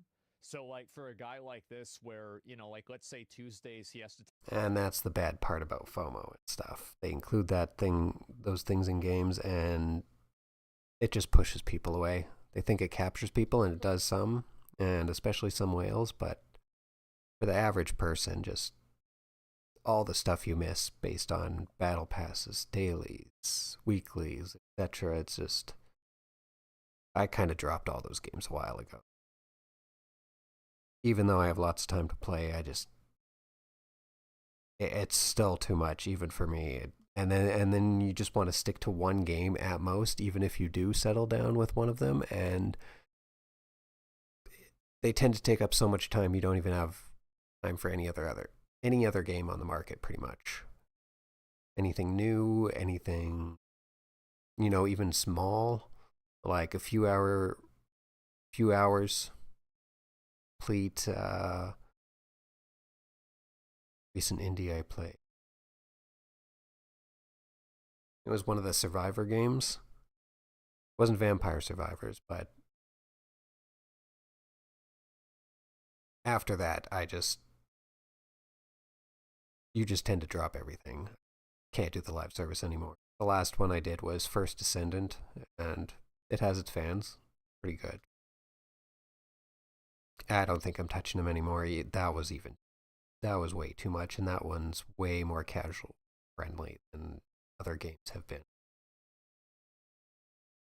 Take his kids somewhere or whatever, so he has like just way less time. Like now he's basically systematically getting farther behind every single week because of the way that the daily rewards for the game are. It's called having a life. Well, what I'm saying is that, like, so the way that the rewards in certain games are structured is that they're structured in a way to like front load the reward for logging on every day, right? There's like login rewards, you know, a daily like... And then once you form the habit, he's correct. Once you form the habit, though, after that, that's when you get to the grind. Because the rewards, how they start off, are usually really good, and it's worth it. And then you get to the real meat of the grind. It's not good. You just keep doing it, because at that point, you're so invested into it already. Little battle pass bar that you fill up, something like that. And like, oh, that's your how they first hook mission you. Of the day gets you 400% experience, something like this, right? And so I think for a lot of guys like this, they get put in this position and they're kind of stuck, right? Yeah, just don't play that shit. Exactly. Yeah, just don't even start. I knew it was a bad idea, but I played the First Descendant anyways. Big, huge fan of Warframe and loved it. It has its problems, but the same type of game. Just no more. No more. Well, it's more that not only are the closest I'll be playing is, you know, games that have that sort of structure, but you can kind of drop and come back. Two great examples are Helldivers 2, which is in a much better spot now, and Deep Rock Galactic. I know that one's been out a long time, but I recently just got into it this year. Both really great games that you just drop in a moment and come back anytime. There's no pressure to play at any one specific time. Structured for people with no life. They're structured for people that have a consistent schedule, because the games are designed around playing them regularly, but life isn't designed around playing video games regularly. So you have these massive problems. Yep. I think he brings up a good point. Not one of those hardcore streamers or YouTubers who can dedicate countless hours year-round to gaming. Yeah. But I do enjoy watching other content creators who live and breathe this stuff. I'm glued to a chair! That's not quite my reality though, and I know I'm not alone in this. So in this video, I want to represent the casual gamers out there, people like me who balance a love for gaming with everything else going on in their lives. I hope to give a balanced view on controversial perspectives, and also hope I could shed some light on what I think are very important topics that can impact the future of gaming. Alright, first things first, and this is the breaking point that finally pushed me to make this video. Yeah. I want to dive into the current state of AAA gaming. You were the chosen one! Google search, you'll find Oh, Jesus. That was perfect. Are defined as high-budget, high-profile titles, typically produced and distributed by major, well-known publishers. And they do literally hate you. They've come out and said it multiple times. That's not an exaggeration. The AAA companies, a lot of the developers now have come out and said they hate gamers. That's what makes it so funny. So true. But I feel like it's kind of like this weird, like, bell curve now that I feel, where it's like, so this is like the quality, and this is the studio, where it's like indie, this is like indie, like super indie, this is like indie, this is A, double A, there's a lot of A's here. But like, I unironically think that the quality for games is like this. Am I crazy? It's almost like these like perfect bell curve. Yep, that's actually pretty true. Produce a better game at a much higher ratio. Double A games, nothing beats them. Exactly. Some truly incredible games from For the most part. developers. There's still lots of bad ones, obviously. For trust, used to mean originality, and most importantly, innovation. I think back to 2007 when I went on a Christmas holiday with my family in South Africa. I very quickly discovered Assassin's Creed and Call of Duty Modern Warfare at a local games shop. I was completely hooked. It probably wasn't the best for me as I was 9 years old at the time, but I fell in love with these games. While most kids will want to spend their summer vacation outside having fun, all I wanted to do was stay inside and play these amazing titles on my dad's MacBook, which he had installed Windows on just so I could play. Those games weren't just entertainment, they were groundbreaking. From that point on, I had complete trust in AAA developers and publishers, and rightfully so. I'd even it's also that, like, you need to have that trust because those were the most expensive games. See, like, they kind of standardized everything by the time that, like, PS2, and especially by PS3, by the time that came out, pretty much all games were the same price. But back in the day, like N64 era and, like, Super Nintendo era, there was a massive, like, gradation of like what games cost. Like some games would be $20, other games would be like $70. So these AAA games were really expensive back then, and I think that's kind of how it was built up with this expectation. And even now, I think that's true. Like Helldivers 2 came out, it was $40, and if you want to buy the new Assassin's Creed, yep, and it was so good that people bought the deluxe edition, a lot of them. And once you added that on, it was a full-priced game. But people were happy to support them, because the game was great, at least at launch, and now it is again, but let's not get into that. And people will support a good product, live service or not. They'll pay the extra money. It's like 70 or 80 or 90 if you want to play it like 3 days early. The Ubisoft, Activision, Sega, Blizzard, or EA logos on game covers or in magazines, knowing that they are a sign of quality. Those logos were like a seal of approval, a way to gauge whether I was making a good decision when getting hyped for or even picking a game. Well, that was the thing. Like, I mean, I was this way with Blizzard. Like, I had no interest in Overwatch. Like, Overwatch wasn't a kind of game I played. I was a WoW player Like, the only FPS I had played before then was Modern Warfare 2, I guess Gears, it's technically third-person FPS, and Halo. And then I played PUBG after that. Like, what the fuck would I care about Overwatch for? But because it was made by Blizzard, I was like, oh, I bet this is going to be really good because Blizzard's really good. And that's the way it used to be. Same with Bungie, is the same way. I like anybody who played the old games, like, we already know this is the Bungie logo. Bungie used to be massive. It was huge. Remember that feeling of seeing That was back when Blizzard was actually good too. And even EA. Not in sports games, but those games used to be so good that I would play them with buddies. I would even buy the occasional one. Like, that's how good the sports games used to be. That it got someone like me playing the sports. And not that I don't play them in real life, but it's not my thing. I'm not super into it, so yeah. There's a time that EA used to be good. That's crazy. Especially when it was blue. That rush of excitement, knowing you were about to dive into one of the best gaming experiences of your life. I felt that way the last time I really felt that way was with Elden Ring. With Black Myth Wukong, like, it was like such a wild card, right? You know, Chinese developer, pretty much unproven record with AAA games. Yeah, everyone What thought are it was really going to bomb. expecting to get out of this?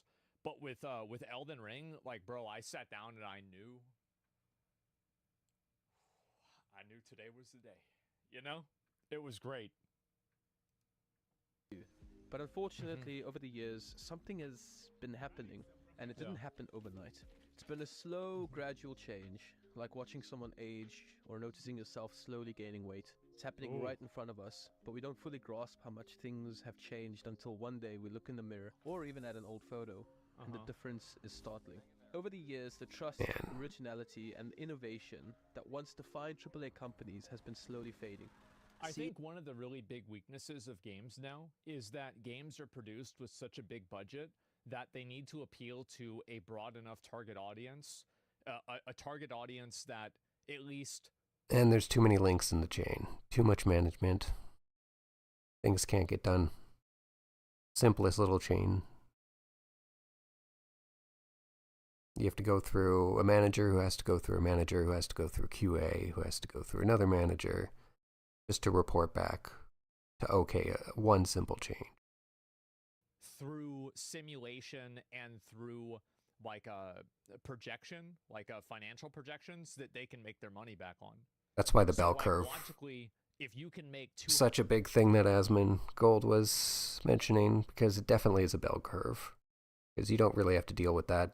AA companies are just big enough for that not to be an issue. And 100% of your money back, you would want to still you get that big, huge jump in quality that you don't get from indies. You want to make the most money. You get the best of both worlds. So what happens is that games become more and more complex, because one thing that I can really notice with old games is that many old games play like Space Marine 2. Where it has a pretty narrow breadth of content. It's not like you can go and do everything. There isn't some big open world. There's a lobby, and you can do that thing, and that's it. And I think that Monster Hunter is kind of the same way in a different fashion. But I feel like most games are trying to become like your everything game. And they're doing that, I think, because they can't justify the budget that they're investing into this game unless the target audience can be projected to be everyone. So if you look back and you go back and play a lot of these old games, like I did this with Dragon's Dogma 1, the game really isn't that complex. There's not a lot to it, but what there is good. Logos from developers and Monster Hunter hits that perfect balance between online co-op and wanting to get online with your friends every day. We're starting to see a shift more into that type of game with all these hub-based multiplayer games that are starting to come out and getting way more popular. With skepticism, even a strong urge to avoid their games. What I find surprising is how patient and forgiving gamers have been towards AAA companies for so long. A great example of this has been the Battlefield franchise, particularly with the launch of Battlefield 5 in November 2018. This is the first game in the franchise that was surrounded by quite a bit of controversy and received a lot of mixed and negative Just like, this trailer must have been a banger back then? Yeah, for sure. Despite being part of a well-loved, long-standing series of games. Never played the game, but I remember this. Talking about the Battlefield IP here, you'll probably notice similar patterns with other major AAA companies and their once-revered franchises. Battlefield 5... I mean, Diablo, like, I feel like Diablo has... I've been really surprised to see so few people excited about the expansion for Diablo. Like, I don't know why he's surprised. He's covered lots. It's for... What does he call them? Gamer dads. It's a very casual game. No one really cares outside of it. He knows that. I don't know why this is surprise to him. It almost feels like it's not coming out. Am I the only person that's noticed that? They also didn't advertise it that well. No one cares. No one knows it's out, except for those casual dads. The inclusion of female soldiers in a World War II game, and there's too many good games lately. Not worth it to go back right now. DICE, the developer, should have been a free update. The problem is that you can't really have a by standing for you can't really have you can't have a historical game where it's like World War II and you have like women with like a claw hand beating up men fighting on the front lines. Anybody is going to watch that and they're going to think to themselves, the reason... It's not just that. Look at this image. World War I. Guns. Cannons. So not only do you have a woman soldier overpowering all these men, but she's doing it with a melee weapon and one hand. There's so much wrong with this image. Why this is happening is because it's so absurd. Every normal person knows that's not what's happening. They know that it's completely unrealistic and it's silly. And so when you look at what you're seeing here, and it would be fine if it was in like a franchise that was much more fantasy or otherworldly or, you know, like alternate take on history, but that isn't the case. These tend to mimic like and be much more grounded in reality. Know that you're not going to get an authentic experience. Nobody asked for that. It's ridiculous. It's a game. It's fantasy. Well, if it was fantasy, then why are they making? Yeah, always someone that says that. Right? Like, what are you talking about? Like, it's fantasy. Well, then it's a military shooter. Yeah, this is fiction. Also, like, this is it, and that's actually, yeah. What am I even saying that for? It's not fiction. Like, they're making this and they're basing this off of like something that happened. Exactly. Like, it's based off World War II. And just also, like I was saying. It's just such an obvious. World War II is fake. Someone said that. Okay, so this is based on World War II, not World War I. I thought it was the World War I one. Okay, yeah, we're gonna put a woman. It's been a long time since this came out. Anytime I see something like this, but yeah, everyone's everyone's saying World War II is fake. Because to these people, it matters more that the game represents some sort of ideology rather than the game is actually good or has any sort of like real gameplay. At a very, very face level, these people are more concerned with the aesthetics of the game and making this game look like it conforms to modern standards than making this game faithful to what it's trying to represent. It's a priority list. Yeah, exactly. It's immersion breaking. It is. It's massively immersion breaking. On their creative choices, which only escalated the controversy. Further fueling the fire, a DICE executive famously responded to criticism with, if you don't like it, don't buy it. Oh. Does this remind you of anything? I think that might have been one of the first games to do that. I don't remember any other game before that where the devs came out and it was this whole hate campaign, like in terms of video games. I can't remember if Ghostbusters 2016 was before or after this, but that would have been the first for big set off for movies. But for games, this was definitely the first that did it, where they were just so brazen. Caused a portion of the fan base to not buy into Battlefield 5. Yeah, people listened. That's bad. Including myself. Yep. The game's marketing was seen as completely unfocused. The reveal trailer with its chaotic and almost cartoonish tone confused fans about whether this game was a serious, historically themed World War II shooter. This lack of clear direction left many of us unsure of what to expect from Battlefield 5. Upon release, Battlefield 5 felt incomplete, missing key features such as the promised Firestorm Battle Royale mode and Tides of War live service content, which were that's delayed. the big problem. They didn't have a Battle Royale. Is like this came out, like he said, 2018. In 2018, everything was about Battle Royales. They should have released with a BR mode. There's still some games coming out that are Battle Royales and have that mode. It's still kind of being pushed. Nowhere near as much anymore, but I'll be right back. 1 second.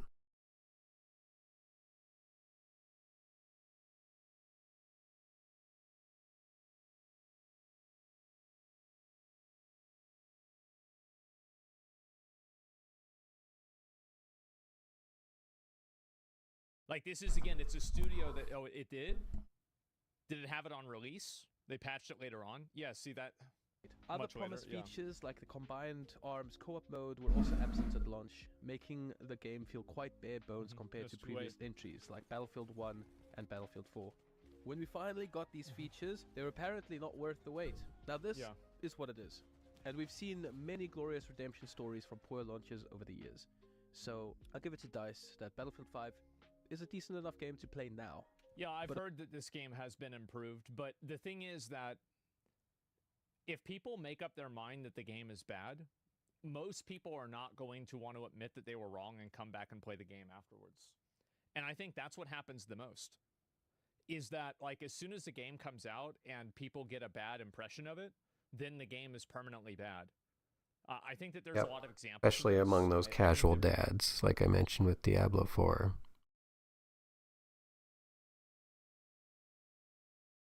They don't know enough in general. They're not deep into like YouTube and checking reviews constantly for every single purchase, and they just buy what looks good. Really, you could use No Man's Sky. Think about how long it took them to rebuild that reputation. Cyberpunk 2077. And then also... yeah, Cyberpunk. Lots of people still won't play it, and that game completely 180'd. I love the original story and what they were doing, but there was so many things wrong with the game. And now with, what is it called? Phantom Liberty? It's exactly how the game should have been outlawed. Minus a couple things that they still haven't added, but it's also like a modder's playground, so... think of it as like a cyberpunk style Skyrim, but the base game is actually much better than Skyrim, obviously. Wow. Like, for example, I think that Blizzard fixed a lot of the problems that alienated players in terms of like gearing and like systems, but a lot of people don't come back to the game because they had a bad experience with it and they just don't really feel like playing anymore. So I think that there's a lot of cases, like Lords of the Fallen is the same way. Apparently they made a bunch of changes to the game, and as far as I know, nobody even came back to try it out. So yeah, I forgot they were doing that. If you come out with a game and then the release of the game is like very, very bad, it's very hard to get a second first impression from players. Upon launch, it disappointed. Plus, there's way too many Souls-like games. I know there's people who love them. Asmongold is a huge fan of that type of gameplay, but in terms of the single-player games, like on the multiplayer side, you have battle royales like we were talking about, and now it's extraction shooters. And single-player games, it's been like this for quite a few years, and it's still going strong. The push for like Dark Souls-esque type games.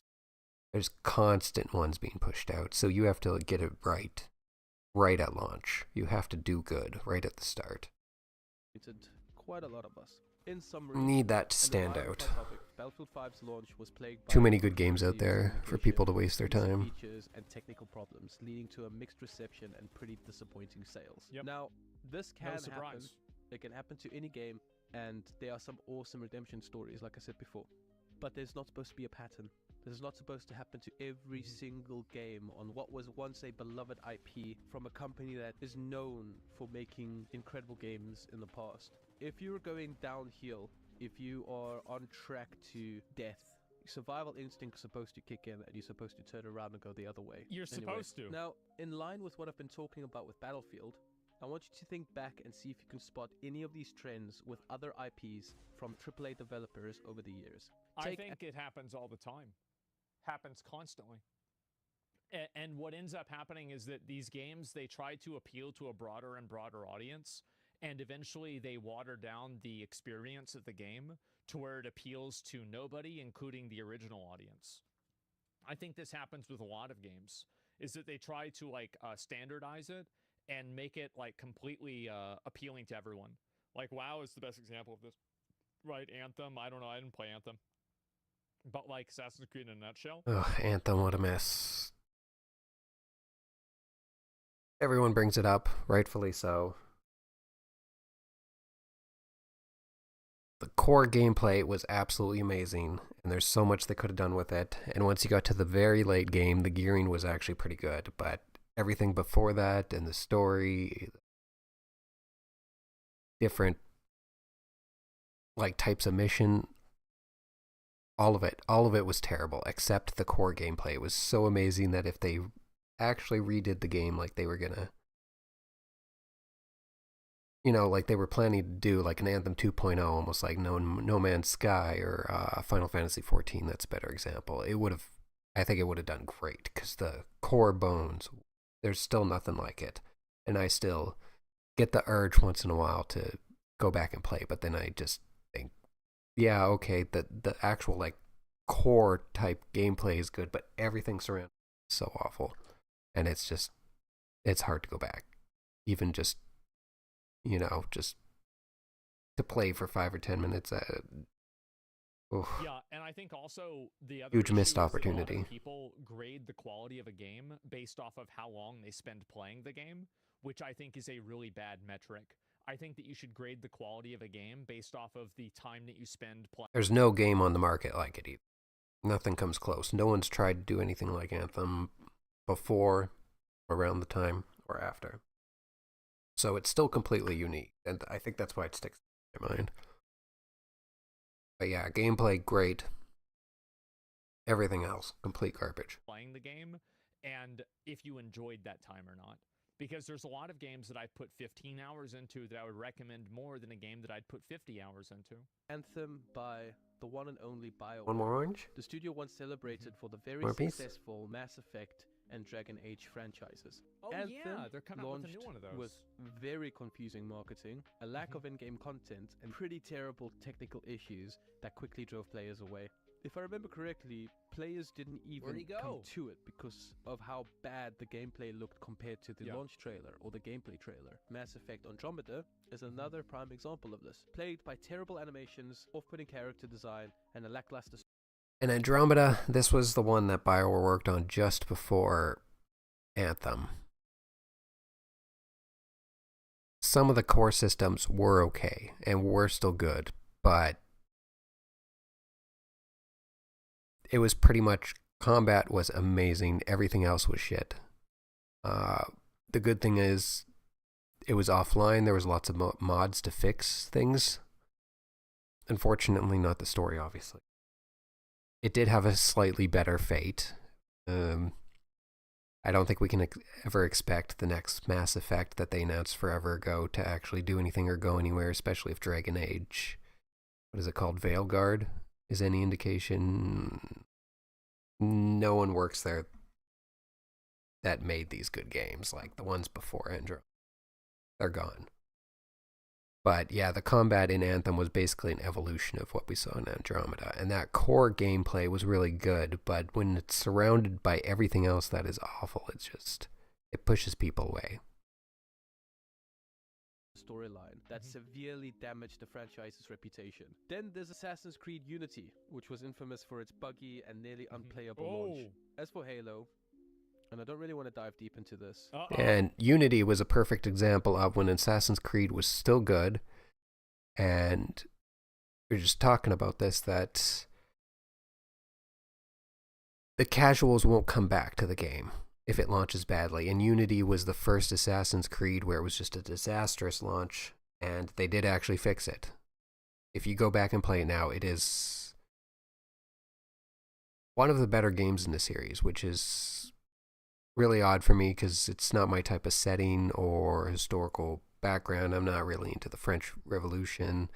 It doesn't sound too appealing to me, but it was honestly pretty good. It was probably one of the last good ones that they put out.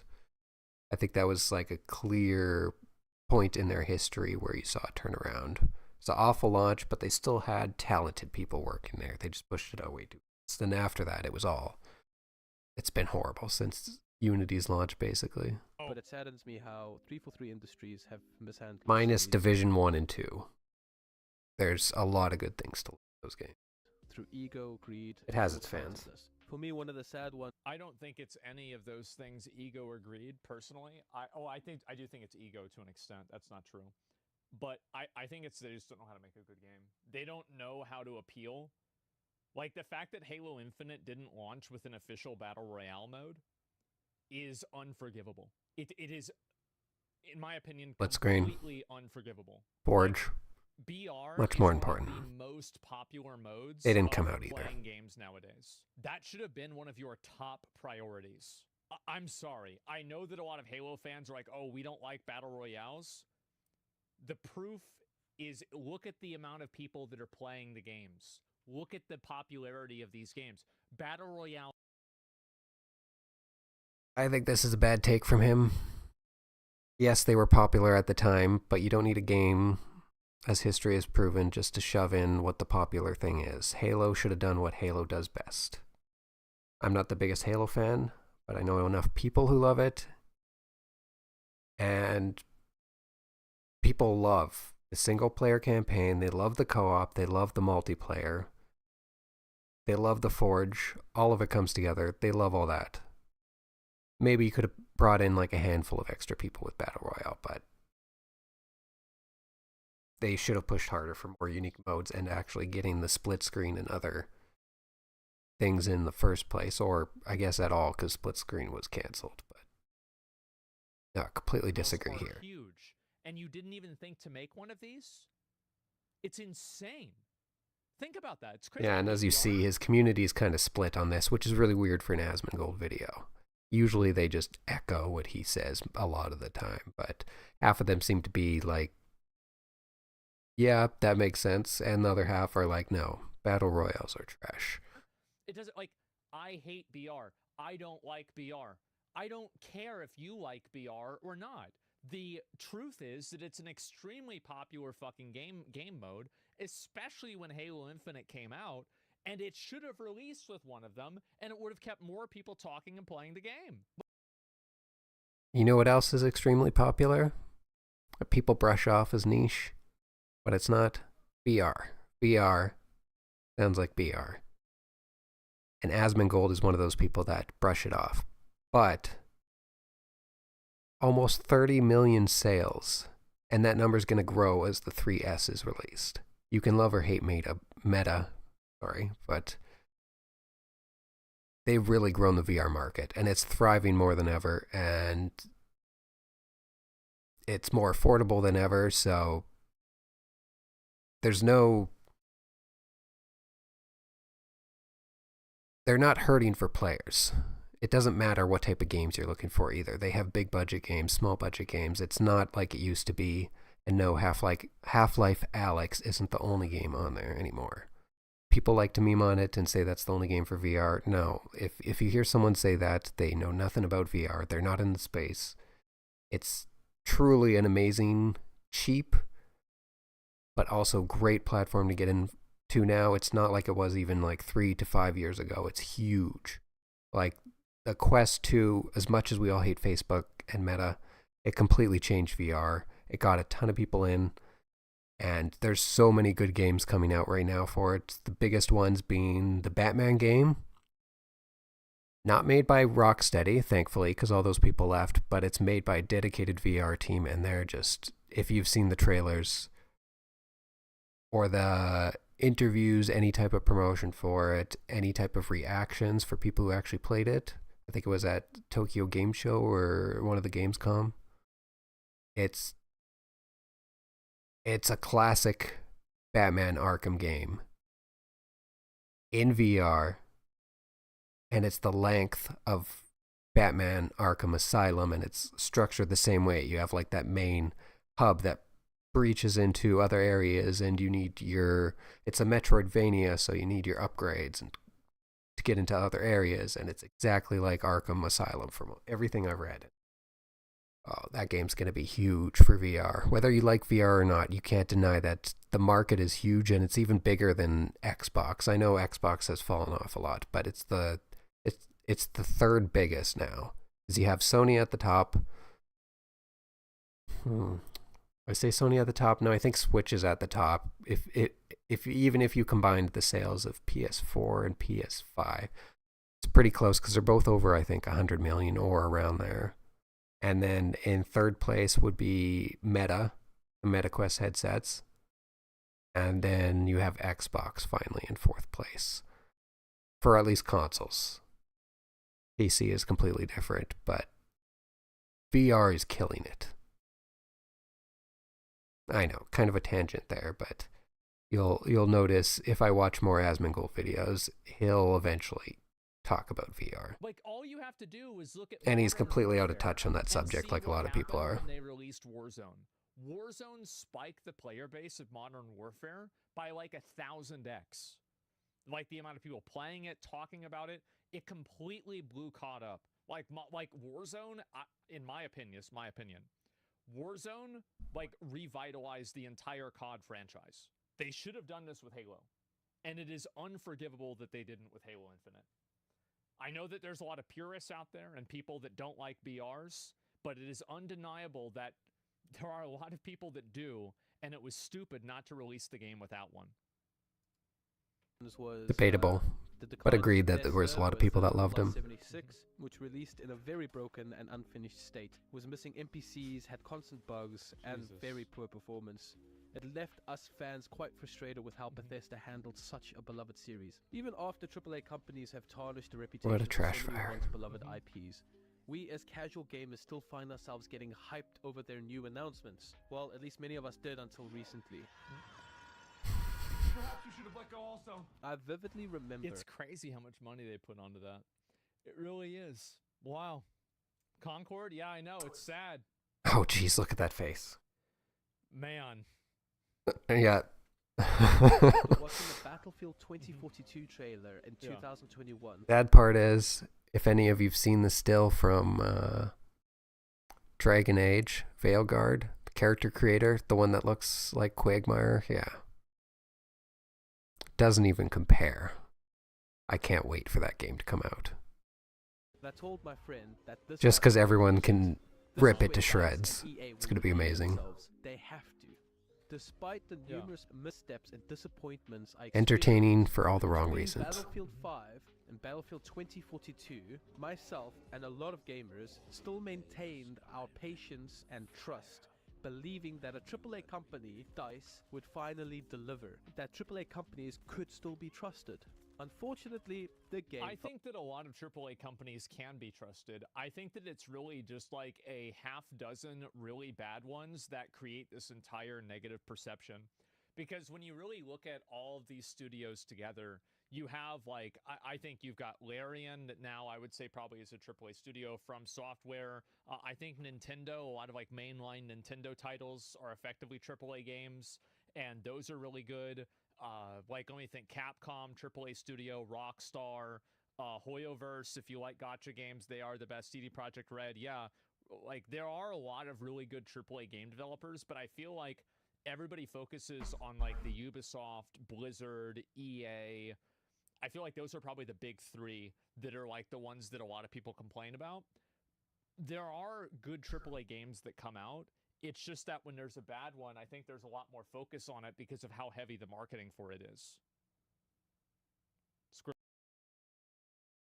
As the saying goes, the bigger you are, the harder you fall.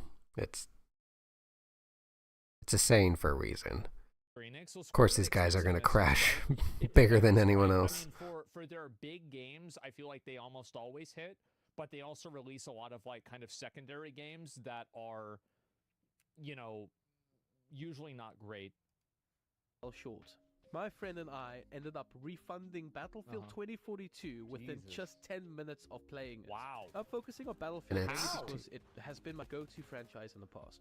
I loved it. I was an OG Battlefield 2 player. I was unfortunately too young when Battlefield 1942 came out, but I thoroughly enjoyed the Battlefield 2 experience. Bad Company 1 and 2 were absolute gems, introducing the destruction mechanic that truly set Battlefield apart from other FPS games. I remember growing up in South Africa at Battlefield 3, which I played on 27 to 28 FPS. I think I clocked over 900 hours playing like that on my old PC. I love that game. I mean, to be fair, back then that was normal. I'm sure many of you who are old enough can relate to this experience with other beloved franchises. Maybe you were a die-hard Halo fan, or you couldn't wait to see what Ubisoft would deliver after the experience of Assassin's Creed Black Flag, only to find disappointment year after year. The state of the majority... I feel like that's the way I've felt with a lot of studios, and like now, I try not to get like really invested or like emotional about whether a game is going to be good or bad. I just try to hope that it's good, and if it's not good, I just move on, right? I play something else. And also, like, I feel like there's so many games that are always being released that there's no reason to tie yourself down to, like, one individual game franchise and, like, invest everything into doing that unless you really want to do that. Because that's what I did with WoW, and it was, like, it was a pretty unhealthy relationship. He also missed so many great games. He's so out of touch with that whole generation of games that he missed. Which is why when he talks about certain things, he's way off base, especially from the generation of when he was playing WoW games. Like, there were so many people who got sunk into WoW. I got into it, but I was still playing other stuff, thankfully. There was a lot of great stuff coming out around that time. I think that there's some people, like I From see classic all the way still kind of in that cycle. past, and it's true with, like, what, WoW, like Lich League, King, I think there's a few other ones Cataclysm. like that too. Of That's AAA how fandom gaming works, is though. devastating. Yeah, There but are there's a only a few spectrum for it. exceptions, companies that seem to still have their fans' best interests at heart. Even among these, cracks and doubts remain. Rockstar Games and From Software are notable exceptions, but today I want to focus on what I grew up defending, admiring, and loving. Ubisoft. I used to brag to my friends about how much I loved Ubisoft and their games, urging them to join me in this passion. But now I find myself checking the news and stock prices to see if they finally pulled the plug on their live support.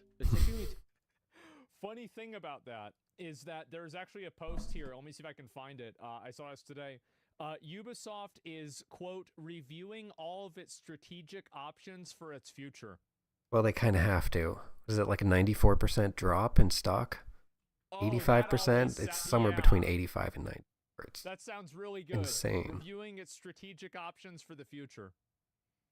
To this place where I want to see Ubisoft crumble and go bankrupt. They've made me feel stupid. It's entertaining. Treating casual gamers like we're not in the know somehow, or we live under a rock. Usually someone like They deserve it. You know what? I think he's right about that. That's really true. Like, they treat casual gamers as if they're stupid. Like, they release something, all the hardcore gamers fucking hate it, and they're like, that's okay, we've got a bunch of morons that are these dumb dads that are gonna buy the game, and we're gonna be fine, guys, don't worry. It's nuts. Whenever you think about it, they don't respect their time, yes. Just a casual gamer doesn't pick up on the behind-the-scenes politics of game companies. I'm just living my life, playing whatever games I think look cool and enjoyable, but locking me out of gaming content at launch with superficial pricing. I do think this is so true. I absolutely think this does turn off casual players, because like a lot of casual gamers, you've got to. And this is American prices. For anyone else in the world, I can't remember if the pound is more or less now than the American dollar, but they've been below and they've been above, but they've always been charged more. It's the same in Canada. We've had much more lower periods than the American dollar, but we have had our periods where we went above, and for a long time there was like a good generation of games where we were above, but we still got charged out the ass for everything, even though our dollar was stronger. Prices are ridiculous for games. Yes, they're one of the cheapest forms of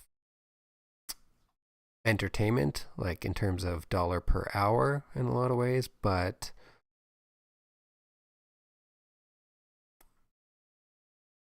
you got to ask yourself how valuable and how much fun you're having in each of those hours, if it's actually worth it. Especially with Ubisoft games, a lot of it is just filler. It's not fun. So, okay, you get 100 to 200 hours worth of gameplay, but 10 hours of that is enjoyable? Think about this, no. Let's use a little bit of logic, right?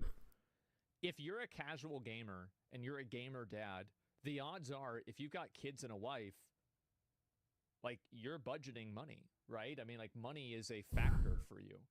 So you're thinking about money and you see this is $109 for some bullshit, and that's going to immediately not appeal to you.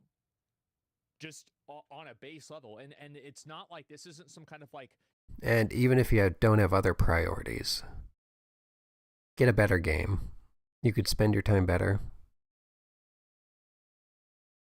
Even people who have the extra money, that money adds up. Put it into savings.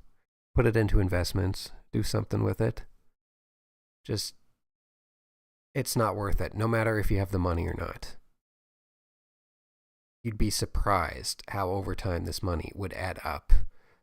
Even with current interest rates, there's still lots of investments. There's so many uses for this money, no matter how much or how little you make, that it's not worth it for anybody, even the casual dads. Super hardcore gamer take. You pull up this screen and it's like $129. What the fuck? And you won't have that much time to justify the price. If I remember correctly, that was like 175 Canadian. 30, 60. I think it was over 175 with tax. So, no. Exactly. Absolutely ridiculous. Throwing innovation out the window, flooding your YouTube promotional videos with obvious bot comments and likes. If you look at, every single positive comment, they are within 4.9 to 5.1 thousand likes. I remember this. This was hilarious. One of them is being made by an individual with a first name, last name, number combination. This has been the final straw for me. It's disheartening to watch a company that once felt like a beacon. I don't know for a fact that was Ubisoft.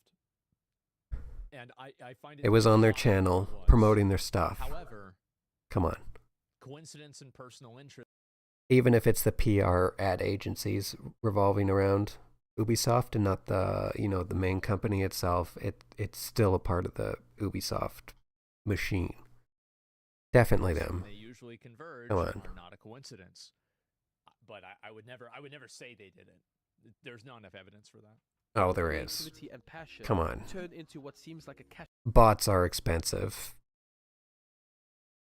No one's wasting resources on that unless there's a purpose behind it. Come on. Grab machine. Remember when Ubisoft used to take risks? There was way too many. Worlds filled with depth and rich storytelling. Games like Prince of Persia and Splinter Cell felt innovative. Yeah. And they challenged the norms of gaming. Now it feels like they're just recycling formulas, relying on the same IPs or brands year after year. That's one of the things that really kind of burns me out of some types of games, is that they have the same formula. It's one of the reasons why I didn't really stick around and play Zenless Zone Zero. Is that I had already played the gacha game formula a lot with Honkai Star Rail and then with Wuthering Waves. So whenever I saw Zenless Zone Zero basically have the same formula, I'm like, okay, well, I know what I have to do. I know what I can, what I can and can't do. It's just, I feel the same way about WoW. I know what the formula for WoW seasons are.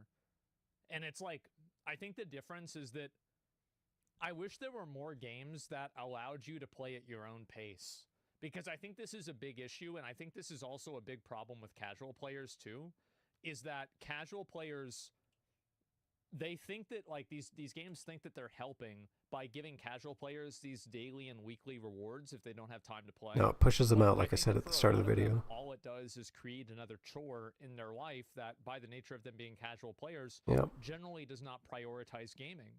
So. And it would benefit everybody if all these places would just do permanent battle passes. Maybe you can have an incentive you earn more XP while the season for it is going on, or however you want to structure it, but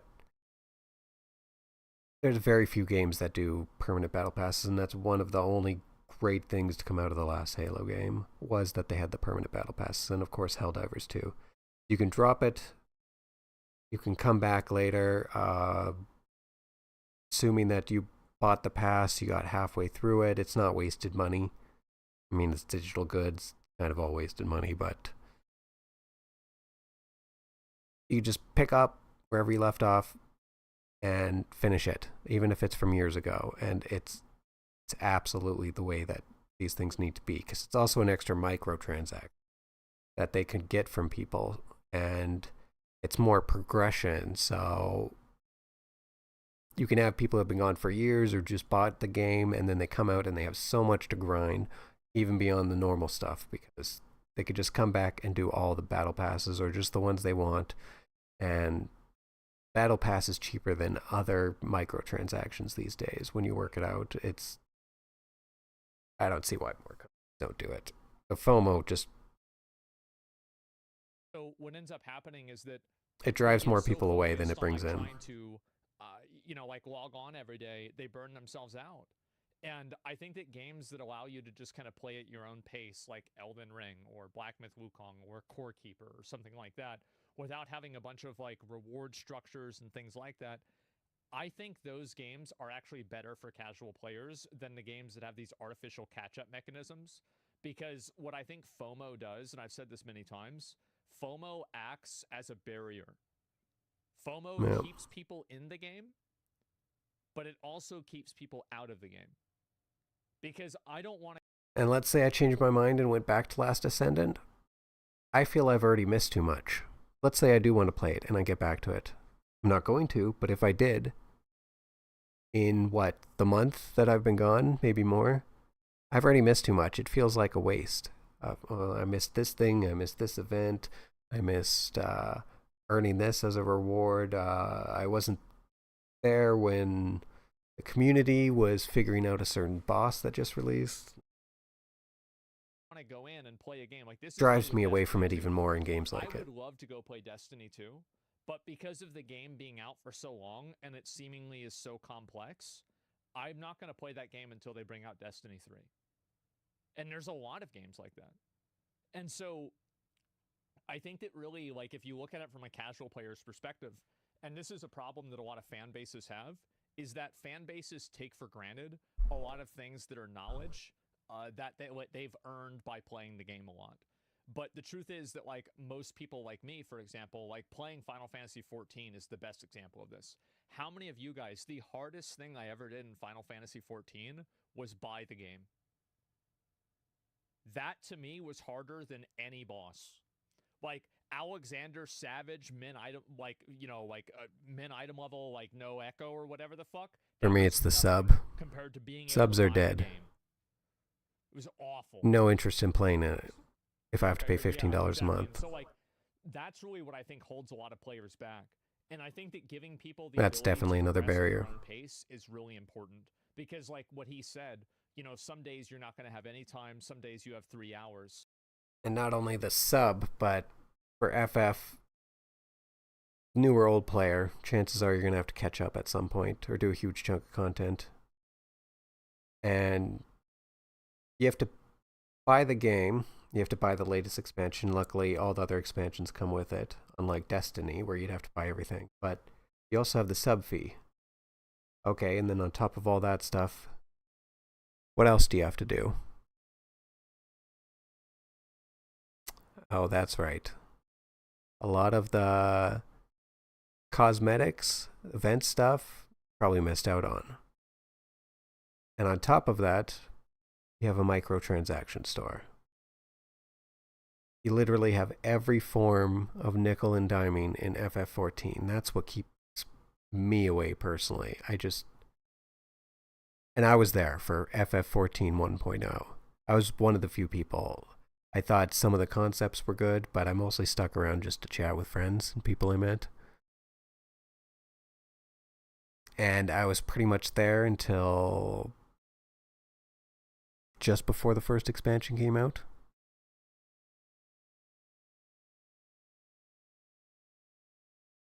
too much to catch up on at this point, too much to go through. It's just, there's too many barriers to get back into the game. I just not interested at all at this point. So whenever you have like such a big discrepancy there, on the days that he has So no many time, barriers he's for not able to FF14. log in and get the rewards. On the days that he has a lot of time, he feels like the first 10 The only thing FF14 is missing is a battle pass. I don't know if they've implemented one ever or if they plan to, but once they do that, okay, then they've done every type of monetization. are great, and then the rest of the time is kind of wasted because the game is balanced around that. It's just so many, like, I just wish games would get out of this, like, Skinner box, like, you know, continuous, like, you have to log on every day thing. It's very exhausting. Try to squeeze more and more money out of their fans. And it's not just the content that's lacking, it's the connection. I remember the excitement of discovering new worlds and characters that felt alive and engaging. But now it seems like the focus is solely on monetization strategies. Season passes, microtransactions, and limited time events that prioritize profit over player experience. Well, this is a big issue too. Like, absolutely. And also the big problem is that when you have a game that has microtransactions in it, they fundamentally change the DNA of the game. Because at the point where you have reward structures, create a problem and sell people the solution. Microtransactions that are designed to, they're incentivized to do that. Multiply those reward structures. What ends up happening is that the game is now based around you spending that money. And that's the way it is with a lot. AC Odyssey is the perfect example of this. Single player game. They put in the XP boost. But the XP was so skewed in that game that even with the XP boost bought, and no, I never bought it. There are other ways around it, but even with a significant increase to your XP far beyond what the bought one gave, you were still looking at hundreds and hundreds and hundreds of hours to cap out everything. It was ridiculous. I'll tell you right now, I put the XP at 500 times the normal value. After 200 hours, I still had stuff to cap in that game. The initial levels went fast, but everything after that, unlocking it all, and the amount of sheer content in that game, that was, I don't know why I sunk so many hours into that. Once in a while, I just like a checklist game. And that was kind of my perfect checklist, kind of zoning out type game for a long time. And man, that game was insane, even with crazy amounts of extra XP. Like, I can't imagine playing it with even the paid booster, let alone no XP booster in the first place. It was so over-designed to get you to pay. A lot of games. Crazy. Like, imagine how much more fun gacha games would be if you had $100 to spend every single day. Like, just theoretically. And it was just credited onto your account. Or if you could earn that much per day, right? it'd be good. You'd be able to, like, actually do progress and, like, you know, like, actually play the game out. But it's not designed. Shout out to Helldivers 2 for actually including premium currency you can earn. Very rare. Is Grand Blue Fantasy Relink. Grand Blue Fantasy Relink functions in a lot of ways like a gacha game, except for you can just progress on your own and do everything by yourself, and there's no money involved. And you can see the difference there. And I want to say that a lot of these games, they're bad because of the monetization. The monetization makes them bad. Yeah. Of gaming has been overshadowed by this. People are like, you can ignore it. You don't have to do this. Well, that's true, but you're still part of the system. They still got their hooks into you. You're still fighting against the current, so to speak, because you're incentivized to buy the solution to a problem they've created in the first place. And even if you don't ever fall for it or buy anything, you're still there as fodder for the whales. Endless push for profit. Now, it's like they're not going to add in the really cool armor sets and video in the game if they can put it in the store. Because now that too. The store armor sets, they want them to be more expensive. The earnable, as much as people were praising it, the earnable armor sets in Diablo 4 were complete garbage. People were praising them, but once they saw that what was actually in the store, yeah, complete 180 on most people's perspective.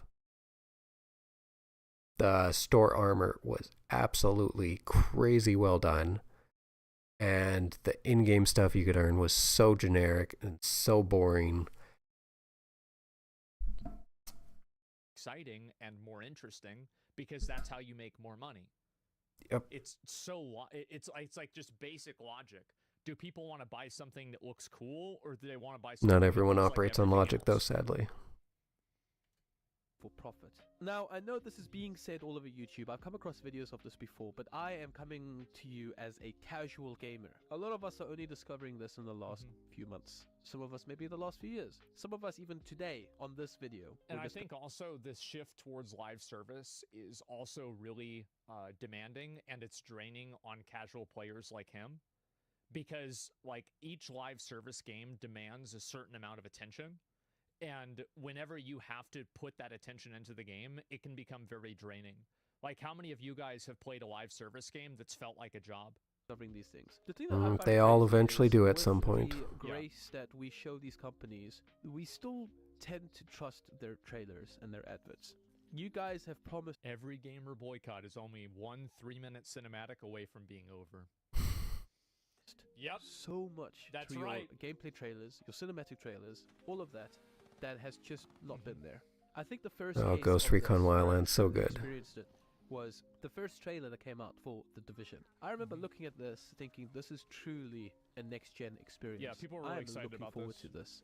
This is going to be great. And then actually watching gameplay footage after it. And what I find strange is over the crazy how it could just get we're worse. so used to this as gamers. We have normalized It's this. definitely We a expect downgrade. it. We watch As a good as that gameplay game trailer, was. and we're like, okay, I know it's going to be worse on launch, but it is what it is. We just accept it. After all of this, for quite a while, Jesus. I believe that Ubisoft had the potential to return to its roots, to listen to us fans and reignite that spark of creativity. The thing that drove this thought was, don't they want to make money?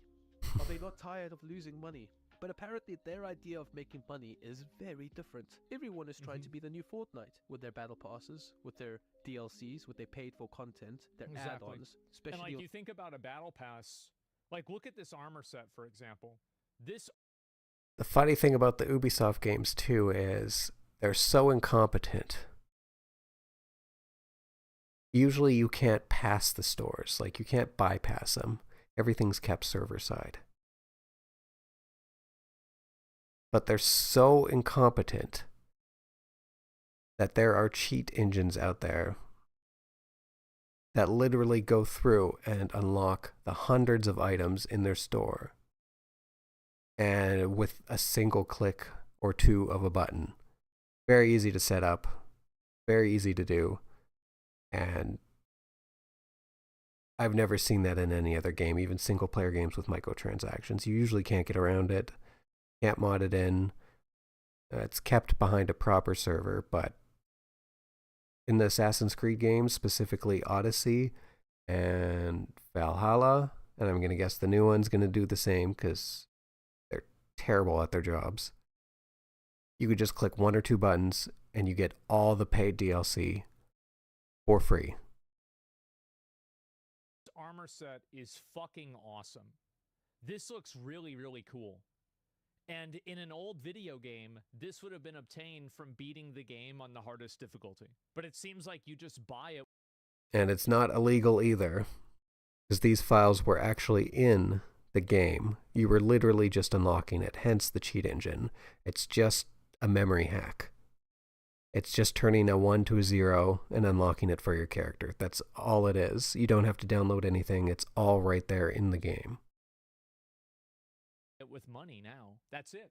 especially on single-player games, which makes no flippin' sense. So I used to believe this. I definitely don't believe this anymore. I don't believe that there's actually a way for Ubisoft to come back. A wise, bold man once said, I believe you cannot reason a person out of a position that they did not reason themselves into. in this case, the person is a large AAA company. Greed, ego, and toxic positivity that permeates their messaging doesn't stem from reason. They come from a disconnection with the very players who once supported them. It's frustrating to see how these companies prioritize profits over passion. The decisions being made seem driven by a boardroom mentality. You gotta hire the people who have the passion, though. That's the thing. They don't hire those people. It's much more broad. It's that as the company grows in scope and scale, it involves people that are not endemically involved with its with the industry. And so you have Too many somebody outside who's like a businessmen. CFO Good example. that's coming from like Kellogg's, and now he's working Yep. at Ubisoft. Well, he doesn't understand all the nuances of video games in a lot of cases. So you have massive disconnects, and you have people that get brought in out of industry that don't understand, like, really kind of like what the secret sauce is. They don't understand their customers or the The market. same type of nuance that somebody who, you know, built something like this from the ground up would understand it. And I think that as studios get bigger, that becomes more and more true. And I think And even if you want to exploit people, you still got to understand your customers, even if that's your intention, as bad as it is. By understanding your customer, you can get... There are many, many more ways that you can learn to extract more money from the players if you do understand them. So it's pretty much a lose-lose situation. Recently there was like some CEO of like Sears or something like that comes and he's like, now he's, you know, a decision maker at a video game company. Like, maybe that's going to work out, maybe it's not. But if you had to ask me, like, do I think it will or not? I'd say it won't. Time to gatekeep more? Well, no, it's not gatekeeping, really. It's about it's about the studios and the companies. Gatekeeping can be a good thing. Talent that don't have an understanding of the It's not always bad. like, creation process. They only understand it. They understand it as a theoretical, where they look at like numbers or a flow chart, but they don't really like understand it fundamentally. Maximizing shareholder value instead of crafting meaningful experiences, the heart of what makes gaming special gets lost. But despite these frustrations with the AAA landscape, I'm actually quite grateful for indie developers and smaller game studios. This year, in my opinion, has been one of the best years for gaming that I've experienced in a long time. I completely agree, and I'm really glad that he said this. I think that if you're the kind of person that only plays AAA games, like basically, if you get all of your games off of cable news television commercials, you probably hate video games more than anybody else. And you're missing out. So many great games out there now. Attention to smaller indie titles, you're So many good games filling the void. Etc. I think you're going to have a great experience, and I think gaming is better now than it ever has. Got to get over yourself. Stop with these AAA games and just go out there and play the good stuff. Amazing, like Elden Ring quality games. It's more that you have so many options, and there are all these little studios that are creating. And they're cheaper. Like Dredge was Save some money. I never got a chance to play. Not just time. A little bit of gameplay, but this was like one of the top indie games last year. I work at John Deere. They brought in a marketing director who sold welding glass and supplies at a large chain. The dude spent 3 to 4 years here and still could not sell a tractor accessories to anyone. He couldn't name one fucking thing about most of the add-ons. He knew gas, though. Exactly. And that's what happens. Wow. As a studio gets big, John Deere's really missing the mark. There's been lots of controversies with them lately. Operate it on like a theoretical level, and then they lose sight of what the actual like creation process is. I think that's what happens. This time in years, I actually find myself with multiple games on my Steam account. Here's another example of that is FaZe. Remember, FaZe had that problem. Then FaZe Banks bought out the company again, and then he went back and he took it back to doing what it does best, which is creating content for teenage guys, and FaZe is fucking killing it. It's because it was taken over by a bunch of corporate suits that had no understanding of what the actual product they were trying to sell was. that I really want to dive into, but I just don't have the time to play them all. Titles like Black Myth Wukong, Helldivers 2, Pal World, Enshrouded, Once Human, Space Marine 2. I say that, but I actually finished the campaign because I enjoyed it so much. I think I finished it within 2 days, which is a lot for me. That's good for me. All these games really have captured my attention this year. They are innovative and original. Some of them not original, but they take what we've loved in the past and they've expanded on it with innovation. Hades 2 is a great example of that. I mean, in a lot of ways, I kind of like the gameplay of Hades 1 more, but I didn't play enough of Hades 2 to really say that with like any sort of certainty. And I think Elden Ring, like a lot of what is in Elden Ring isn't really new, but it's just done very, very well. Passion with obvious zeal for their gaming. Take Pal World, for example. Everyone loves Pokemon. People enjoy it. I never really got into it myself, but hearing the stories, me neither. YouTube videos, I thought the games were trash. I know that's controversial. This looks so bad. This looks like it came out of a GameCube game. This is insane. I feel like they never put the heart and soul into the Pokemon games. I think the concept's great, but Pal World was the first one that was made for pure fun. People have been dying to scratch for many years, and this is why Pal World has been successful. Yes. Why have you not made a game like this, Nintendo? Who knows? I bet you $1 million that there's a bunch of guys at Nintendo that are like, see, I told you they'd want a game like this. Why aren't we doing this? See? Oh, they did it. Pokemon's so huge, just like something like Harry Potter. It's insane. The market is huge for it. I told you guys. Such a fail. Absolutely, they're thinking that. 100%. They're not stupid. You could only get away with it for so long before someone else was going to come out with something very similar that fed into the market that was basically starved for a real good AAA quality experience. Because most of the Pokemons weren't handhelds. We never really had that huge Pokemon console or PC experience where it was just this huge AAA game with all the budget and love and soul into it. And then Pal World comes out. And early access, but everything they put in the game just because they thought it was fun. People thought capturing monsters was fun. People like Pokemon. What about Pokemon with guns? People like shooting stuff. Not a single unique concept, but the actual game was fun, and lots of people bought it. It was one of the biggest games. What was it, last year? Absolutely crazy. Nintendo's so out of touch. I'm also looking forward to playing, which I just don't have time for, like Deadlock, or even the DLC for Elden Ring. These games, plus many more, or rather the company that's responsible for Pokemon. I know it's a separate development company. You talk about Deadlock, one of the reasons why I haven't really played a lot of Deadlock is that it's a competitive game, and I feel like the skill cap for competitive games go up so fast that it's not as fulfilling for a casual player to play one anymore. I'm very casual with Twitch shooters. The biggest one I got into was Overwatch, and had my fun on and off for years. Not a fan of Overwatch 2, obviously, but I'm not good with Twitch skills. I'm terrible. I understand the concepts. I knew how to get better. I understood, like, the fundamental concepts of getting better as a player, but those pale in comparison to just having, like, really good Twitch skills. And mine were not there. Even for characters that didn't really depend on it. It really drives the play. Makes it way less fun. There's so many of these like nuances and like esports like focused designs that make the game like highly technical and like hard to play. And the good people get so good that and also the younger generation is ones who grow up with these and then they get better and better. And my age, you don't really get better, not like you do when you're a teenager. Like, I have a lot of accomplishments under my belt for different games when I was younger, games that no one I know to this day could really beat outside of ROM saves, which weren't a thing back then. And I had my niche. I was a good player, better than most people were with certain types of games and very specific games. But when it comes to Twitch games, no, didn't grow up with them, and I can't compete with It's anyone. like with Fortnite, right? Like, I mean, Completely how many pushes of you me out of guys, the market like, personally. loved Fortnite on release, and then, or like in 2018, I don't think it was really released then, but like, you know, whenever it first came out.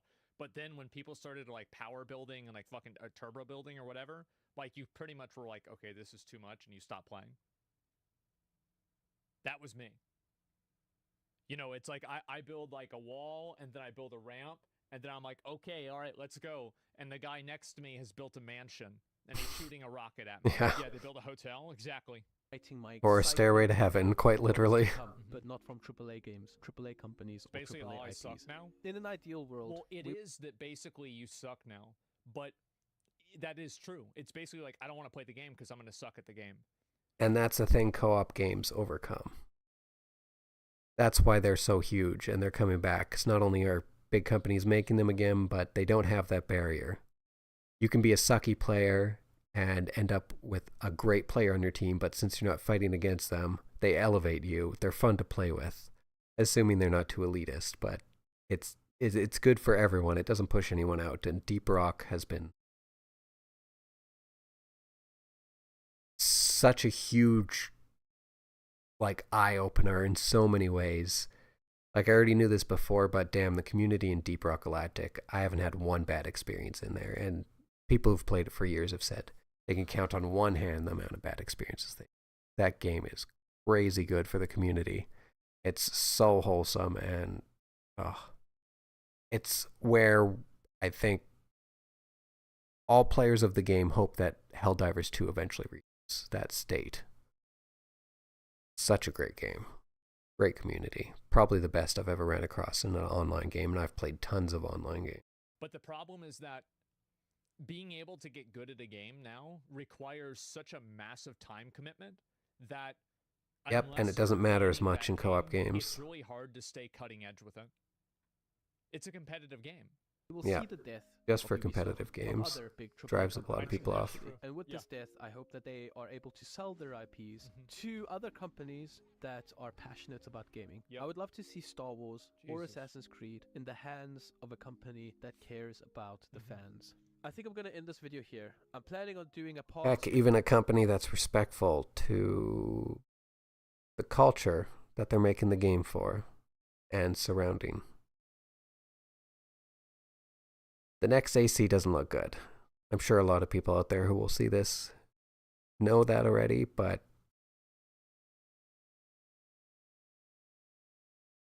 let's just say the Japanese are not taking it good. It's highly offensive in so many ways. There's another channel I'm pretty sure we'll eventually get to. They're absolutely amazing, and they cover basically all the things wrong with the next Assassin's Creed game that's coming out. It's a dude and his Japanese wife that actually knows enough about the culture. Obviously, it's her culture, that she can easily point out all the flaws just from the trailers alone, and it's absolutely brilliant. It's hilarious. Of this, so do subscribe if you're does. interested in that. But yes, otherwise, thank you so much for watching, and I hope you have a wonderful day. I'm gonna be honest. If this guy had 100,000 subscribers, I'd say that he deserved more, and he has 200. Yeah, that was an amazing first video. So 232, does that Such say? a great video. This is made by a guy. His first video. He must be one of my viewers, right? He mentioned a few things I said in the thing, and he asked me to watch it, and I definitely feel like it was a good. Padda, Padda. So definitely go check him out, just like Asmon's gonna say. Liked it a lot. And so yeah, it was a great video. Absolutely, part 2. Oh yeah, no, I'll watch part 2 at some point. Yeah, part 2's already out. They're smart viewers. Yeah, I think so too. There is a part 2. I'll watch part 2. Like, I want to cover some other stuff today, and we'll probably watch part 2 tomorrow, because I think that one's really, really good. Like, I think the editing was good. Like, there wasn't anything. One big component for me is, like, there's nothing obnoxious that made me want to turn the video off. A lot of people, if this is especially true with, like, transitions, is that they try to, like, have, like, these, like, beats where it, like, keeps your attention. And to me, it's like, when I see that, it's like, oh my god, I'm like, now I'm being overstimulated, you know? I'll be right back. Or it's just loud and annoying.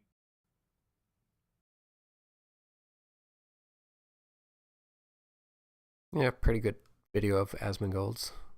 Not one of his bad ones, so. Sure, most people have already seen his videos, but go check him out if you haven't. A pretty good channel, I think. He has his moments. Alright, that'll do it for tonight. Not sure if I'll be streaming later, but next couple days I'll probably just be cutting up some of these reaction videos into smaller videos and posting them on YouTube. Probably stream on Sunday, but for right now we're done for the night. So thanks to anyone who saw this, or we'll see it on YouTube or Twitch at some point.